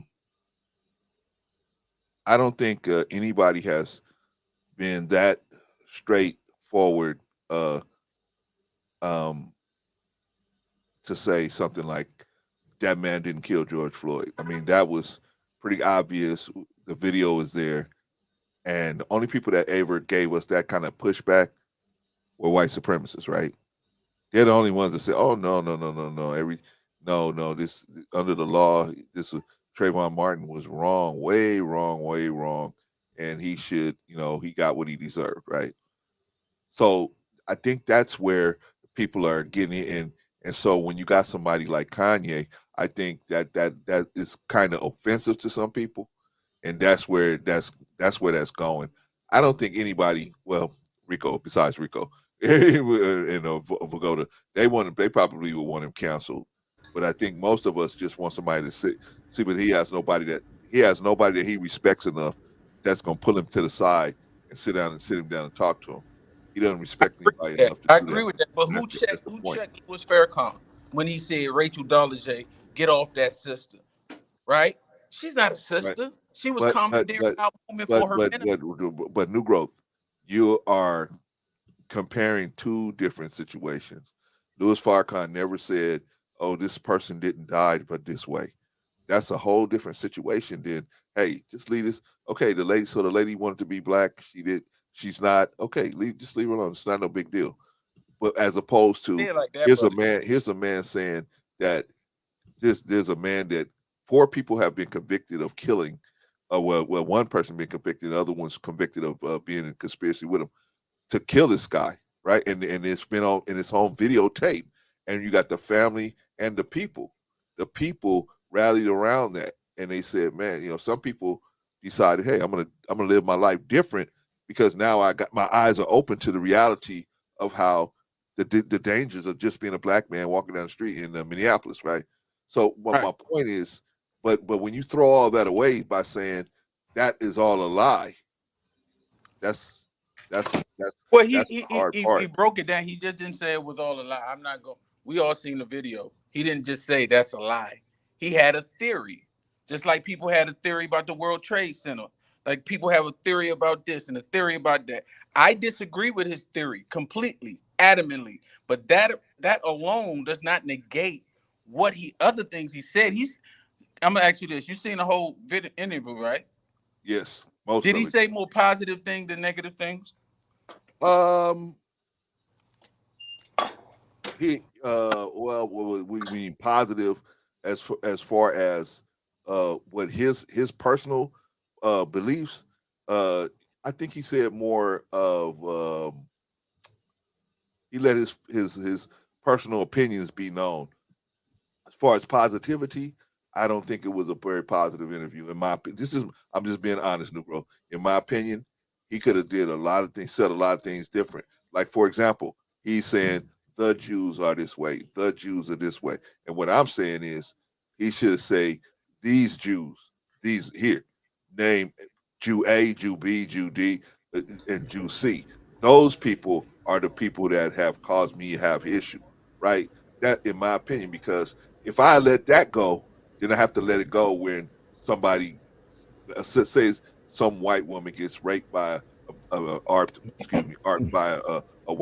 a black man, and then they say all black people. Like I said, that was the whole narrative behind Birth of a Nation. The blacks are the problem here. The blacks. That's kind of a bad analogy, brother, because Birth of a Nation was something conjured up. It didn't happen off of real incidents. This is what they put no, but it was the rhetoric that made it happen. Right. The rhetoric was. But I'm saying, let me ask you this: Did he say anything different than Farrakhan said when he was 40? No. I'm not saying he said anything different than Mr. Farrakhan has said. The only thing here he said different than Farrakhan has said. Farrakhan has at least named names at some point. Where this guy he won't name names. Or he named plenty of names, brother. He named the owner of Nike. And no, I'm talking about in his personal circle. In his personal circle, that he said these people in his personal circle have did him wrong. Okay. Yeah, he was naming the person that minister wrote a whole book, right? Two books. He named the people at Gap and at Adidas and all of these people. He was naming a lot of people. He was naming Leo Cohen. Okay, so leave it there. So leave it there. Don't add in all these other bunch of people, because that's gonna make it. That's gonna be. In my opinion, that's where he went wrong with that situation. Because if you're gonna say this person, then say who actually did it. The Jews around me did it. And did you hear the part when he said that or the blacks around me professed that we were Jews as well? Because Jew, right? I don't know when it became a race. But yeah, well, that's a whole. I didn't want to address that because that's a whole nother. What did he say? I missed what he said. What did he say? But you can't miss that. He said we the black Jews. You know, we all brothers. Everybody missed that part. But I'm saying what that timeline and that education is a whole nother situation, y'all. That's a whole nother situation. Like that's like me trying to explain something like that in a 3-hour right. 3 hours. It's just not going to be impossible. You totally right. But the thing is, have to understand. Okay, I'm gonna have to reserve this platform because I know what he's saying is way deeper. So why would I take the surface level and push out the propaganda? And I know what he's talking about because you're a wise dude. That's what y'all study.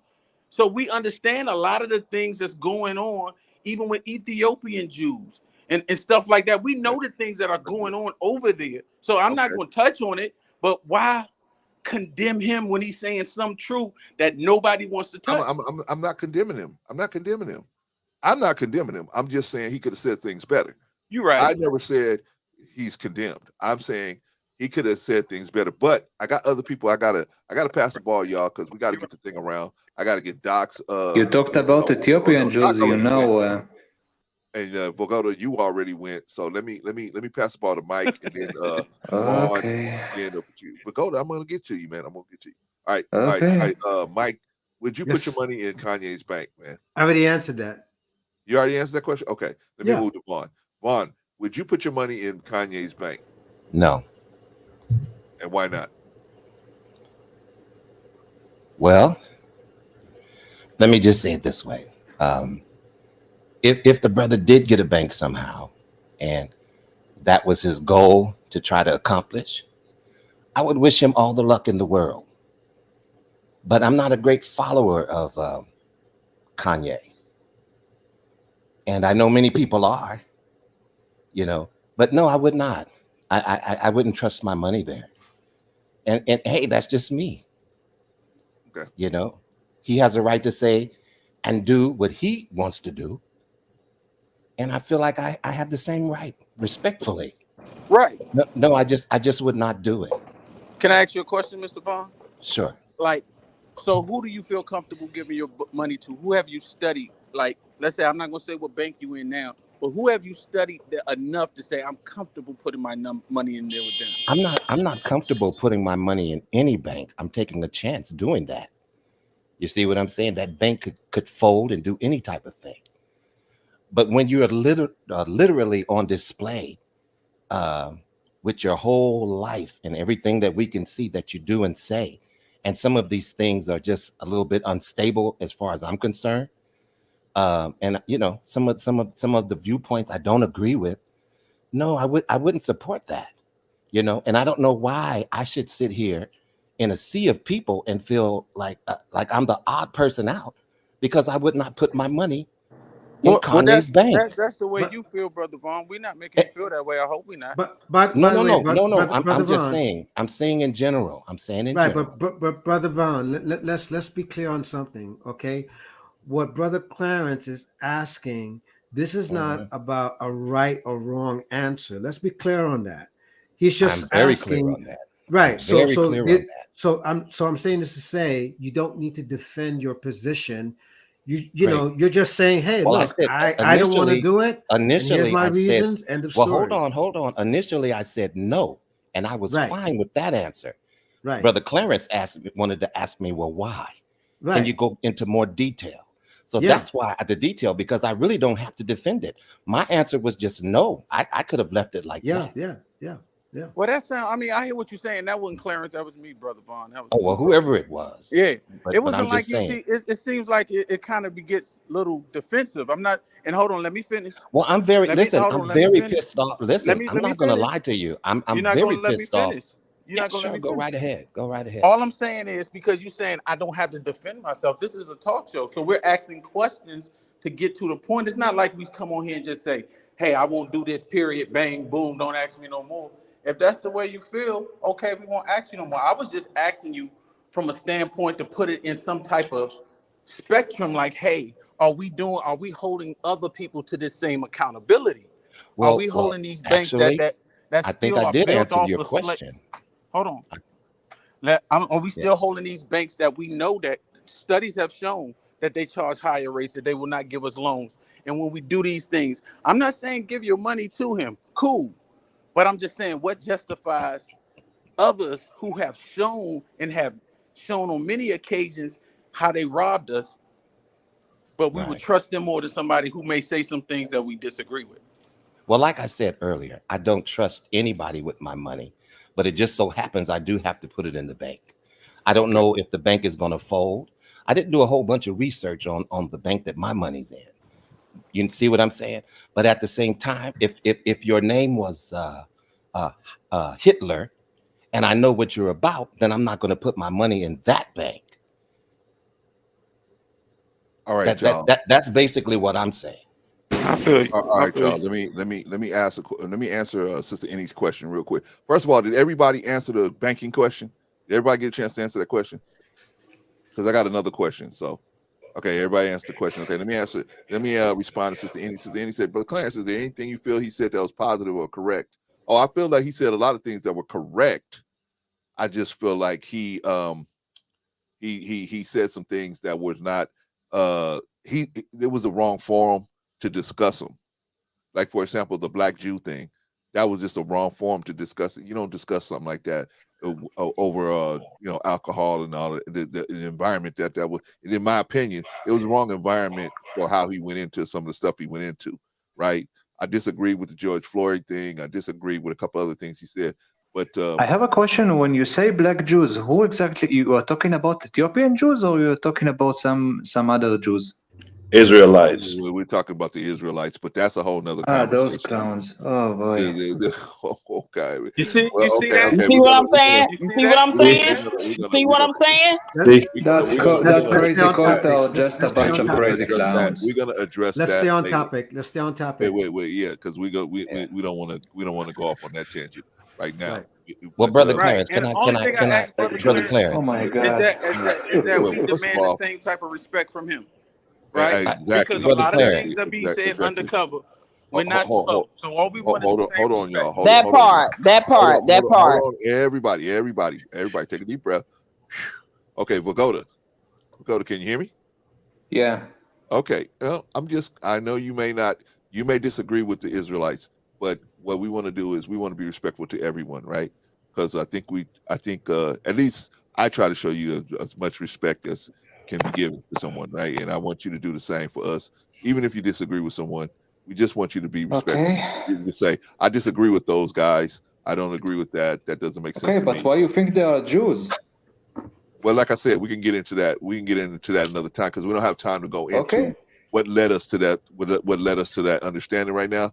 But we'll have that discussion. I promise you, Vagoda, we will have that discussion. Okay. All right. And then I got to bring Vagoda in. But first thing, not Vagoda, but I got to bring in Von Erich. But the first thing I want to do is answer. Did I answer your question? Oh yeah. I think he said some things that were positive, some things that were correct. I don't know if he was because it wasn't really a positive interview for me. It wasn't a good look for him. But I think he pretty much was. If I look at what I saw of the interview, it pretty much was him saying that everybody's against him. Everybody did, and he really had no accountability for the things that have gone on in his life. And, so therefore that's what is making me say what I'm saying now. Okay. So I answered What's that the next question? Well, first I got to bring in Von Erich because let Von Erich get some opening remarks because we only got about maybe 20 more minutes, guys. So let me get Von Erich in, and then we go around the room again. I have another question for all of you guys. So we're gonna let Von Erich open up, and then I got a question for all of you guys. Von Erich, you there? Oh man, what you say? I'm sorry. I want you to get you some opening remarks, and then I got a question for the whole panel. I just want to say this. It seems like we so quick to cancel our own brothers and sisters. But here is a president in the United States that damaged and hurt the Black community severely all the way up until this day. But we'll turn around and say, vote for them. Right. But cancel our people just straight out because he said that part. Like, but we will turn around and say we must vote. Someone who damaged the Black community till this day, damaged the Black community. Kanye West don't got no Black people that he's killing. But this we got people that's in office that did bills to damage the Black community. And we will turn around and say vote for them. That's. I mean, what do we think? Say that, Brother Von Erich. Speak. Right. What do we have our God-given brain that He gave to us? Are we using it the correct way? We have to stop that. Come on now. When are we going to stop and work together and uplift each other? You won't say that you won't see them do that to their people. Oh well, he was just upset. Nah. Look what happened to Black Favre. Goodness gracious. But when you showing up, we'll turn around and say, I can't stand this nigga. Come on now. Come on. If we could do it for one, we could do it for one. And we just sit up there and then we the first ones we saying, oh, Black lives this, Black lives this. Come on, it's just getting too out of hand. Too out of hand. We have different opinions. We could disagree, but that's a brother for life. He has done things that many people has not done. Jay-Z has not done. David Dash has not done. Sean John has not done. He has accomplished something that we can say, you know what? I need to teach my son that. I need to teach my brothers and sisters that, at least doing that. What exactly was that, Von Eric? What exactly? Well, I can say he gave $2 million to George Floyd's family, Ahmaud Arbery's family, and Breonna Taylor's family. That's documented in fact. Salute. Kanye West gave them money? Okay. Yeah, I mean, if that is the case, then good. Then that's very good. Yeah, because it costs money in the U.S., man. If you want to go and fight the police, because basically that's what they had to do, to go fight the police, because the police lied and said that he died on his own. They had to give. You got to give money. You need money to get lawyers to fight the police, right? Because these lawyers don't work for free over here. So you got to get money to fight them. So that's good. Yeah, if I may say, I didn't want to offend anyone before. Just man, we just talking. Don't worry about it. Yeah. Right, so I just want to add this: that's more than what Black Lives Matter gave to any of them. The 90 okay, million. so my That point is, part out of almost $90 million. This is my question for Von Eric. What has he done, or if anyone wants to answer for Von Eric, but I'm asking directly Von Eric, what has he done, like community wise, outside of that donation, because that's a good thing. I don't want to take that away from him. But as far as what are some of the things you're talking about, Von Eric, that he has done that Jay-Z hasn't done or whatever? Business wise, as far as he owned his own brand straight up outright. They have to share their rights. He owned his brand straight up outright. Michael Jordan do not own his brand. Also, he's still building his own. You see this property in Wyoming that he's building a community. Okay, a subdivision. No. So he is doing things that we can see. We may not we could disagree on some of the things.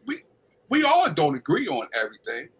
We all don't agree. I mean, let's be real. Farrakhan merged with the people, with the guy who started Scientology, who wrote laws that oppressed our people in South Africa.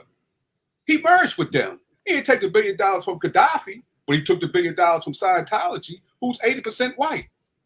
Well, he didn't take no $1 billion from Scientology. They merged. They didn't merge. They didn't merge. We just shared information with each other, but we didn't merge. You say he gave that 1.3 billion back. What 1.3 billion? What are we talking about? From just go ahead. Farrakhan and Scientology.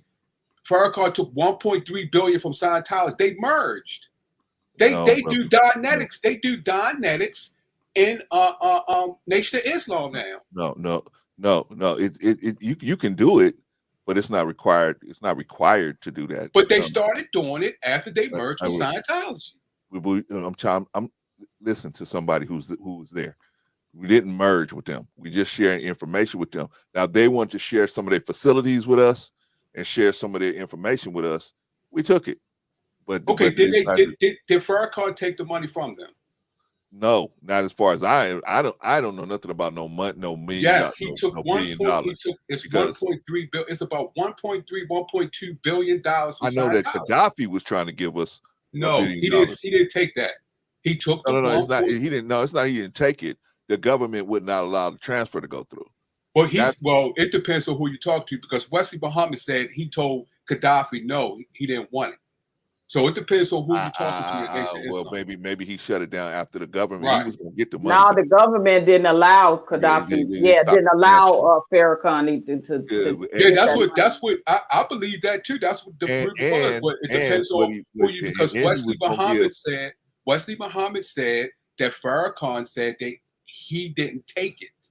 So I agree with you. Okay. So I'm just letting you know that but I don't want to get off on track. We can talk about that later, brother. Let's get back on track. But I'm just saying, as far as because you don't know about that, but it was a few years because I have different information from the inside, so that's why I was it was like okay. Well, if he didn't take that money from him, he need to say that. Put it out there and say he didn't take it. But I'm just saying, no one, even though it was out there, no one didn't leave Farrakhan. They still supported Farrakhan. Yeah, but what does that got to do with this situation with Kanye West? And can I ask you a question? Well, it's the same He way. was saying that because of the $2 million that Kanye gave. Is he saying basically, why would we leave Kanye if we didn't leave Minister Farrakhan? Right. With things that I mean, I don't think anybody should. Well, this is my opinion. We all gonna have different opinions, right? Mm-hmm. All of us, there's 9 of us up here. All of us gonna have different opinions of how we should respond to Kanye, right? Some of us are gonna want to be with there. Some of them are not gonna want to be with. So it's not. I don't think the canceling is mostly coming from Black people. I don't. In my opinion, I don't think that's coming from Black people in particular. I agree. I think that's mostly coming from outside the community, right? So therefore, in particular, probably the Jewish community for some of the things he said about them, right? So I would imagine that's how that's going. But but that doesn't mean he's our brother. He still needs to be talked to. He needs to be awakened, because if he doesn't, he's going to walk himself out there on the ledge, and he's going to turn around and he's going to do like OJ. He's going to look around and say, "I need help," and then nobody going to be there to help him. Right. Well, this is the thing. This is the thing. If that does happen for the brother, then it's a part of him making the bed hard that he has to lie in, because with this lawsuit, if it goes and they say they win, I'm just saying allegedly, I'm not saying it's possibility, then that should be a lesson learned for him. You just can't say anything about anybody and get away with it. But as far as me per se, I don't believe in censorship, right?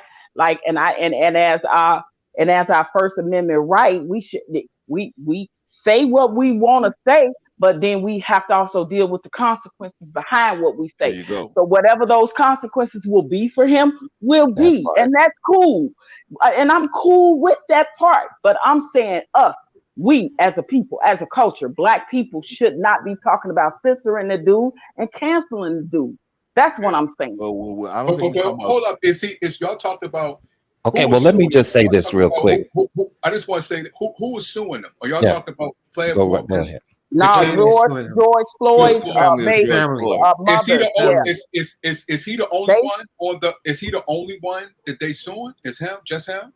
I think probably. Yeah, I think so. Okay, so why after nobody else? See, stuff like that like gets me upset, because they're gonna go after him because he's a billionaire, but she got a documentary about it. So she's out of it. She has a documentary. Exactly. That's what they were saying. Why not Candace Owens is not involved in it? Why they just show? I got a question, y'all. I got a question for y'all. How much is your soul worth? $1 billion? $2 billion? My soul is priceless. $6 billion. In other words, let me frame it for you. Because you got $1 billion, and is it okay for you to do something that is it okay for you to say some things that would hurt the family of or distort the truth or lie? You can outright lie.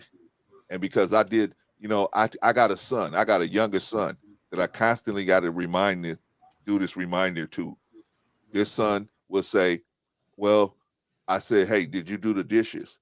No, I didn't do the dishes. I said, well, I need you to do these dishes, man.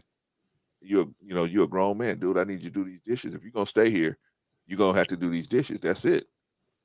He say, but I help out around here. I cut the grass. I did this. I did that. I said, but brother, I'm not talking about the stuff you did. We talking about the stuff you didn't do. See, we got to stay on point. Okay, this is what you did not do. And that's what we trying to address here. Okay, I'll give you praise on the things that you did do, but the stuff that you didn't do, that's what I'm talking to you about now. So I'm not going to forgive what you didn't do because you did all these other things, because that's not how this goes, right? Right? I had to tell him. I said, you know what? My car is only going to start on the times I put gas in it. It ain't going to start on the times where ain't no gas in it. So we have to do what we have to do. We have to deal with what we have to deal with. And so my thing is, how much is your soul worth? Is there any amount of money that you could say to yourself, you know what? I want to have I know I got the free speech to say something, even though I know it's wrong and I know it's not right, but I'm trying to prove a point, and I'll use a lie to prove my point that I should have the free speech to say whatever I want to say. Well, can I answer that? I hear what you're saying. Then we're gonna go around the room. Okay, yeah, but I think we should start a little high. Is it okay for me to have billions to test experimental drugs on people? Is it okay for me to have? I mean, he said something real dope about the Planned Parenthood. They don't nobody want. I'm not even going to say. They don't want to talk about that part. They don't want to address that. Those who heard that know what I'm talking about. Well, so I heard that. I heard what he said. Your point is very valid, brother Clarence. But are we holding everybody? See, it seemed like your analogy was your son, right? Right. But if you didn't wash the dishes, who gonna hold you accountable? Your son? No. Of course. So, like he said, he's tired of being. So they acting like they our fathers. But okay, let me share the whole thing with you, New Growth. Let me share the whole new thing with you, because it's their situation that you're involved with. No. Their wait a minute. Let me finish, brother. Their distribution, their legal teams. If you don't want to play, then walk off the field. Ain't nobody forcing you to be on the field. Nobody forcing these billions of dollars in your pocket. See, but that's contradicting to what you say about the black men in the families. How we have to take what I'm saying is this. How am I contradicting, brother? You can't tell us we have to do what we have to do. We have to fight the system. We have to do this, and then say, well, tell us how to fight it. Fight it how they want us to fight it, so they know they're going to defeat us that way. No. What I'm saying, brother, is build your own system. Work for whoever has a system there, but build your own system. How? Unless we defeat the system that's in play. You're not going to defeat the system that's in place inside the system that's in place. Exactly. You're not going to do it. No. What you're going to have to do, you're going to have some military science about what you're doing. If you want to put a new system up, you're going to have to build your system up quietly. But at the same time, you can still learn things that need to be learned, how to operate a system that big. You can learn how to do it, and then you can set your own system up. There's no reason why. That's like me. I go to you and I say, hey, New Growth, I want to sell these rocks on your block. This is your block, but I want to sell these rocks on your block. I sell all these rocks and I make all this money on the block, and then I get mad because I got to kick money up to you. What's your damn block? Of course I got to kick money up to you. So if I don't want to kick no money up to you, I got to go get my own block. We do the Boston Tea Party, right? Right. Right. That's what we do as a small minority, just like they were a small minority. What you do is you build the infrastructure on your own silently, like the Asians did. That's what he's done, like right? The Jews did. Like the Irish did, like everybody else that came over here. Vaughn just said that's what he did. That's what he did. No. Listen. Okay. You can't do that and then complain about the place where that's like you and me working together, New Growth. You with your help, I make $6 billion.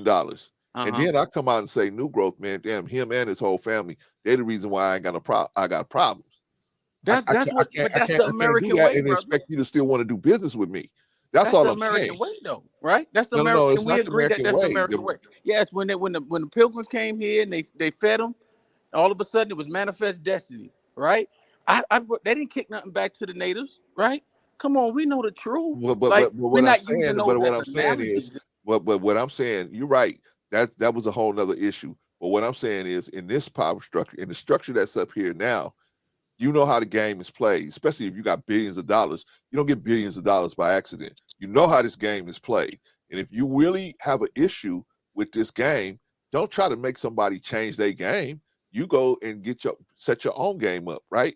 But at the same time, you're gonna have to respect the game that put them billions in your pocket. You at least respect that game, because if you disrespect it, of course those people are not gonna want to do business with you no more. Respect who? That's the Respect brilliance of the whoever game. is helping you get that money. Well, Whoever's wait a helping minute, you get but that I money. don't think you listened. He said, listen to what he said. He said that he is tired. He did exactly what you said up until he got tired because they kept messing with him. So that's the reason why you didn't know about he was building his own community. You didn't know that he interned for all those clothing line. He interned for no money. But what I'm saying is, he learned the infrastructure, as you said, and got that money today. But you disrespecting the infrastructure that's paying you. That's the point. How are you? It's just like you go to your job tomorrow. You go to your job tomorrow and you say, "Man, F you, boss. F this boss. I hate my boss. I hate this. How long are you gonna be working there?" Hey, my point is, until you get another job, you should keep your mouth shut. I'm gonna give you an example. Okay, but then Farrakhan should be saying nothing then. Because Farrakhan and them and complain all the time. So you saying they don't have their own infrastructure? No, listen. First of all, Farrakhan is not working for somebody else. Second of all, he's not working for nowhere. He owns his own brand. But that's my point. Well, no. I don't care. He can call it whatever you want to call it. If they're not involved with that business structure, he's not making no money. If they're not doing the distribution, he's nothing. It's just like oil cans. It's just like the Saudi Arabia. The Saudis got the oil out there. Those oil cans don't mean a damn unless they move. That oil is nothing. It's worthless unless it's moving. Okay, but same thing with his situation. No. It's a totally different. He has money now that he can do his own now. But before then, he was quiet. You didn't know he was doing interns. You didn't know that he owned his own brand. His own brand. I just told you, Jordan does not own his own brand. But he does. That's a big accomplishment right there. Okay, y'all. We got. Farrakhan complained. They say Islam complain all the time, and you know what? They're right though. Okay. Okay. Obviously, we're not coming to an agreement because you're conflating these two issues as the same. Minister Farrakhan doesn't have no deals, design deals, production deals, or nothing with none of these people. He does, and then he's going to go out and badmouth them. But anyway, let's move the ball around, man. I got a question I got to ask. How much is your soul worth? How much is it worth? Is there enough money for you to tell? Because I'm specifically talking about the George Floyd. Yeah, has Kanye West done good things? Yes. So I'm not throwing him out the way and say, oh, he's never done anything good. No, that's not what I'm saying. What I'm saying is this was something, and I don't know if it was a publicity stunt or what it was, this whole White Lives Matter thing and then the whole George Floyd thing. I don't know if this was just a publicity stunt. So I don't know, because he has a history of doing stuff like this, right? Coming on stage, kicking Taylor Swift to the side for Beyonce, just doing different things, right? So we don't know. I'm asking you guys, if somebody was going to give you a couple $2 billion, would you be willing to do these things? Yes, no? My answer is no. I'm asking anybody who wants to answer. I just answered. If somebody will pay me, how much you said that they will pay me? A couple billion. Then I will put a mask and then do it, and everybody here will do it for a couple of billion. No, everybody wouldn't. No, we won't. With a mask on. No. No, everybody wouldn't. Absolutely not. I don't know what they're telling you about America. No. Not all of us are like that. No. But I'm trying to understand the question. Are you saying that he? Are you willing to do anything for money? Are you willing to do anything for money? Well, is this pertaining to Kanye? No. Yes. We're asking you the question. No. He said, would you do what he's doing? Would you do what he's doing for money? For the money? But $2 billion wasn't given to Kanye. Would you do it, Eric? That's the only question. The question but that's the wrong. Hold up. I just don't want to get that question mixed up for what Kanye. Kanye, nothing was given to him. We're not talking about. That's not what's being said. That's not what's being said. I didn't say it was. Listen to what I'm saying, Bonnet. Yes. Bonnet. Listen to what I'm saying. I never said that. I'm asking you if they gave you, and then how does it relate to Kanye?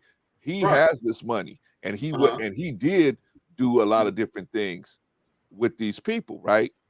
And now he's switching around. So I'm saying with you, maybe you're not at Kanye West. So I'm not asking you directly like in his direct situation, but would you be willing to, because I think that he may have done this for some publicity. No. And the end result of publicity is to make some money, right? So I don't know why he would say an outright blatant lie like that, but he did. Okay, so I'm asking the panel: would any of you guys, is there amount of money that you would say, yeah, you know, George Floyd, he was, they gave him fentanyl.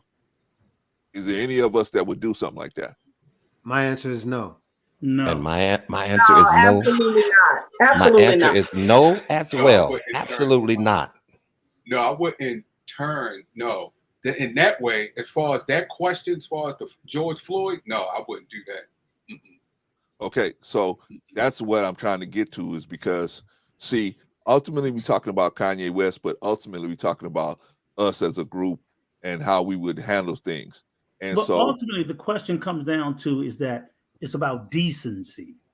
It's just about like, okay, because we know some people in society will do anything for a buck, but then it's actually it's about a moral compass, and some of us don't have it. Right, exactly. Decency, moral compass, to say that, you know what, for all, as much as I might want to be famous, as much as I might want to be rich, there are certain things I'm not willing to sacrifice to accomplish that. So if the only way I can be rich is to do something like that, that I wouldn't be able to sleep. I just wouldn't. So the money would do me no good. You don't say that about the president. You don't say that about these politicians that do it. Von Erich, what are you talking about? It's funny how we apply just for someone that we dislike, but you don't say that about the president. Myself. First of all, I'm talking about me. That's the But question. You're saying decency. You're saying decency. Apply that same sentiment. Apply that same sentiment to the president and all these politicians. But that has nothing to do with. We're not talking about the president. We're talking about Kanye West. Of course, you talked about Kanye West because he's the one out there. But you don't. I get what you're saying, Von Erich. I get what you're saying. Well, it's just you, but you don't do the same. But listen. You know, I've been very patient, and you know, there's a lot of people on the panel, and you know, I really don't. I feel it's rude for me to cut in and speak, but I guess I have no choice because I've been sitting here waiting to say something, and we've been skipping over topics, and we go to this topic, that topic, this topic, and so you know, I would like a chance just to interject if I could. I would appreciate it. I would definitely appreciate it, but it's very hard if you feel you have to talk over people. You know, that's the thing that makes the conversation. It's too confusing when we have to do that. You know, right. All of us, right? So with that being said, and everybody has been able to interject, I've sat back and I've listened to everybody interject. So now I would like to interject if I can. You know, and when it comes to this Kanye situation. You know, and all of the topics and things that we've been talking about concerning Kanye West. You know, listen, I don't have a knife to put in that brother's back. You know, I don't cancel him at all. But I will say this: I'm very hurt and I'm very disappointed with the way he's going about his verbiage. And I don't know, maybe because he has money and he has clout, that we could all look over the fact that hurt a lot of people, what he said. And maybe we disregard that. You know what I'm saying? But I, for one, I don't want to disregard that. It was improper. And I'm sure you all agree with that, but it was improper. And so I'm not a great follower of his. I wasn't a great follower of his to begin with. But definitely now, you know, that he's made even more things clear about his positions about different things. Well, I'm not apt to follow a person like that. You see what I'm saying? And everybody on the panel has a right to follow this brother and encourage him and lift him up and be on his side. And I get it. I get it. You know, I'm not trying to be against him at all. Only thing is, I just didn't appreciate some of the comments and some of the things that he's displayed lately, you know, and it was very, very discouraging and very disappointing for me. So I'm just going to say that, you know, and after this, I don't even want to talk about Kanye anymore. You know, you guys can lift him up. Shout out to Arshawn. Shout out to Arshawn. Yeah, guys. Listen, I want to say something before I leave. Wait, well, hold on. I'm not. Hold on, I'm we'll not let trying you go to- after this. Yeah, I'm not trying to discredit this brother for any of his good accomplishments. You see what I'm saying? We can all do good, but even the Bible says, even all of your good righteousness, when it comes to God, it's like a filthy rag. You see? I mean, many of us probably don't know that passage. We You know see it. what I'm saying? It's Yeah. rather So vague, but we know wait, let me finish, if you will, and then you could chop me apart if you like. You see what I'm Don't saying? be And like go that, ahead and bro. feel That's free to not do your it. style. But I will say this, you know, in all of your right doings, you know, don't get it twisted. See what I'm saying? You still have to continue. You still have to continue to do right. And we all do make mistakes. I make mistakes. See what I'm saying? I'm not perfect always in a conversation. You know, I'd like to be. I'm trying to learn. But at the same time, I'm not judging this brother. It's just I've made a decision not to be in cahoots with him and not to follow him. You know, and if I'm on the panel with 13 people that say, well, why not? We follow him. Well, that's my prerogative. That's all. All right. I don't think anybody ever said that. But All right, go ahead and cut me up. I'm on the chopping block now. Go right ahead. Do it. I'm done. Everybody. I'm done. Something before I go and sleep. Hold on. Because I think It's Pagoda's very got to late go. where I am. Pagoda's got to go, so I'm going to let Pagoda get some closing remarks and then go. Yeah, so it's very late where I am, and I'm losing my grip here. First of all, I want to say that I don't disrespect any of you. When I said clowns, I meant the Black Hebrew Israelites, not you or the audience. Just want to clear that up.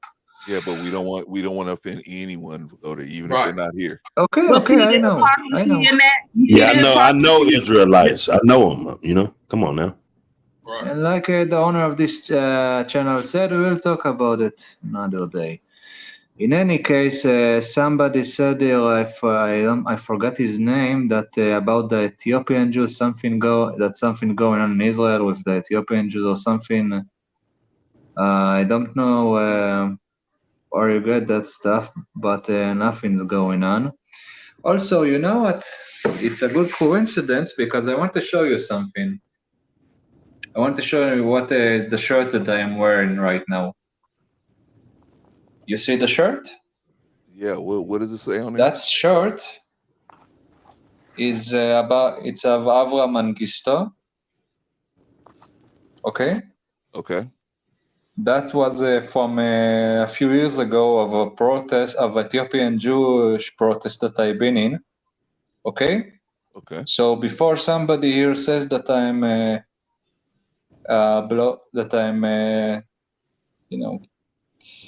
just Wait a minute. Wait. Pagoda. Yes. I think I got some footage. Here we go. I got some footage of you, man. I think I got some footage of you protesting. Oh my God, not that again. This is Pagoda protesting in downtown Israel. Downtown Tel Aviv. That's in Tel Aviv. That's maybe in Tel Aviv, but it's not. You messed up, man. You should have never gave me that one. Also, remember what I promised you. I'm going to say in the next month.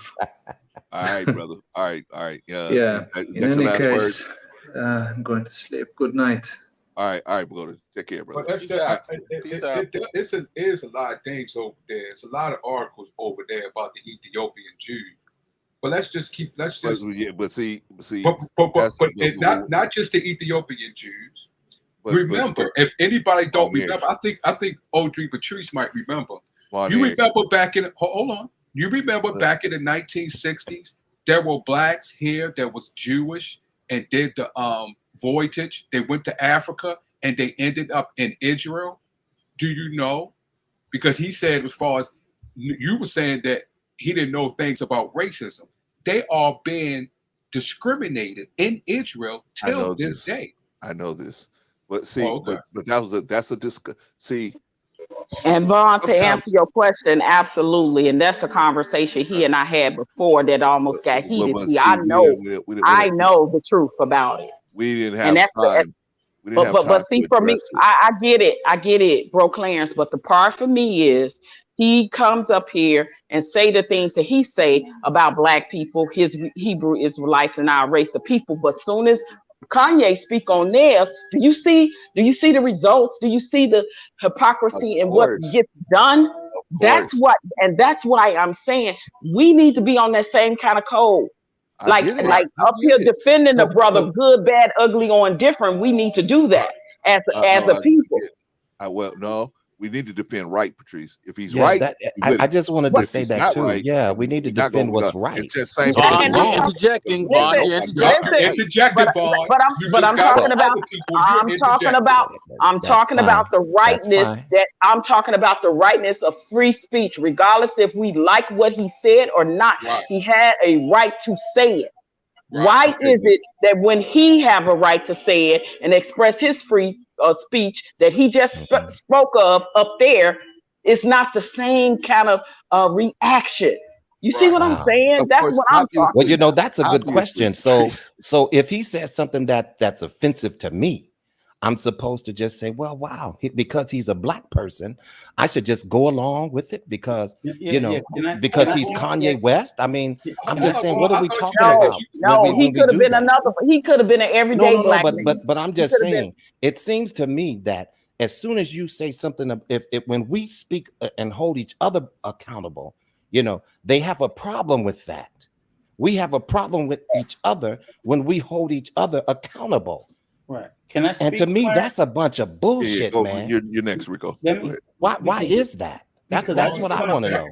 Why is that? I want you guys to let Rico respond to that. Vaughn is interjected again. He just got. Well, listen. Hey, what's good for the goose? Like they say, what's good for the goose? What's good for the goose? Don't they say that all the time? I just want to follow in on what Brother Vaughn said, because what he said is very, very, it is unbelievably true.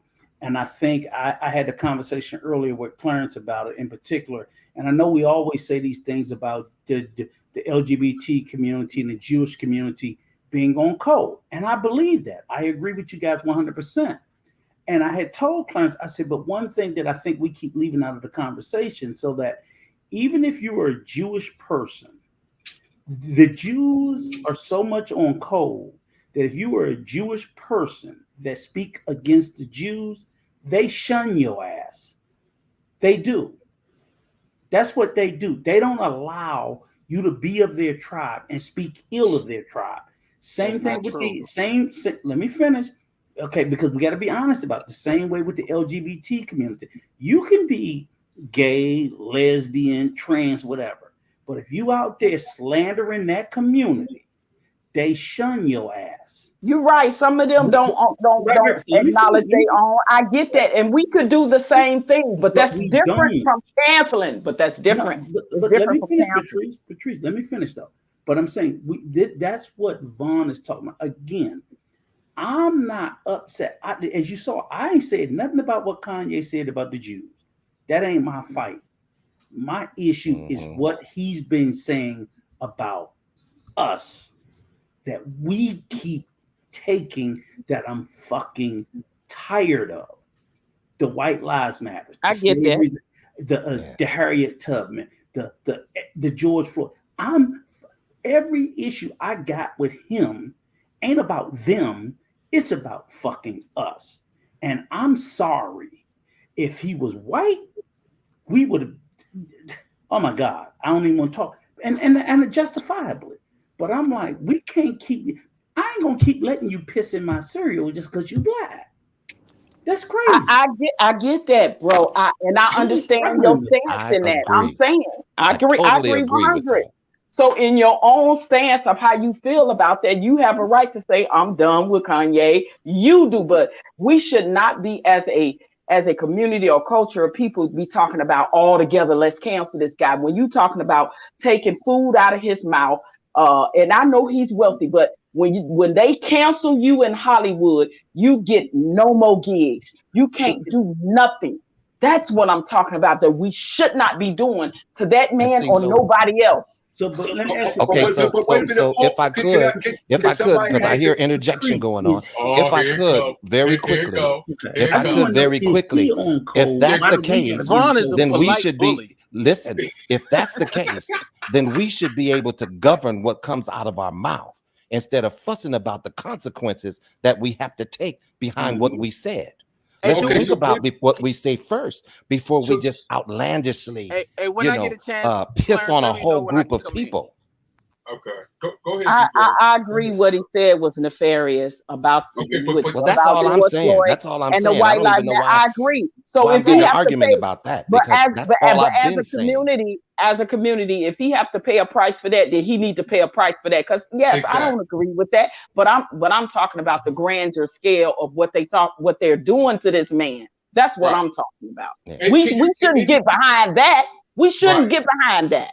Right. Can anybody ask me? Could anybody ask me before this time with Kanye about the White Lives and George Floyd? When did he ever say anything about what he just said today? Say it again. I didn't hear you. As far as what he said about the George Floyd and the White Lives Matter, when did he say anything that was just derogatory against Black people? Wait a minute. Did somebody call me a polite bully? He said slavery was a choice. He said Harriet Tubman. Let me finish. He said, let me finish. You asked the question, Von Erb. He said slavery was a choice. That's about Black people. He said Harriet Tubman took Black people out of one slavery into another slavery. That's about Black people. Okay, he was right. That's true, though. That's true on so many levels. Hold up. Dr. Claude Anderson said the same thing. So I don't give a fuck about what Dr. Claude. You asked me, did he say anything else, and I just told you. Okay, but, the whole but that was what he said. That wasn't derogatory against Black people. That was it was, Von Erb. It was, Von Erb. Can I say something real quick? Okay, I'm gonna give you an example. Was a choice. Go ahead. I'm gonna give you an example. Wow. Like when we had brother. All of us are familiar with Fred Hampton, right? Yes. So remember when Fred Hampton got with the white supremacists and he called them the what did he call them? The White Panthers? Yeah. It was the same recall the same. See, I study history. I really love my people. So I'm not gonna get up here and just say feelings. I'm gonna come with things that I backed up and I put together. So what do y'all have to say about the White Panthers? And with Fred Hampton, I don't know nothing about no White Panthers. We're talking about Kanye. I know about him. I'm very familiar with him. Okay, so what is your opinion on that?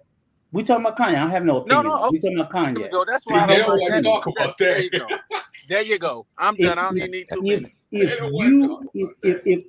the defense of what he does has to because to me personally, I'll tell you this. If you really want to know, I say I don't do this. Oh, well, someone fuck it, throw them all away. You feel better about that? Throw his ass away and throw their ass away too. But I'm not going to sit there and go, well, because someone else didn't get corrected when they should have got corrected. So you're saying Fred Hampton was wrong? Let me finish. You asked. No, you're changing the subject, brother. As you always do. New growth. You just asked. This is an offense that's occurring currently that we can address right now. I can't do a motherfucking thing about Fred Hampton because he's no longer here.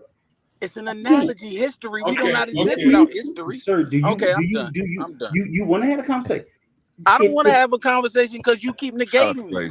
No, you're not talking about what I'm talking about. If I give you an example, let's give it another example of Malcolm X and the way he degraded Martin Luther King, the way he went at him tremendously as another Black man. Did we have a problem with that? Yes, we did have a problem with it. Your ass wasn't born or around when that occurred. Exactly. But yes, Thank you, Clarence. Thank you, brother.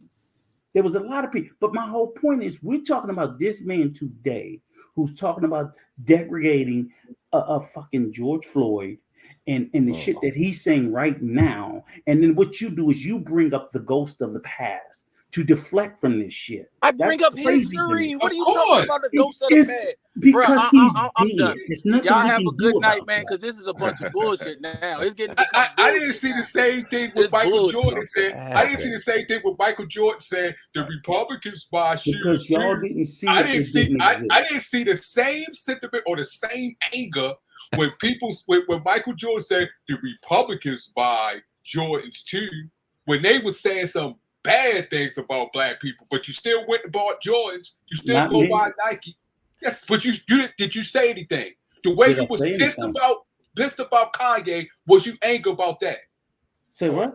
And this Jordan is my thing, guys. Michael We can't be Jordan. picking and choosing who we gonna cancel either. See, and Thank that's you. the part for me Okay. that is hypocrisy as Everybody, well. Y'all everybody, picking Stop and picking choosing and through choosing. your feelings. everybody, And through emotions. everybody. No, I'm not picking and choosing anybody now. Okay, so Like I was you said, mad I about don't. Jordan? If you heard my comment earlier, I Everybody, said nothing about everybody, canceling. everybody.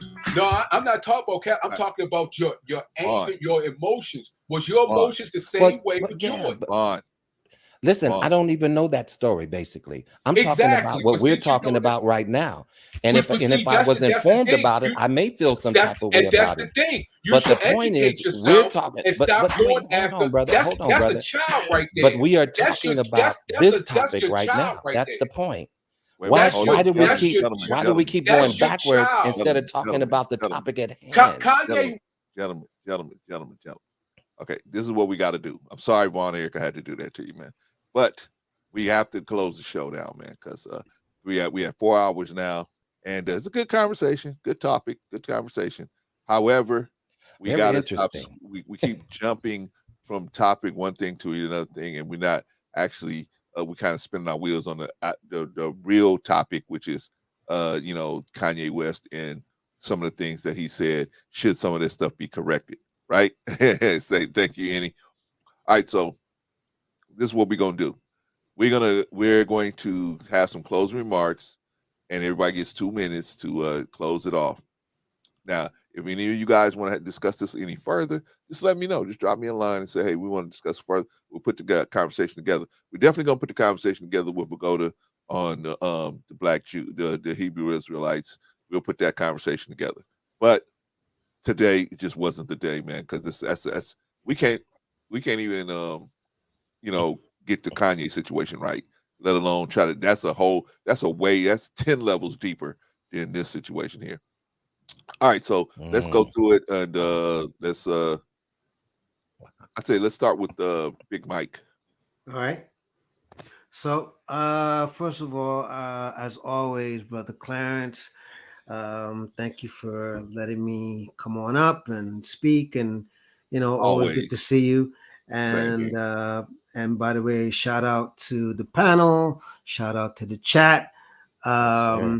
But before I give my closing remarks, where's my Rico dance, man? Rico dance? Yeah, right, man. Rico dance. You want the Rico dance? There you Yeah. Rico dance, man. All Thank right, you, sir. Hey, but Big Mike, well, I'll give you the Rico dance now. You got to take a peruse the backpack fundraiser, man. You got to peruse it, at least peruse it, and take a look at it and say, okay, maybe I can help them with a couple bucks here so we can get these backpacks for these kids. All right. All right, done. Thank done you, and done. Appreciate you. All right, man. All right, so here's my closing remarks. Okay, so first things first, it's obvious to me that some, unlike others on the panel, are very passionate and they speak with conviction in terms of making their points and all this other stuff, which is cool. But I think sometimes with the passion and all this stuff, it can get lost in the sauce, rather than to try to focus on, if the topic is about Kanye, then let's stay right there, and talk about Kanye. Anyways, so speaking of Kanye, my closing remarks is going to be the same. I hear what he's saying. He has the right to say what he wants to say. However, as a black man, unfortunately, in the United States of America, there comes a responsibility with when you say certain things that it's it can turn bad on you, and unfortunately, also not only it turns bad on you, but it puts you in the line of fire for the quote unquote cancel culture. Okay. Ultimately, I don't think that any one of us, with the exception of Rico, which he has the right to that opinion, wants to cancel Kanye. And we're just trying to say, look, brother, your presentation overall was bad. Now, we do consider your good points and we do consider your frustrations. But unfortunately, I just think overall, this interview should have been a private interview than a public interview because of the direction that the interview went and the things that was said, and it just came out to be an unfortunate event, and that's why we're here, having this discussion. All right, brother Mike, appreciate you, man. You have a channel, Mike, that you want to push out? Yeah. Well, actually, I have 2 channels. So I have a channel. It's called The Mikey Story. That one is focused on lifestyle and travel. And then, of course, my original channel that you know me from and a few people know me from is called Big Time Drum. That focuses on myself as a musician and things like that. So support the channel, and as always, everyone, one love. All right. Hey, Mike, drop your channels in the back chat. I'm trying to. Sure. I got you. Thank you, sir. Okay, I got you. All right. But appreciate you. Yep. All right. That's Big Mike. All right. Let's see. Let's go. Dr. Hood. Let's go to good Doc, man. Doc, you there? Yeah, good show. Sometimes I got to sit back and just listen. Good show. I'm glad Sister Patrice came through and she kind of ironed out a few of the things I was trying to say. I really couldn't articulate it the best way I could, but she kind of ironed it out. I'm glad to see people's up on that, and I think Kanye, it's still people that's not woke in our community. Just to go back, some of the things I didn't really get to put in there. He touched on abortion. He touched on, because the Jewish community basically runs all the major labels in hip hop, and right. And they pick literally like who they want to represent us. So that's why you see all the skinny jeans. That's why you see that part. No voting, no vucking. That part. It's the same thing. And Kanye, what he's saying is this, in so many words. Because Trump got canceled when he started talking about the Jewish people. When he said shut up and dribble, he didn't get his Twitter canceled. You see what I'm saying? So when everybody else talks about the black community, nobody gets canceled. But once you say something about the Jewish community, then that's when all the sanctions and stuff come down. So that's pretty much what he's saying. That's not the right way. It's not the right way to be. But I mean, that's just the mathematics of it, right? Because we don't have a power structure to cut them off from opportunities if they say something, right? They do. We're working within their power structure, so of course they're going to have the power to cancel us. And but they don't cancel other people that talk mess about us. That's my point. Yeah. I hear you. So any other race can talk as much about black people as they want. Right. That's my point as well. They can do what they want because it's theirs, right? They can do what they want to do with it, right? Just like YouTube, right? You go right now to YouTube and search up guns and butter, and you look up, you'll find 50 different videos with with black men pointing guns at black men, talking about killing niggas and Right. whatever, right? But that's because those labels is giving those boys the money. You know, the what I'm guys coming in there that want to graduate from college and make a song about graduate from college. We got your number. We'll call you another time. This is my point. This is my point, Doc. They're gonna do what they want to do with it. So to push your own agenda, you got to make your own. You got to put your own situation out there. That's my point. And that's what Kanye's trying to do. You know, That's- they're yeah, trying to that's what I'm cancel saying. him. So And I- they'll and go I- buy a whole I nother agree with social that. media Here's platform where I think so that they where I think can't cancel him.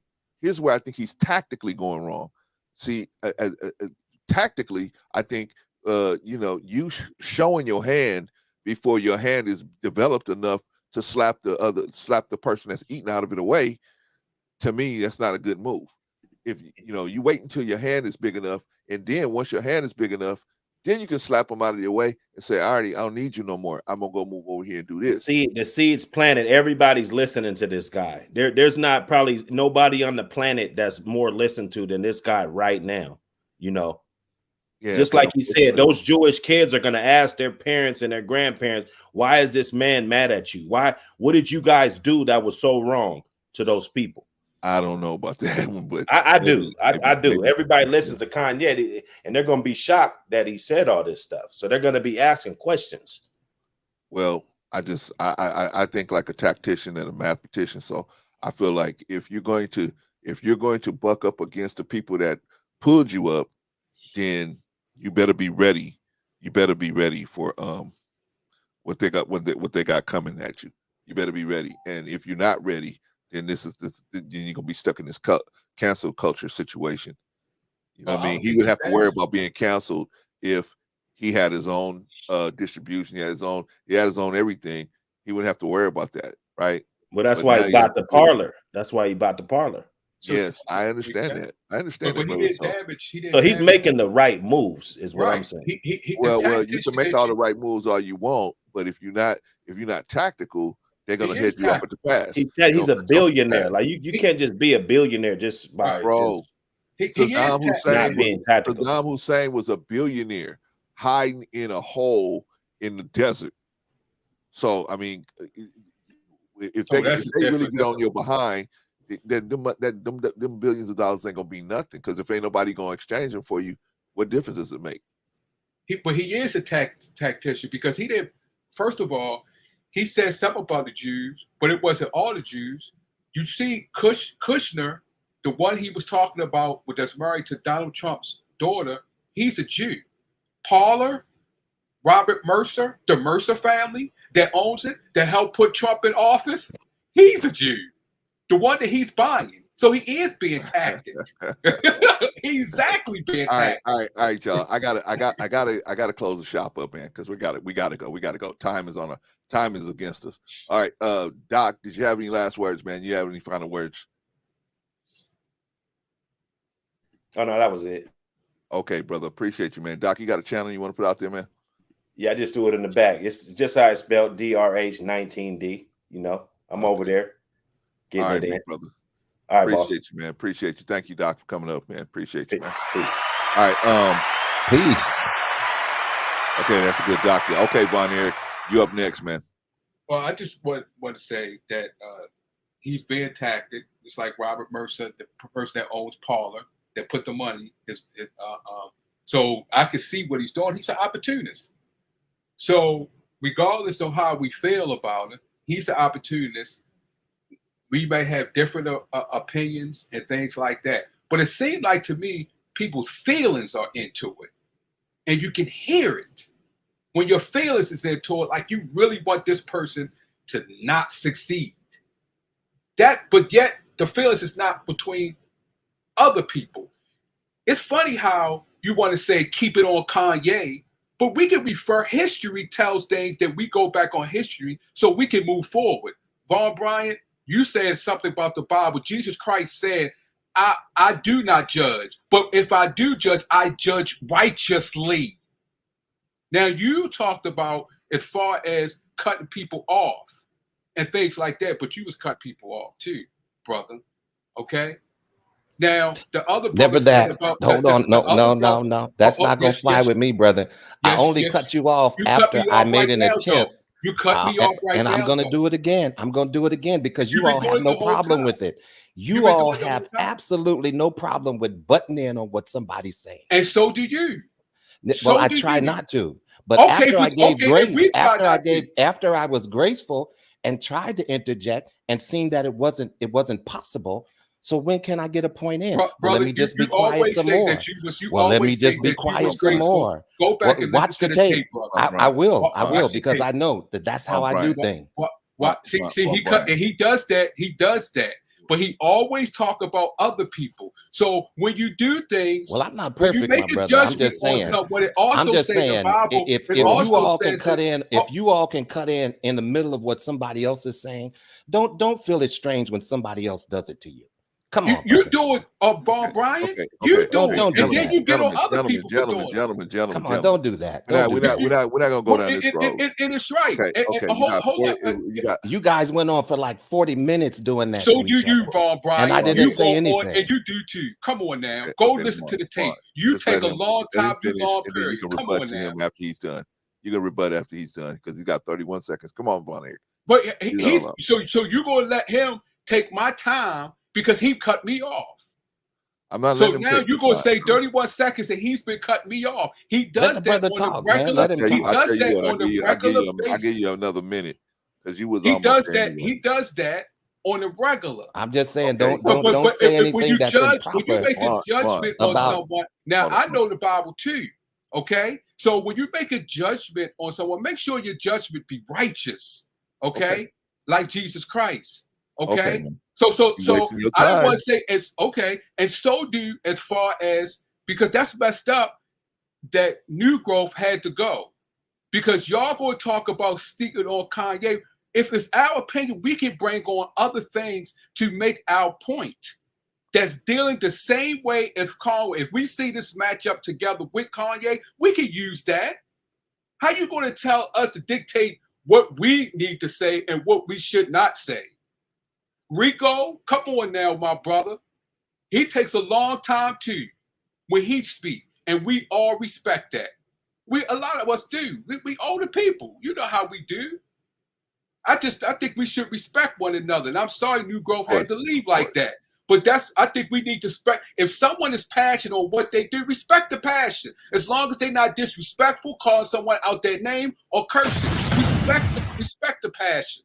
Respect it. We all sitting up here and we all passionate because we all love what we do and how we feel. Respect it. Gotcha. If not, just don't bring me up here. Just because I speak in passion and I speak strongly. If you don't like the passion, just let me know. I won't come back up. But don't say just because someone speaks loud, I have not cursed. I have not disrespected anybody. Funny. If we didn't want you up here, we wouldn't bring you up here, brother. We got plenty of people that don't come up here, and you don't see them up here. So if we didn't want you up here, we want you up there. But at the same time, you want people to respect you, brother. You got to respect everyone else as just the same. And I do. Okay. And I do. But okay. So even when you are laying out your laying out your problems or the issues that you have, that's got to be done in respect as well. Okay. So because sometimes the panel gets it gets a little heated, and it's hard for the content creator to kind of watch every move, everybody, right? You try and watch 9 people and make sure 9 people get a chance to speak and 9 people have a chance. So it may come to the point where everybody's, you just got to go for it, right?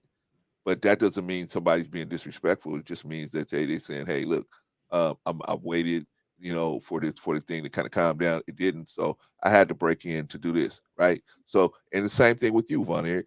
Nobody should be coming at you like this. So we got to just have some understanding for each other, man. That's what we got to do. We have to have some understanding for each other, understanding for the passion that we all have. And we got to, the main thing we got to understand is we are not going to all see it the same way. Right. We're not, it's just not. So we got to understand that about each other, brother. So, but anyway, we didn't want you up here, brother. We wouldn't bring you up here. All right, brother. So I'm going to pull you down, Von Eric. Thank you, brother, for coming up. Appreciate you. Always welcome. You know that. Von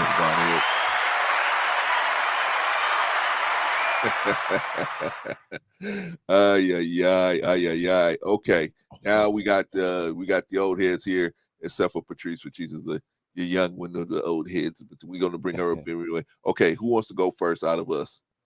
Because you guys, I don't give you guys no clock. Hey, I'll go first. I'll go. Well, Can the lady go ladies, first? ladies first. Thank you. First of all, I want to say in my Rodney King voice, can we all just get along? Yes, of course. All right, look. Now this was a good discussion though. It was a good panel. And salute to the chat. They had great questions. Listen, I know we all are passionate about our opinion, our views, and I respect everybody, even when I disagree with them, right?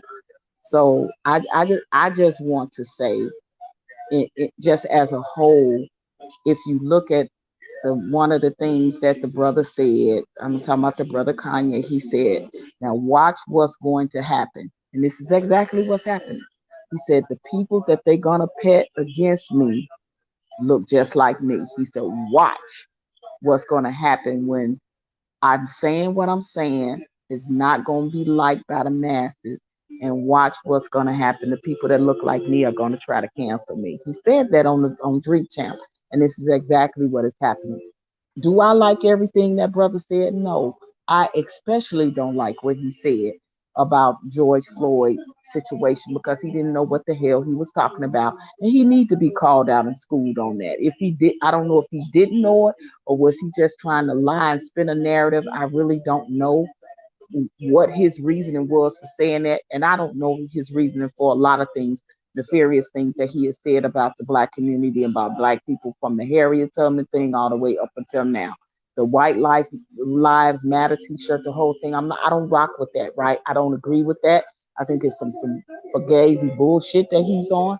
And and yes, we as a community can call him out and say, we don't like this, and we ain't gonna rock with you no more, and we ain't gonna do this.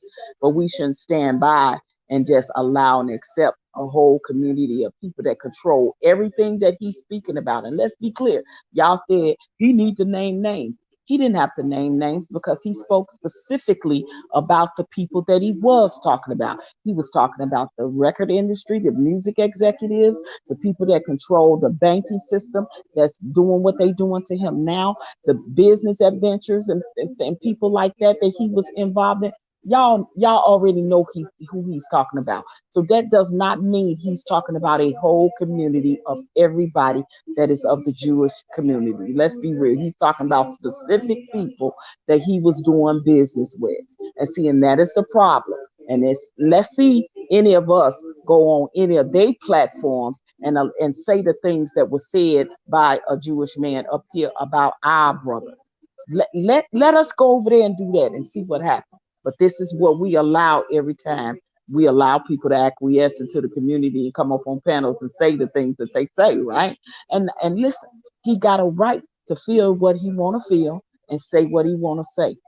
But I prefer that it be over there, because I'm not going to go over there and tell them who I don't like about them and their community. And when they say nefarious things about black people and how I feel about it, I can't go over there and do that, because you know why? They're gonna be trying to find out where I work at, call my job, have me fired, and all kind of opportunities that I may have won't happen. So let's be real about that. And that's the part for me. The only thing that I'm saying is we should listen. Kanye has a right for the First Amendment to say what he wants to say. That's his First Amendment right, good, bad, ugly, or indifferent. We may not like everything that he said. We may not like none of the things. And if there's a price for that brother to pay, he will pay it. But it's not for us to be talking about censoring him and canceling him because he's saying some things that we don't like. I don't care about his political views. His political views are his political views. I have no problem with his political views. Nobody should judge nobody on their political views as long as they not embarking it where it's affecting them directly. And it's not what he says, and me per se, is not affecting me or my family in a direct, because he choose to be on the right side. That's his choice. Just like it's people's choice to be on the left side. It's people's choice to be in the middle or however they want to be, right? That's their First Amendment right to say what they want to say about their party, like it is anybody else about their party. That is the part we have to understand and try not to take away. Whether we agree or not, we can agree to disagree respectfully. And long as we can continue to have these conversations in a productive way, then I think we can get somewhere. We are not going to all agree on the same thing, right? And that's but one thing that I said I will not do is censor him or cancel him, because this is the thing. When and I used her all the time as the example. When Chrisette Michele sung for Trump, the whole Black community canceled her. They wouldn't buy her music anymore. She couldn't get gigs anymore, and it took this woman a long time. She actually lost her unborn child. She had a miscarriage behind all of the stress that canceling caused her. And you know who did that? We did that to that Black woman simply because she did something we didn't like. We have to stop doing that. We have to stop doing that. We shouldn't do that. And now with what they're doing to him, because they're saying something he don't like, we're playing follow the leader. And that's the part for me I'm not gonna get down with. And I digress. All right, sis. You need to talk, or are you good? No, I'm good, brother. I don't need to talk tonight. Thank you so much for listening to me, and thank you for allowing me on your panel. And of course, I appreciate it. Always. All right. That's OG Patrice. Thank you. Just appreciate you. All right, I'm pull you down, sis. Okay, Von Bryant. Yeah. Whew. Man, let me take a real good deep breath. Let me whatever they call it. But yeah, so in my closing remarks, I would like to say this. You know, in the conversation, there's definitely going to be some type of interjection that's involved. Right. And we have to allow space for that. Now you can go back and look at the tape if you like to. And you will see me saying, you know, Brother Clarence always teasing me about this. You know, well, I have a question, or I have something I'd like to say, or blah, blah, blah. You know, after I do that a few times, then I'm going to be just like everybody else on the panel. So don't fault me for that now. Come on. What's good for the goose should also be good for the gander, you know. And I don't make a practice of cutting people off, you know. But when the conversation is going like that and everybody's cutting each other off, it takes the conversation off kilter. You know, to me it does. You know, so anyway, I apologize if anybody felt any type of way, you know, about what I said. You know, I never get on a panel to argue with people or try to, you know, cause a problem of some type. I don't do that. You know, basically, I try to get on here to have some type of understanding. Am I perfect? No, I'm not. You know, go back and look at the tape, because you'll see where your imperfections are as well. You see what I'm saying? And everybody wants to be right. I get it. I get it. You know, the point that I was making in closing was about the topic of Kanye West and what I felt about what he did and what he said.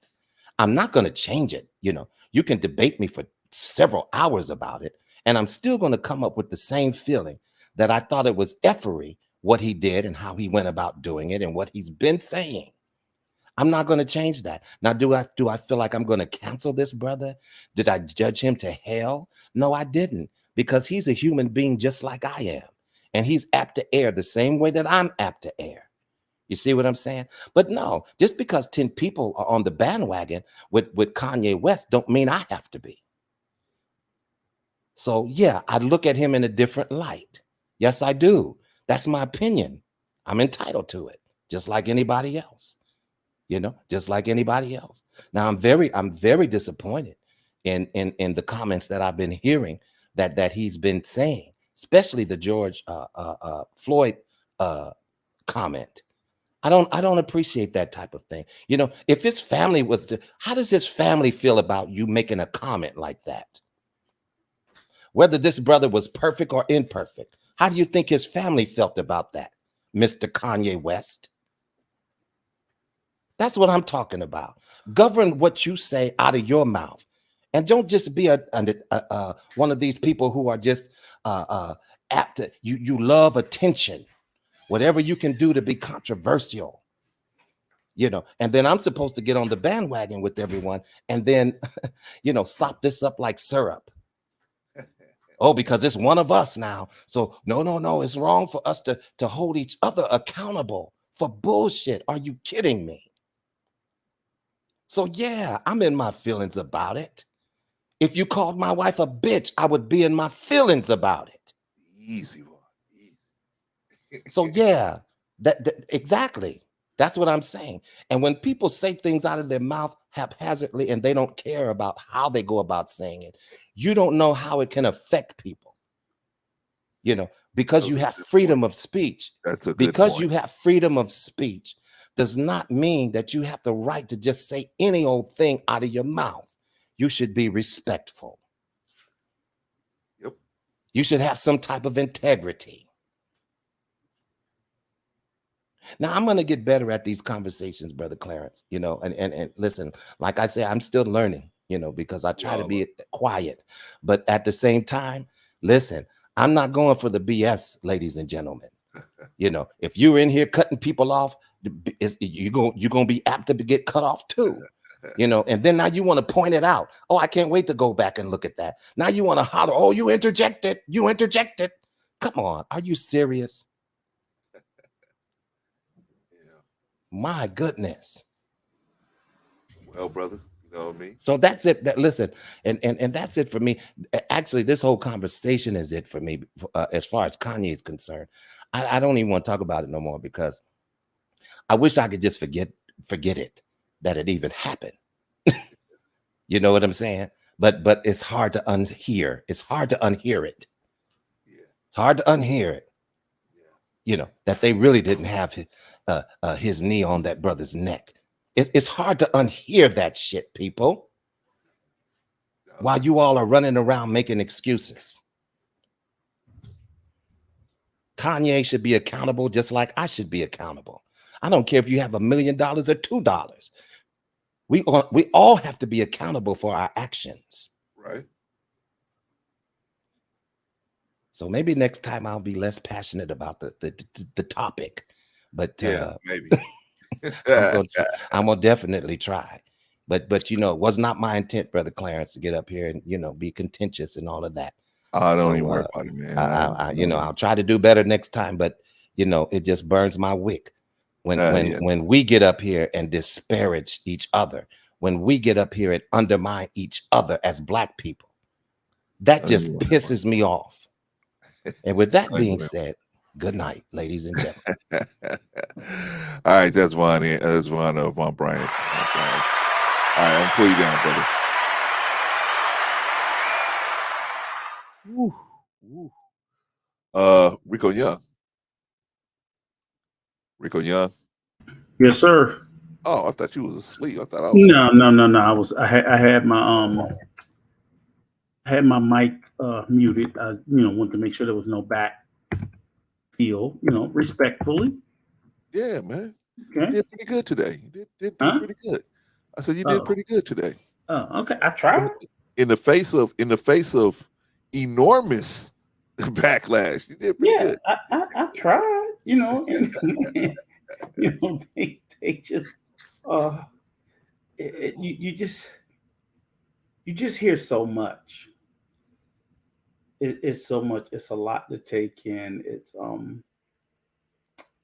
It's wild. It's unbelievable.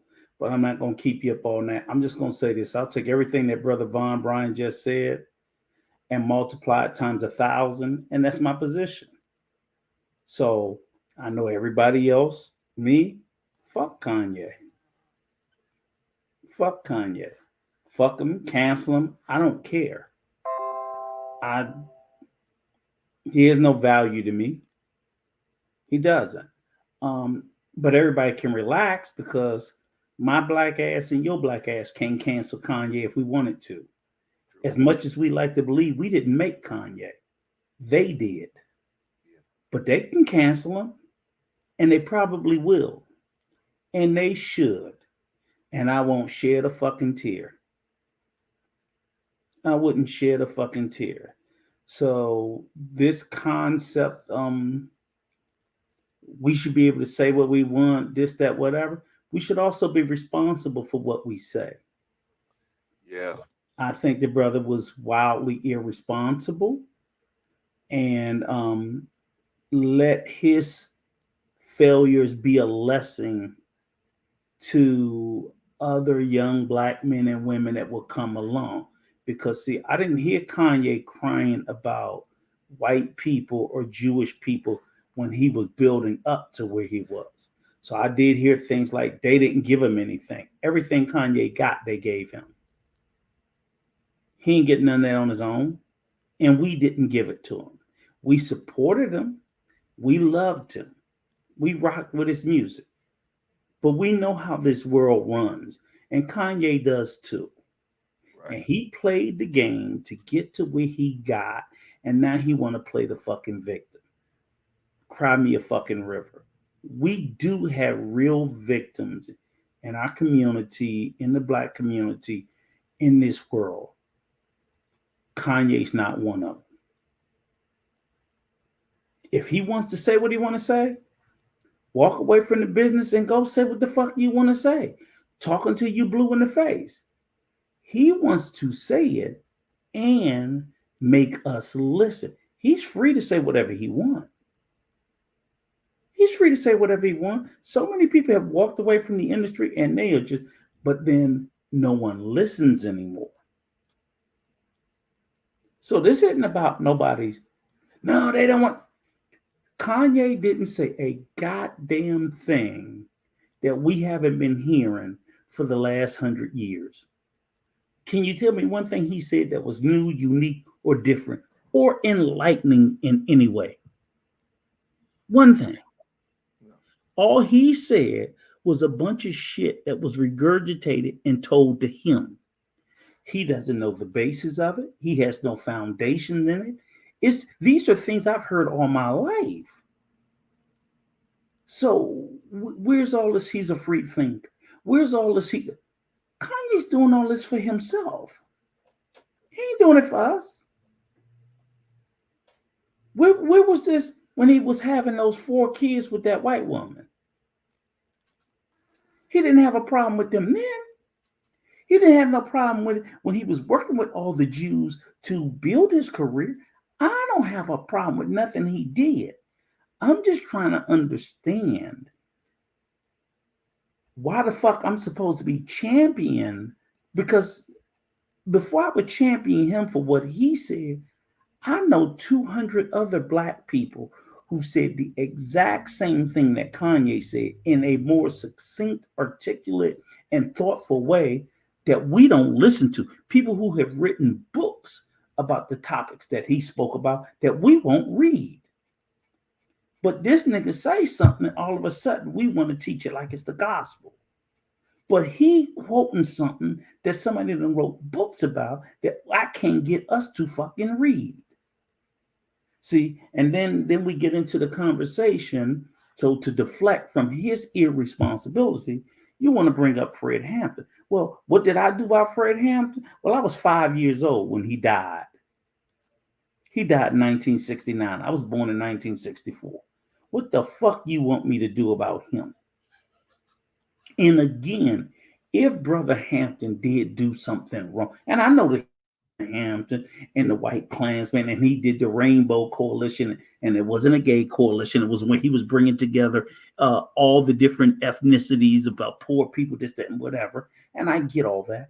But so what? Even if in fact I was 20 and I saw it as to me in the wrong thing, not correcting a transgression of the past is no excuse for not correcting a transgression of the present. So we can't say, well, because we let everybody else get away with it, we got to. So in other words, Clarence, I let Von Bryant get away with it, so I got to let you get away with it. No, I probably should have locked up Von Bryant when he did it, but now today I decided we're going to do something about it. There's nothing I can do about the fact that Von Bryant was late. Nigga, you late today, and I told your ass yesterday we starting a new thing. That's what I'm sitting and saying. You know, and I love these young guys, but to come in here with that disingenuous argument about what people who had no power in the past to do anything about, or limited power, to say that because, in the 1940s and 30s or 60s, you couldn't do anything, you shouldn't do anything today, that's also irresponsible. We have more power to do things today than we could have in the past. So we should not exercise that power. Again, I talk about voting. Do I tell a motherfucker who to vote for? Have you ever heard me tell somebody to vote for, Clarence? No. Here's one better, Clarence. Fuck it. Not only do I tell you to vote, get off your ass and run for office. See, so you see how like a lot of the narratives and the things that they say, and I love all our subscribers, I love all our supporters, I love our chat, I love our panelists, I love everything. But I'm sitting there saying is the conversations need to be honest. This conversation for me was about Mr. West in the disparaging way that he speaks about us. I ain't have no smoke for the Jewish community. I don't care about that. That's not my battle, because they're here to defend what he said about the Jews, right? I'm not here to defend that. I'm here to put his ass on trial for what he said about the blacks. See, it's two different things he did. He offended the Jews. I ain't putting him on trial for that. I'm putting him on trial for what he said about us for a long period of time. And why do we keep letting that shit? Because I ain't hear nobody up here saying nothing about what he said about, because they know what he said about us strong. But I'm like, I don't give a fuck about what he said about them. I don't think that what he said about them was right either. I do not. So let me be clear about that. But that's not my problem with Mr. West. My problem is not what he said about another community. My problem is what he said about us and our community that we keep turning a blind eye to. That's it. That's it. So for everything else, fuck them. So when I say fuck them and cancel them, it's not because of what he said to somebody else. It's about him see, you don't always tell you, Clarence. Motherfuckers always want to shit in your mouth and want to tell you it's chocolate. It's not chocolate, it's shit. See, because that was a real thing they did back. If you look back there in the history, that's what they would do to the slaves. They would shit in our mouths as a way to break us. So you're not going to shit in my mouth and tell me it's chocolate. It's fucking shit. You're not going to degrade me. You're not going to break me down. So when he does what he does, that's all my issue is. What he does about to the Jews, that's their problem. They got to fight that fight. He go ahead and fight that shit on his own. Ain't got nothing to do with that. He decide he want to talk about them. That's on you, bro. If you want to jump out there and you want to attack them people, you deal with that. I ain't got no smoke for you. I'm not going to help you, but I ain't got no smoke for you. But what you said about us was wrong, and he's been talking about us for a long fucking time. And those statements don't go by me unnoticed. That's it. That's it. And if anybody want to tell me he didn't say that, I'm fine. I'll back up off of it. But like I said, the only person I've seen one black person take him to task, and that was Van Lathan. And we all got that on tape. And the way that brother sat there and broke his ass down, step by step, word by word, resonated with me. And that needs to be reading and listening for everybody. And he didn't even call him out his name. He just told him how hurtful and how dangerous his rhetoric was about real black people who have to live in the real world when he says irresponsible things. and how it affects us and how it gives cover to white people to shit on us. And he did it as crystal clear as he could. And that was 5 years ago. And here we are in 2022. This motherfucker is still doing it. Explain that to me. He's not 14. That motherfucker 45.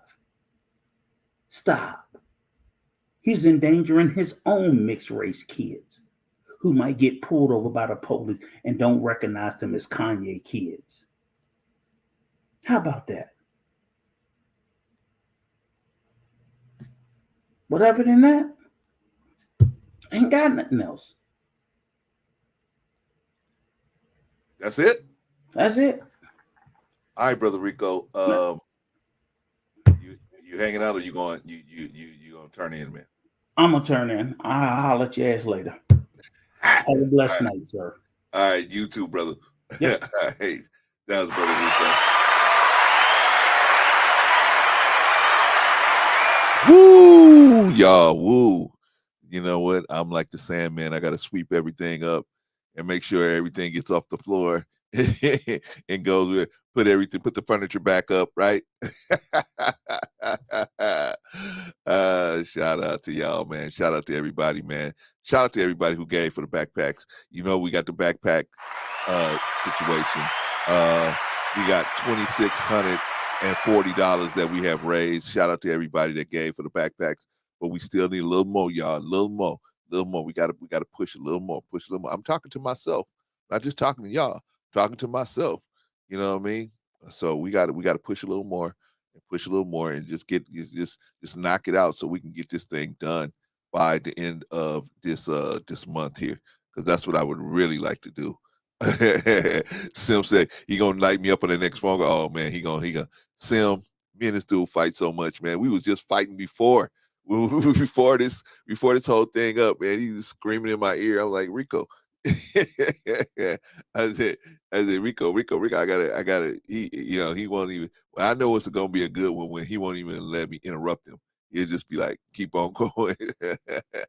Man, but shout out to Rico, man. All right, y'all. Let me give y'all. The backpacks. We got to do the backpacks, y'all. Whoever can reach, whoever can. Am I talking to you that don't have the money? No, I'm not talking to you. You don't have the money. You just stand out there in the bushes saying, what the hell is he talking about, backpacks? I ain't talking to you. I'm talking to the people that believe in what we're doing. They feel like I'm trustworthy enough to give a couple of bucks to, let them hold on to it and go buy these backpacks. And I'm telling you, man, the minute we get the rest of the money, man, I'm gonna show you everything, man. The phone call I made to order the backpacks, order all the supplies, everything's gonna be filmed right here for you, so you'll be able to see it.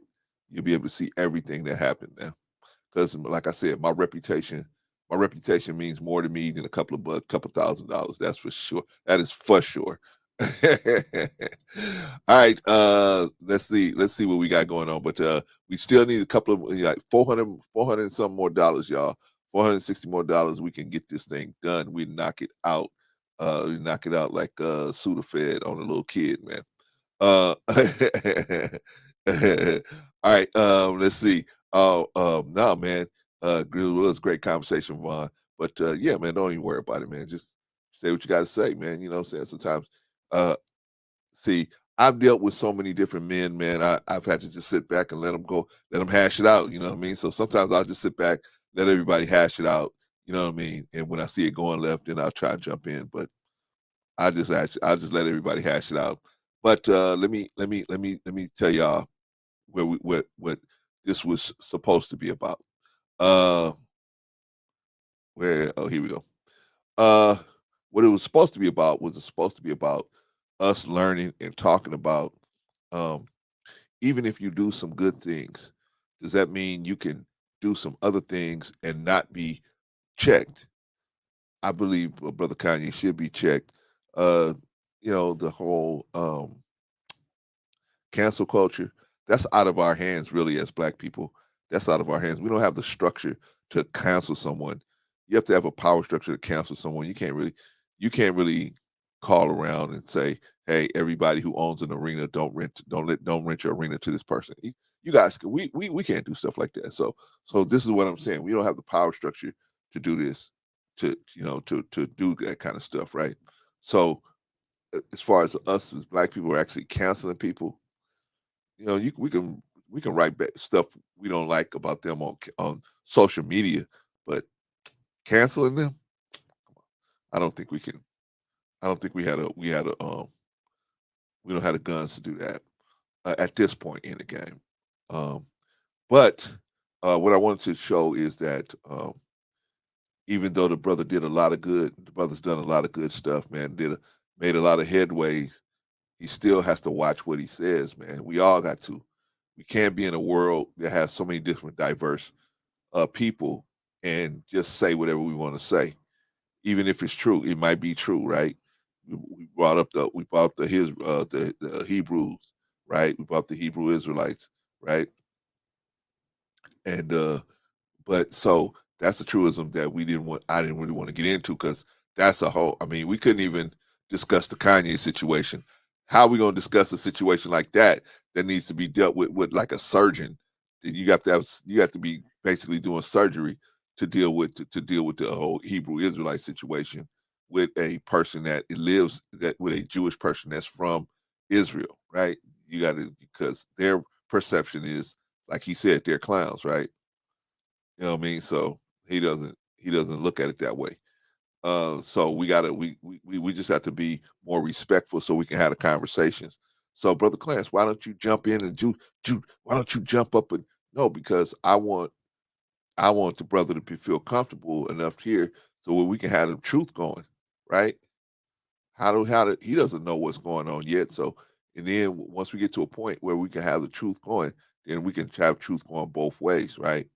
And maybe we've given him the truth and he doesn't see it that way, right? He don't even know that situation, how bad the situation is over here. I'm speaking in particular about Pagoda. He don't even know how bad the situation is, and if he is, he's doing a good job hiding it, right? But I think it's half and half. I think he knows a little bit, but he don't know the extent of the situation. Actually, he don't know the extent of the situation over here. But so we just educate him, right? We got to educate him. We got to bring him up to speed. But I don't think we're going to do that by everybody just attacking him like he has something to do with the situation. He don't have no controls over it at all, period. You know what I mean? He's just a person that's living on one spectrum of the situation, and we living on the other spectrum of the situation. But he should be educated. So I'm with that. But no, this was more for us. This Kanye's talk wasn't really about the Jews. It was really about us. It was really about us and what we think and how we gonna respond. See, one of my issues with Kanye is it was okay when the Jews were stepping on other people, quote unquote, and they was making him rich. It was cool. He had nothing to say about him then. But now you got so much to say about him. And I don't know whether they stepped on anybody or not. But I know that he obviously he's had some business people that he's done business with, probably of all different races, but in particular the Jewish people that have done him wrong. Okay, let's call those people out. So another black person don't get rich and try to use that person again. See, we don't even think like that. Like, oh man, somebody else might come up and try to use that person for a lawyer or accountant or whatever, right? We got to watch out for each other. And that's what I see. I don't see, in my opinion, I don't see Kanye doing this stuff that he's doing for us. I see him doing it for himself.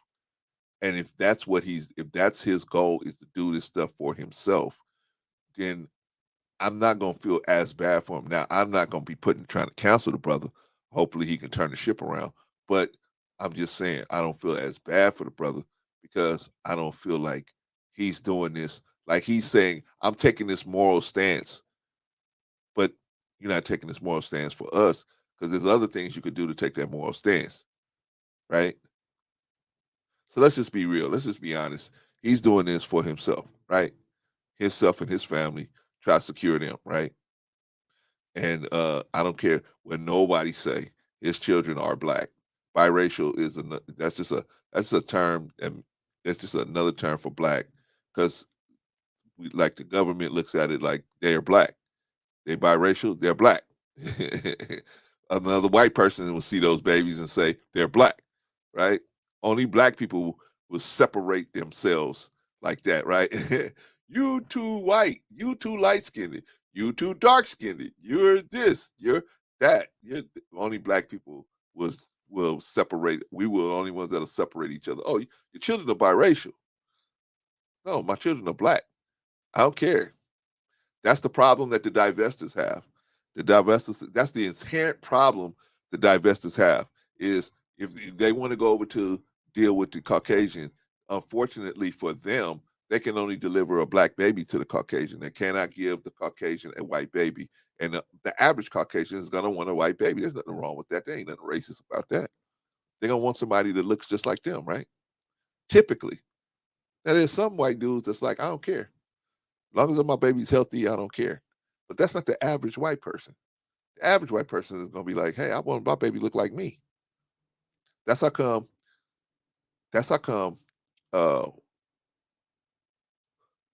Caucasian women that are a little heavier than others are still have value in the Caucasian society, because they can deliver the Caucasian a baby, that they can deliver the full Caucasian baby. These are things that are real, right? These are things that are real. Now, I could have said that a whole nother way and made it real ugly, right? But I didn't do that. I tried to say it in a way that'll make it so that we can have a conversation. And that's what we got to start doing. We got to respect each other enough to say, hey, man, you know what? I'm willing to take the extra step to try to find the words that I can say in a way where we can still disagree, but we can still have a conversation. Sometimes we get so caught up in our feelings, we don't want to take the extra time to say, say things in a way where we can still have the conversation. Anyway, well, Bait Boys Lifestyle, glad to see you in the building, man. Anyway, Mike said you're responsible for the things you say and do and how it can affect your life and people. Yeah, I mean, we all gonna be responsible. And see, my thing is, don't have smoke for the people that pulled you up. If they, you know what I'm saying, because the people that pull you up can push you down. And so you didn't want us to have smoke for them when they was pulling you up, right? You didn't call us to have no smoke for them when they was pulling you up. So don't have no smoke for them when they pulling you down. You just say, man, I made a bad decision picking this person to be on my team, because now they doing me in, they doing me wrong. Okay, that's your decision as the business owner. You decided to have that person there. But to say, that's like I pick a black person to be on my team and he do me wrong, right? Now I say all black people gonna do me wrong. I'm not with that. I'm not with those generalities like that. You got to use some qualifiers so that, and I know that most of us here say, well, of course, it's obvious. You should know that. No. If there's a misunderstanding, if a speaker's speaking and the listener's listening, if there's a misunderstanding about what was said, who's at fault? The speaker is always at fault.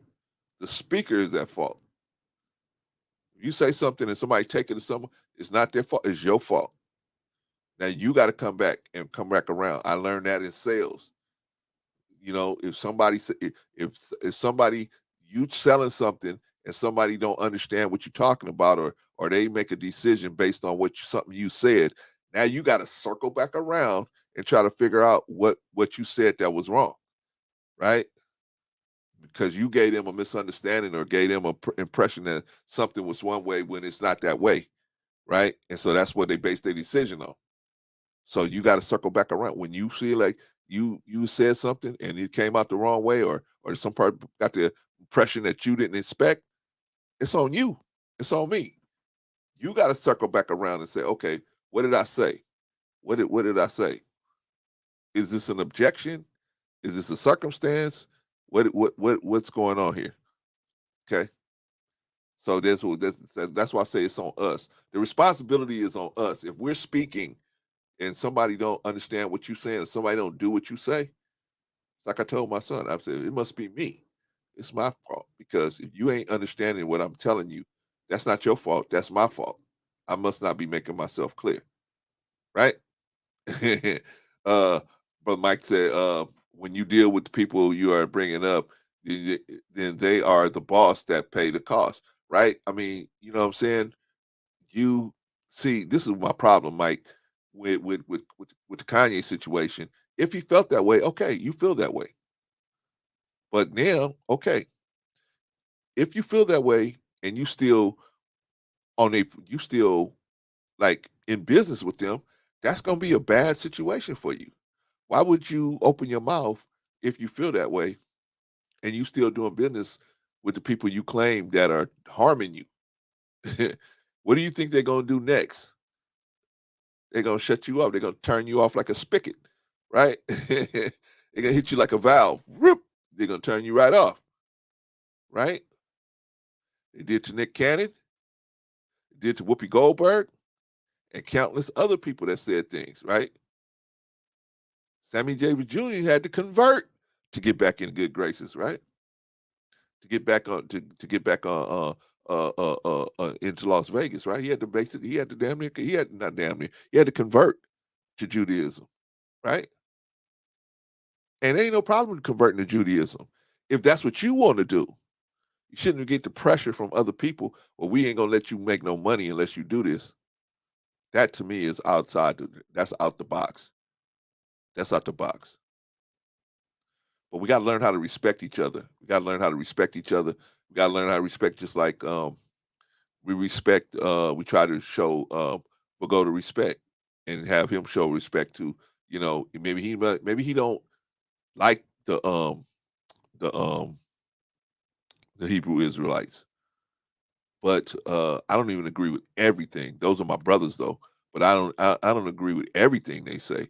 But I mean, you know, I wouldn't be calling them names. You know what I'm saying? Just like I don't agree with everything that the Jewish faith believes, but I wouldn't call them clowns. I wouldn't come up here and call them clowns. But we just got to be okay. I got you, Patrice. So we just got to be we got to be better about how we treating each other. This platform is a school book. We are a school book, y'all. We're a school book. We are not. Oh, we're not here just to point the finger. We're here to show people how it's supposed to get done. We're here to show them how it's supposed to get done. So when they look at over here, they see certain things happening. Okay, so then we gotta show them how to respond to crazy situations. People talking out of turn. People doing this. We got to show them how to respond. Because if we don't, where else they gonna go?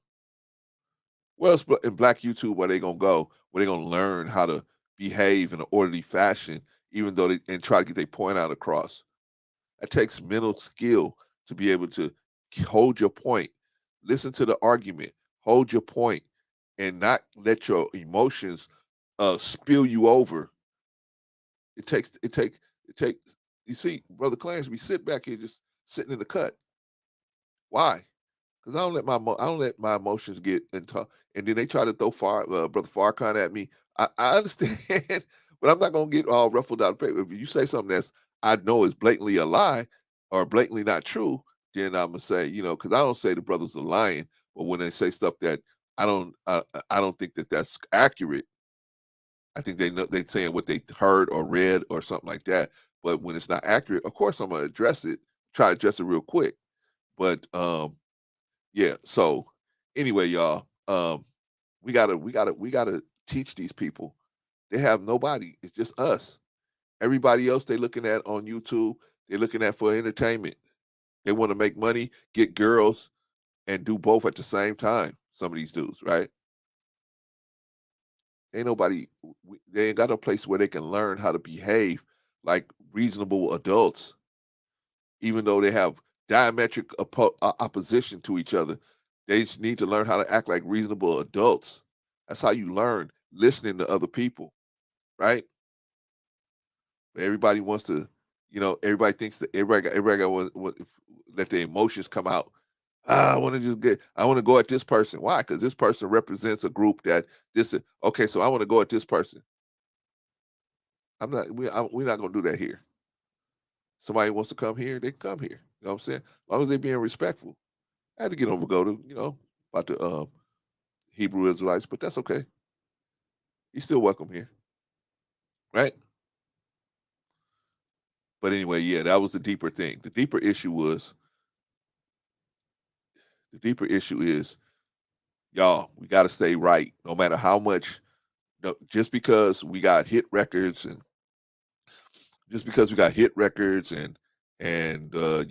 fans across the world and billions of dollars, that don't make it right for us to go out and disrespect a dead man and his family.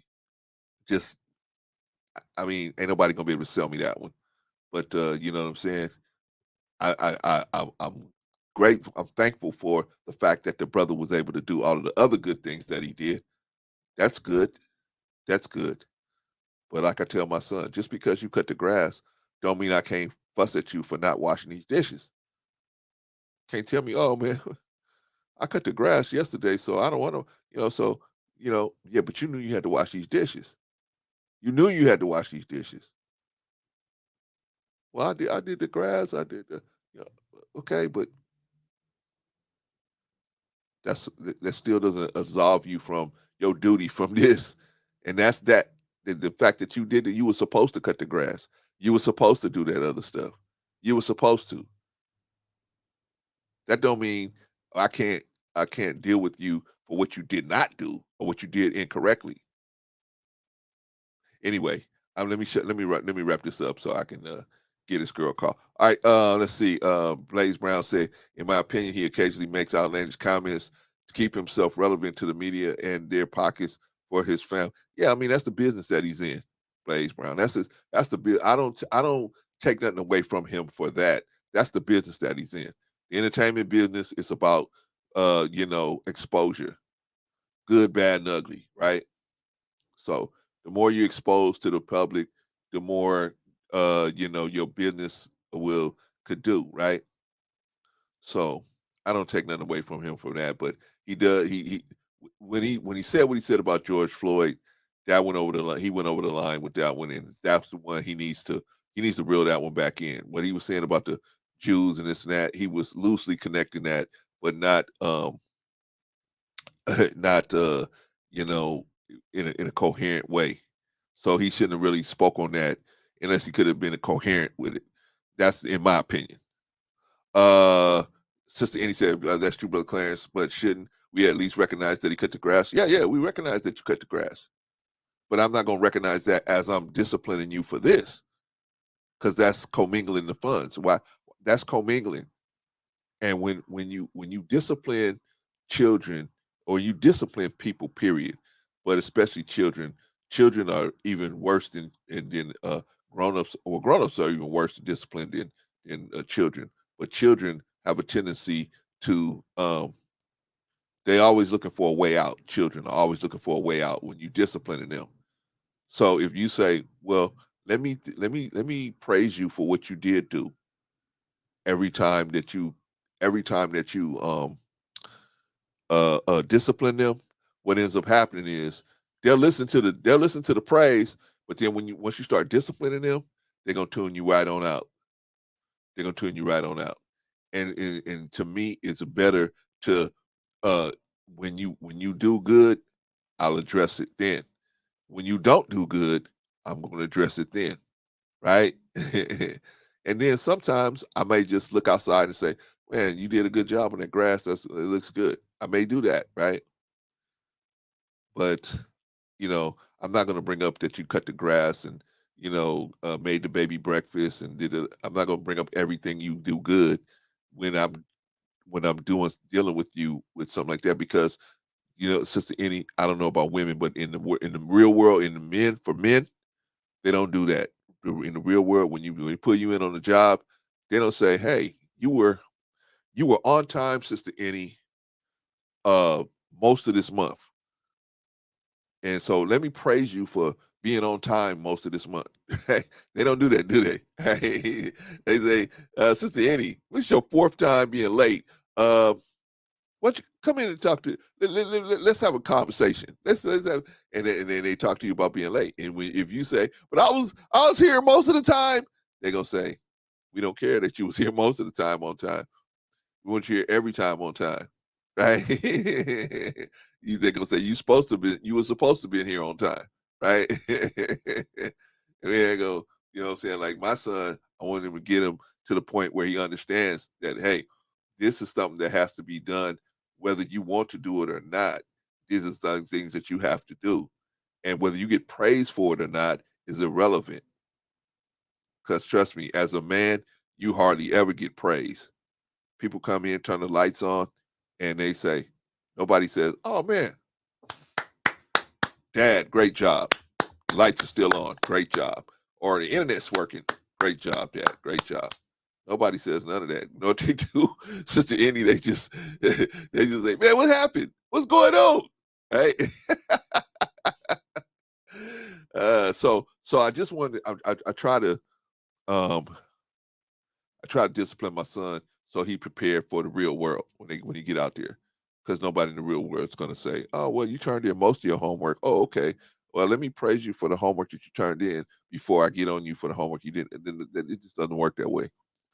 But that's me. That's me, sis. All right, y'all. So I think I gave you guys enough bonus round. Let's get into the rundown. I hope you guys enjoyed the show. We tried to do everything we can. I'm trying to figure out different ways to how make it more interactive, man. Appreciate you guys hanging in there with us. All right, let's do the rundown. Let's get out of here, y'all. Because I know some of y'all on the East Coast, man. You guys got to get out of here. Didn't Rico did a good job? Rico did a good job today, man. Holy smokes, man. He hung in there and he stayed on the line and everything, man. He was quiet. Shout out to Rico, man. Sister Annie said, I used to be a big sister to a young girl through Big Brothers Big Sisters. She would intentionally act out old because she felt negative attention was better than none. Do you think Kanye West may be that way? Yes. His mother used to only, right, because his mother was his biggest fan, right? His mother was his biggest fan, and his mother kept telling him he was a genius. You're a genius. You're this, you're that, you're this. And so they didn't address the bad things that he did. They said, oh, we can excuse that because you're a genius, right? That's how he got into the point where he is now, right? He feels like, I'm above, I'm not a regular person. I'm above that, right? I got all this money in the bank. I'm above that. Who can tell me, if my mama ain't here to tell me I'm out of pocket, who can tell me I'm out of pocket? That's how I feel about him. I could be wrong, Sister Annie, but that's how I feel. And that's unfortunate, man, because we all need some humility. Humility is the oil that will lubricate our minds to understanding that there are other perspectives, right? If we don't have humility, how can we be humble enough to understand that, hey, there's other people have other perspectives, right? And from their perspective, they feel like they're right? They may feel like, hey, from their perspective, hey, from my perspective, I feel like I'm right. But maybe they may not have the right perspective, but they feel just as strongly about it, right? So the only way you can deal with somebody with a different perspective is educate them if they allow themselves to be educated. If they don't, they don't. Right? All right, y'all. Let's get to it. Let's get to it, y'all. Let's get to it. Let's do the rundown. First of all, I want to say that the chat is where it's at. The chat did an outstanding job once again today. Once again, shout out. Yeah, no one is above reproach. That goes to everyone, Vaughn. You guys come up here. You know how many times Rico done cuss me out? Man, you know how many times Patrice has gotten into me over something, right? Not too often, because I learn fast from Patrice. Man. I don't give Patrice too many times to get into me, but she has. She will. She think but it's out of love, though. See what I'm saying? I have the perspective. I understand that she's coming at me out of love. It's not even Vaughn. It's out of love. They may say something to me and try to get me to understand something, but I understand it's out of love. So I got the humility to see that I know where they're coming from. I may still do my own thing, but I respect the fact that they care enough about me to do that, right? Sometimes everybody doesn't think that way. All right, y'all. The chat is where it's at. The chat, very strong performance today. Very, very strong. Well, I'm not lying, Patrice. I mean, you got me straight. I mean, part of the reason why I'm able to do some of the things I do online today is listening to you. So you got me into the point where I was, I'm able to say, okay, I know it is. Keep my nose where it's supposed to, where it ain't supposed to go, and some other things, right?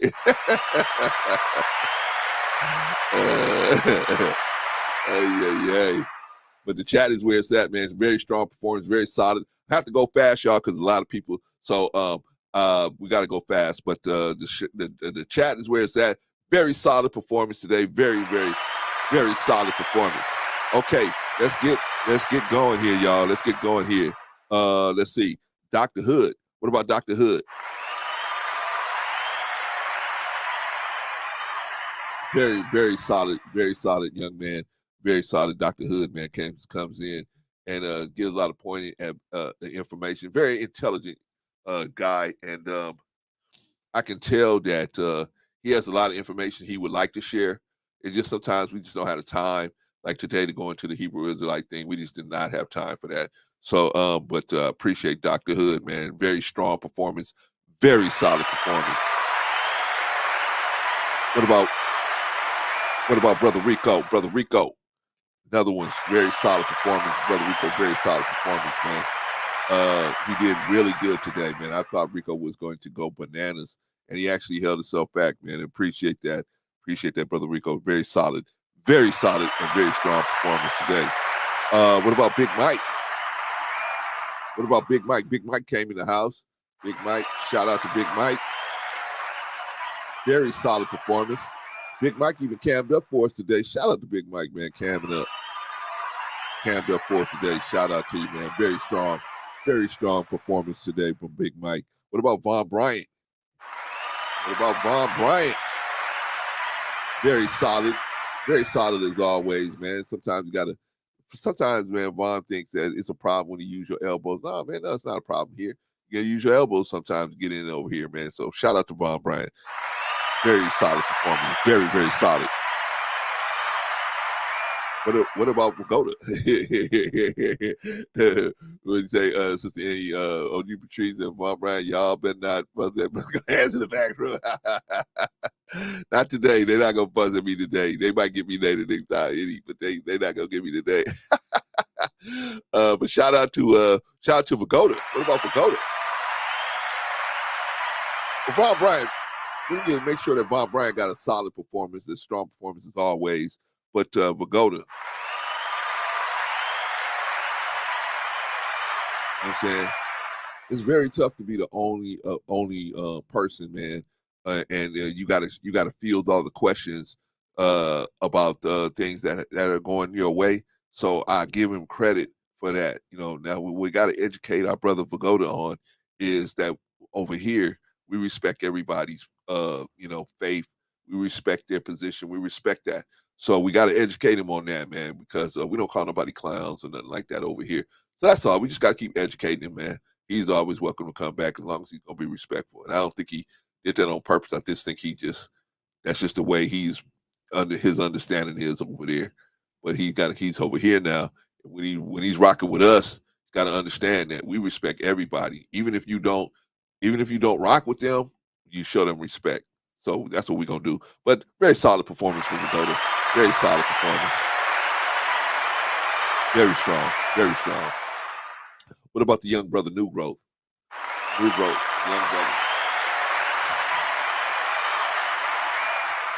Young brother, New Growth, man. He came in. Shout out to New Growth, man. Came in. He got a little frustrated, got a little hot, and he had to take off. But, very solid points, man. Very smart young man, man. Very, very solid. Very, very solid. I missed one person. Okay. All right. But New Growth, very solid. Very solid performance, man.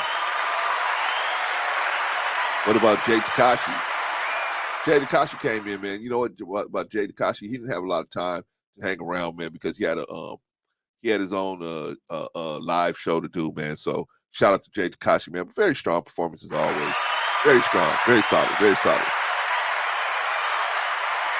What about Marcus? What about brother Marcus? Brother Mark is very solid, as always, as always, as always. You know what I mean?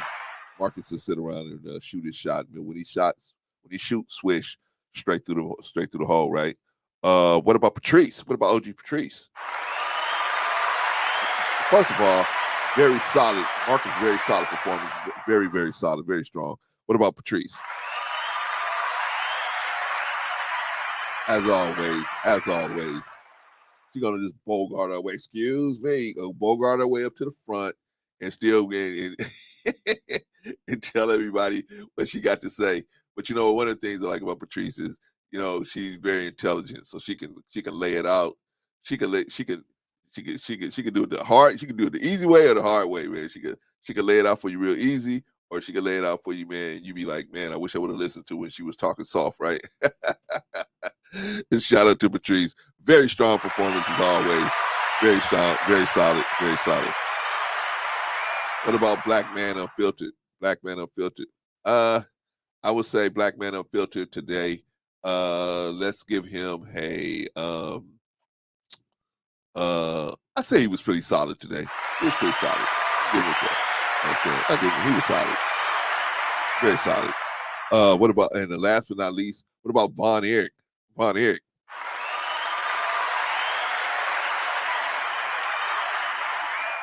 Von Erich, man, very solid performance as always. As always, man, they give Rico a run for his money, man. They send Rico. They put Rico to bed. Him and New Growth, man. They put Rico in the bed. But shout out to Von Erich, man. Shout out to Von Erich. And okay, that's it, everybody. Shout out. We're gonna be back on Thursday. And also, let me say this, man. Shout out to everybody who gave for the backpacks, man. The backpack. We still need a couple more dollars, y'all. A couple more dollars. So anybody who can find it to dig deep and find it, I appreciate y'all, man. Appreciate all of y'all. Appreciate everybody who gave and everybody who wants to give. That's the most important person, the one who wants to give and just don't have it to give. I've been that person. So shout out to everybody. Shout out to everybody. Blaze Brown said, when our children are younger, their chores were written and displayed in a location that suggested, and we agreed that helped with our responsibility. They're all grown on their own. Yeah, that's what you want. That's what you want. That's what you want, y'all. You want y'all. Everybody had a strong performance today. Everybody did a great job. Everybody. As always, everybody did a great job. Yeah, that's what you want, Blaze Brown. You want, you know what I'm saying? Because, you know, but you know, black men, black boys are a little different, man. You got to prep them, man. You think that, you know, they think that sometimes they'll think like, because everybody's going to love him like their mama does. That's the problem Kanye West has right now. He thinks everybody's going to deal with him like his mama dealt with him, and they're not. They're not. The rest of the world is like, you just another black dude, right? So, you know, come on, man. You gotta get off that, man. You gotta understand, man. This thing ain't happening. You know what I mean? You gotta either be with the business or not be with the business, man. You gotta be with it. You know what I'm saying? So hopefully Kanye West, man, will understand, even if he has issues that people don't like, he'll be able to he'll publicly be able to express himself in a way where he can have the conversation, but still show his opposition. And that's what we're trying to learn here. I learned this in the Nation of Islam, dealing with all hundreds and hundreds and thousands of men, and seeing them get into fights and seeing them get into all kind of different situations, man, just disagreeing with each other. And I had to just sit back and sometimes let them disagree with each other and then bring them all the way back and say, okay, this is the purpose of what we're doing, y'all. This is the purpose of what we're doing. Okay? So I'm used to this kind of stuff. You guys probably seeing me sit back in it, but I'm used to sitting back, let everybody get everything out, and then bringing them back and say, okay, this is what we was actually talking about. Remember this subject? All right, y'all. So we'll see y'all Thursday. We're going to try to do the same thing. And if you can give, you know, before Thursday or anytime this week, y'all can pledge it. You can pledge it. Hey, I don't have it right now, Clarence. Okay, y'all can pledge it, or we can Cash App it. You know what I'm saying? Like Sister Annie cash at me, Jill cash at me. We weren't even up. They cash at me. So appreciate y'all and everybody. Genesis Gay. All right, y'all, that's it. I got to go. I will talk to y'all later. We'll see y'all. Love y'all. Thank y'all for hanging out with us all this time. Thank you, Jill. Appreciate you. You, Any, and Blaze, all of you guys in the chat. Appreciate you guys for hanging out. Everybody in the bushes, everybody everywhere. Appreciate all the panelists, man. Everybody did a great job. Appreciate y'all. Peace.